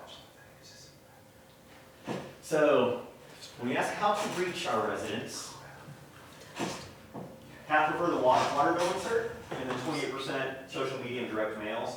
Email, of course, is the best way, but the water bill is the one for using a physical material. That's how they like to receive communication from the city, which doesn't come across as too much of a surprise. We're still getting better with our direct mail. We're now sending different to all the apartment complexes, so we're getting better in that area. But based on the survey respondents, most of those were homeowners, so it changes the conversation. Yeah, I had a silly question about direct mailing apartments. Is there a way that we could direct mail apartments and they respond and we give them, this sounds silly, like $1 off their bill so we can see the effectiveness of it? Because giving someone a reason to go turn a code in or whatnot, you know, a financial reason, measures their engagedness to what they're reading instead of just flipping through the mail. Because a lot of times I would just flip through the mail. I've lived in an apartment a long time, but because I would get mail from everyone else who used to live there for 20 years. So the idea is that, you know, not everyone has their own water, but, you know, they were able to, $1 off of what, Dan? yeah, I know, that's the hard part. You can't do power or whatnot, but you We can always offer like free incentives to the different things like the aquatic center. I mean, we can devise an incentive program. if you like want. incentive that they, you know, they're able to, you know, come get $5 off a monthly membership. We gave them a month free. Free beer There you at go. Bluegrass. Cedar Creek. Yeah, well, that'd be really 100%. I don't know. Free beer and free nations. Can we do that? for Yeah. Send the them over there. Yeah. There you go. So that wasn't a surprise because when we saw those results come in, it's good to see that email is the quickest and easiest way. It's also about how you structure an email. Folks are going to read that headline in 1 or 2 sentences after that, so you have to really get your message across really quick. Just like any other email, you're inundated with emails. Everywhere you go, somebody wants an email. Even with the Recreation Center, with their Listen program, everywhere you go, you're getting asked for your feedback. Hey, thank you for calling. Can you might receive a brief survey after this? Or you just interacted with one of your different companies you work with. They send you a follow-up email or text message, say, hey, we take this brief survey. How would you rate it? Every customer service experience you have, everybody wants this information because they want to be better as well. Use the city website in the last 6 months. So this one is showing a trend on the computer and on mobile devices as far as how they use it. Website was excellent or good on the computer, and mobile device not as much. And so that tells us some things about the way the website's set up and our architecture of communicating. There's only so much information you can put on a handheld device to make it usable. Again, over 55 is the most respondents. How do we get to that higher level? And so, And Where's the people 55 plus, a lot of them just can't see on a small screen. Show the dog. You know, the thing is some of the residents that I'm familiar with, they don't have a phone that can receive text messages or websites. It's literally like a flip phone that opens up and dials like, you know, an old, like a, and then that's it, you know, there's not a lot of. The good old days. Yeah. Rotary. Rotary. So these are the big questions. These are the ones for quality of life in Farmers Branch. Excellent to good for the overall quality of life, 9 out of 10. That's wonderful. Place to live, still close at 90%. Your neighborhood's a place to live, still pretty close up there. Starts to creep down a little bit as we start to get to raise children. Overall appearance of the city. And on the comments on this one, that comes back to code enforcement. This is code enforcement again, it's either too much or too little. So if it's too little, you think the overall appearance of the city is kind of not where you want it to be, we need more code enforcement. Place to retire, really tries to focus on the amenities of living here. Place to work, location, overall quality of services for taxes paid. We were in the middle of a lot of discussion. This is where the library lawn came up again. What are we paying for? What are we getting for it? Also, you saw a lot of service alignments at the recreation center and other city facilities as well. And then getting a little bit better, but a place to educate your children, training as well. And that's just because there's online rating places that really don't do a great job of communicating the value of CFBISD. But Ben, on the, even though we talked about either too much, either code enforcement too much or too little, the overall appearance, 81%, right? 9, 10, it's 81% say the appearance Yeah. is good. So So any comments on the negative were related to that side? Yeah, but there's very few. If 81% are saying good to excellent, I would say regardless of how you feel about code enforcement, you still think the city looks good. Absolutely. To me, that's more the benchmark right there. Absolutely. And these, like I said, these are the big questions. Overall, quality of life in Farmers Branch is very, very high. And this breaks it down as well, so you can see some of the trends. You're like, well, some of these numbers went down.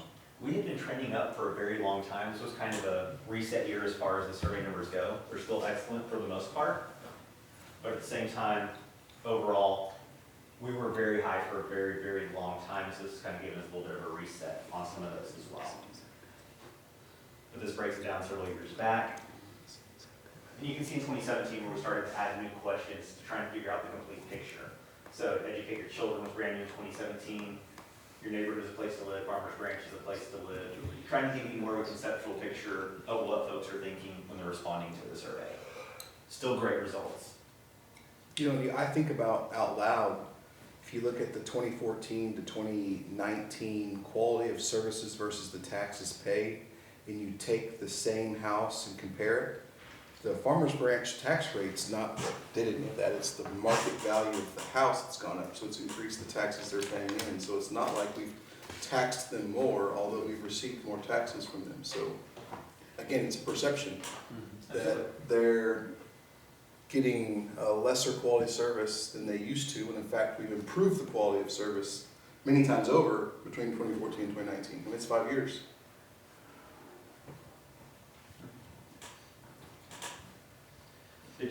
So here it just breaks down a little bit more. 50% improved, 30% stayed the same, 90% declined. It's looking good. It's still good results. And that is a community that you live, the Farmers Branch one. Most folks are saying it's improving. So it's a good trend, which kind of, it's not as intuitive off of this one, but specifically when asked about transition change. We'd like to know, do you participate in elections? So as you talked earlier about those that are more likely to participate, these are a strong voting representation of the city of Farmers Branch. 71% said they do vote. Add the other 19 in, you're 90% potential voter. Well, those thousand, out of those 1,000 people sample size, chances are, or odds are, if they took the survey, then they're probably gonna be voters, Absolutely. which is not necessarily reflective of the community. I can tell you, Cambridge Crossing, they told me 2% of the residents voted in a local election. 2%. That's terrible. And that's just one neighborhood. Yes. And that's just how do we reach these folks and get more engagement. Which is you participate in a survey for Farmers Branch. And so, first time participation, so we're getting some repeats in here as well. That just shows that some folks, I think we do have a little bit of a burn rate here because of how long the survey is. 2 years go by and all of a sudden that email comes through and says, please help us do better. Here's the survey, and you know it's going to be an evening consuming event, especially if you want to leave some comments. So we are definitely trying to figure out what that looks like for the survey of the future. It gives you all good information, because most of the data is staying pretty much the same. But how do we give you more actionable data as we talk about the budget, as we talk about the strategic plan? Because this only happens every couple of years. And so, word clouds, this is where I took apart a lot of the comments and really tried to dissect them. This means going through each one, filtering out typos, filtering out words that are grouped together, and trying to find these word families. And what would you like to see? So good restaurants. You only have 5 restaurants opening, is that correct, in the near future? 6. So 6 restaurants coming. And we could say those are good to great restaurants. Better grocery stores. Fox Farm is opening.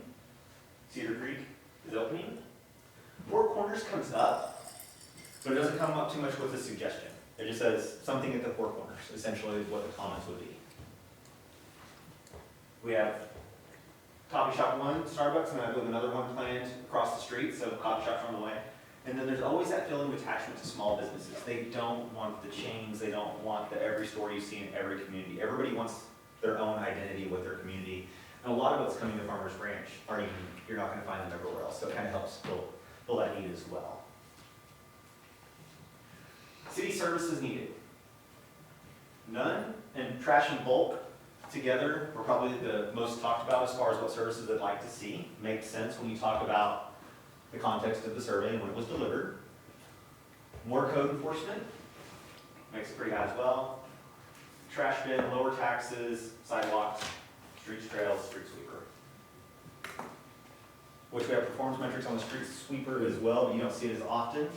And then sidewalks could be consolidated trails, but sidewalks also in repairs as far as the sidewalks go. Not necessarily new sidewalks in the middle of yards.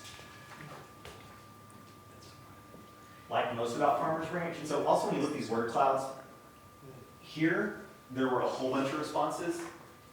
Here there were very few. It's just the way the word cloud showed the overall representation. So overall restaurants was probably mentioned near 90-something times, 98 times, or 138 times, or several of these. These would be like 10, 5s. So just to put it in scope of what's talked about the most. City services needed was very, very little to talk about for the most part. Like most about Farmers Branch, these are all things you've heard before, and these are the things that continue to resonate with the community. Police does really well in this one, special events, parks, locations, small town feel, and just the different things you see that characterize the community. But it does well. And so you'll see library mentioned again, because the library was talked about quite a bit in the conversation. And then some folks did like the trash. The trash services was in relation to the whole conversation. Historical park, friendliness, services. And so I always like to put a couple peer cities in there, and that show you where they come from. So Southlake, Collegeville, Pflugerville, North Richmond Hills, Cedarville, and Addison, just to give you some, and the benchmark data set to show you how we fare against other cities that are out there. So when we look at some of these peer cities, they do have some outliers in certain instances that will pull the averages either up or down. But for the most part, Farmers Branch does really well when benchmarking against the other cities as far as the overall peer comparison. And we also have some of the same challenges that some of these other cities have. Some really struggle with traffic. So you're just going to see certain themes in other cities that we just haven't had to worry about. My 2 previous cities, every time we did a resident survey, traffic was always the #1 issue. Always, 100% guaranteed. But across the board, there's not many to where you're going, wait, that's a glaring difference that's negative compared to the other cities. We do really well. When you look at benchmarks for other cities that are asking these same questions on service delivery. Overall quality of life, look at the peer cities as well. Still nothing that's going to stand out too dramatically different. We tend to align overall, but overall, even though our trend has gone down, we're still excelling above our peer cities as far as just other surveys that we can use. So you see, even when we're low, other cities tend to trend low as well. Conclusion. So there's not too much to get there into the conclusions, is that the overall theme that's emerging is our service level is very high. The residents appreciate the service level that is delivered. Obviously, the survey could be shorter, or it could be compartmentalized. It could be done something with it to make sure it's more efficient, easier to use, not too long. The other one is, like I said, overall safety is great. everything looks good, just how do we make the survey a better tool to communicate with you all as well? They like the open comments quite a bit as far as reacting to us. And then the other conclusion is we have a lot of what's being asked for is coming very soon. So on one side of it, the residents have asked for these, they're on the way as far as the new services. The other one is stabilization, which is how do we stabilize? Bulk looks like it's starting to stabilize. Special events are starting to stabilize. It'll take a couple of years, especially on the new ones. Service alignments, code enforcement's still the outlier in there, but it's been that way for the last 10, 12 What years. do they mean service alignment? Just changes in service levels, because we always fine tune things. You could use the same concept for maybe the demo rebuild program. We change it, you will see how it works. And so you see programs and service alignments, the new short-term rental policy would be a service alignment change. And it kind of captures quite a few areas. And then communicate changes methodology. The strategic plan is where we're at right now as far as the budget implementation side of it goes. We did the strategic plan, and here we are. And that's it. And there's a lot of slides. I tried to get through it quick to be respectful of time. But we've talked about a couple different ideas. Is there anything else, questions, concerns, thoughts you might have about the resident survey? Is this a requirement? Is this something we have to do every 2 years? Exactly. We just do it because we think it might be valuable? Because I'll just be honest with you, I didn't see anything in that entire survey that I thought was actionable. That we could take action on it with high confidence that it would have an impact. So, Then you're not asking the right questions. exactly, we're either not asking the right questions or we're not getting the right number or the right respondents, you know, and, you know, so it's frustrating to me we spend a lot of time, a lot of effort, Ben did a heroic job here to put all of this out and told us exactly what we already knew. It's one more data point. I mean, you could say the same thing about the old style town hall meetings. Yeah, It was the same people talking about the same things. yeah. And so, you know, do you throw that out as invalid, or you just say, okay, that's one group, and then here's another group, and to see is there commonality? Or if they're all very, very different, then that would be interesting too. But I think this just reinforces some of the town hall meetings we've had in the past. What you've just seen here kind of reinforces that. Because, you know, I didn't see anything on here that, like when we had the quality of life bond meetings, the individual meetings, or when we've had residents come to council meetings that I've talked to, we've heard during citizen participation, it syncs with that. So Yeah. it didn't seem, I guess it's just one more data point to see if you're kind of in alignment or if you're not.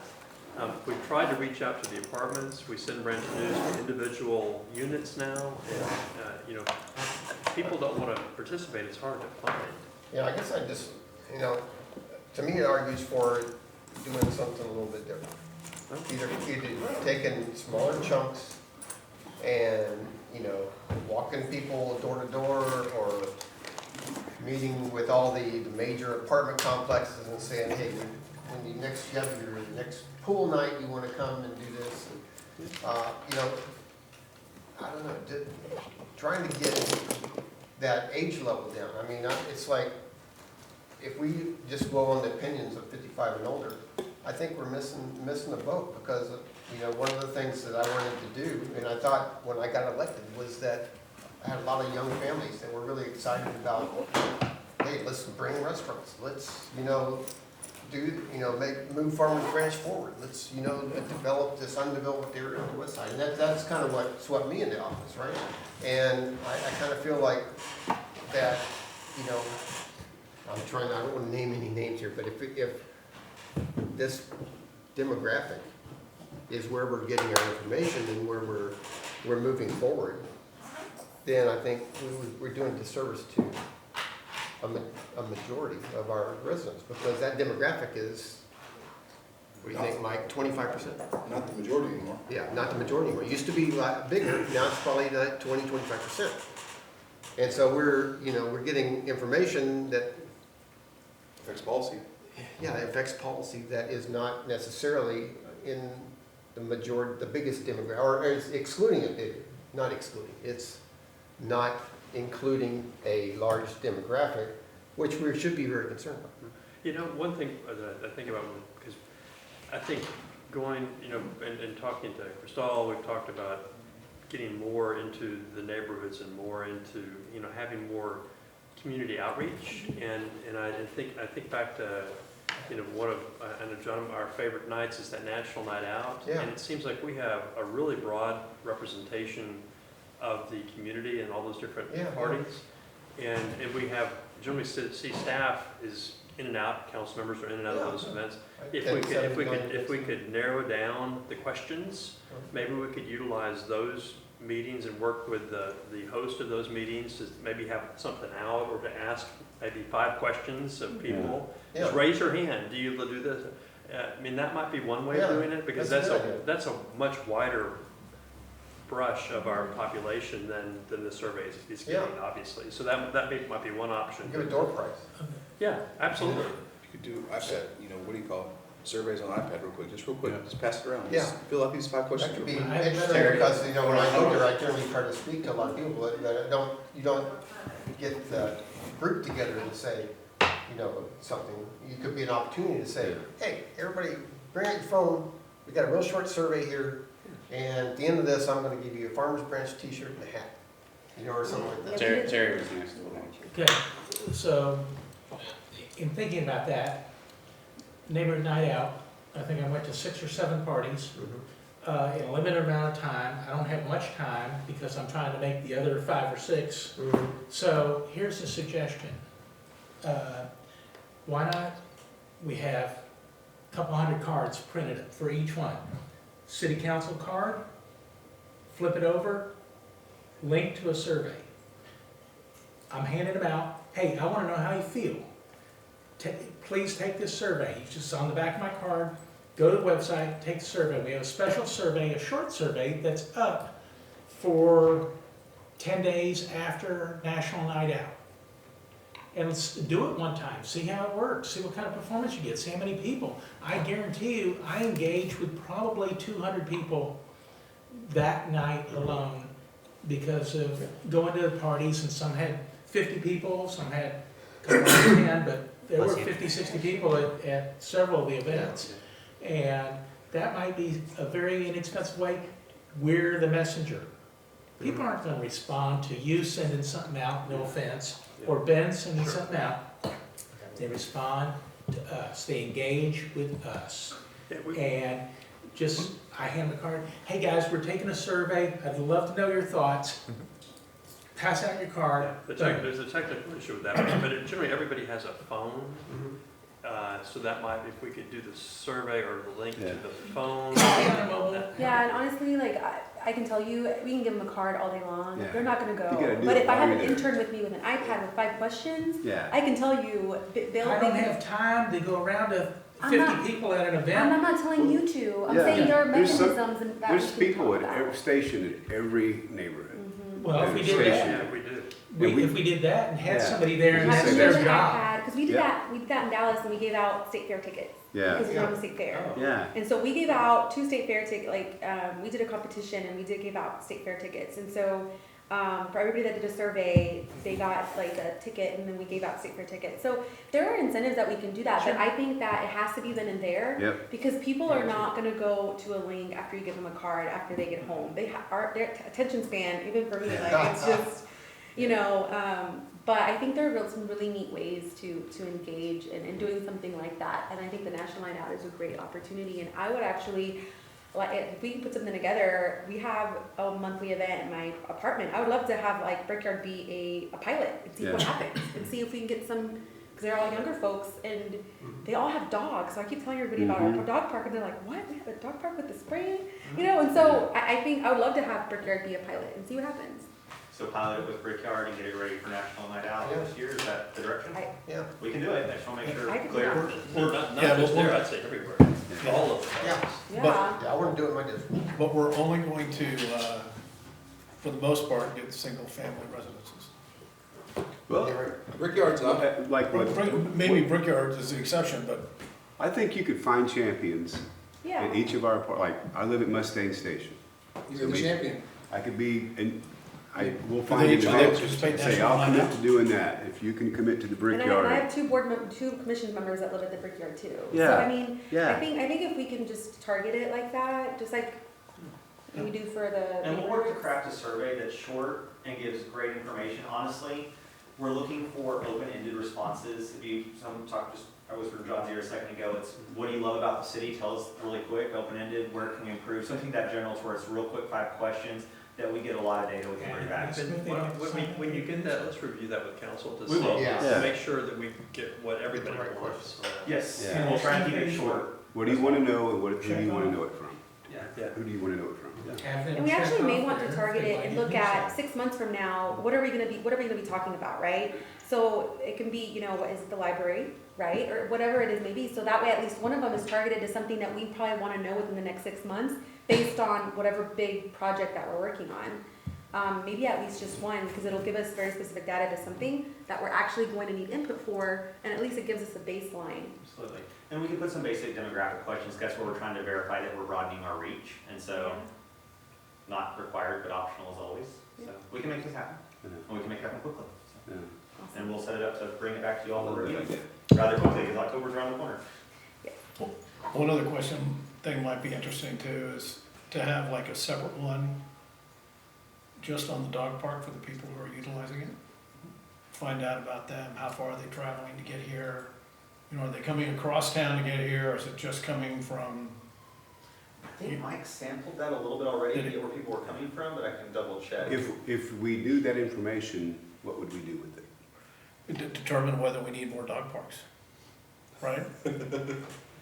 Mike, I think we tapped the dog park thing. Yeah. I don't know if we're putting any more in. And that, just as an FYI, I've tasked Mike Bashburn with including in our maps that we have a number of dog parks on the city's west side. Yeah. That those were with taxpayer dollars, those are public parks, and a lot of people don't realize that. Yeah, that's one of the questions I asked, and he sent it to us. And so we're gonna have that on our maps to illustrate that. Okay. That's one of the, yeah. Sorry, still have one. Does anyone have any more questions? Thank you. If not, we will recess until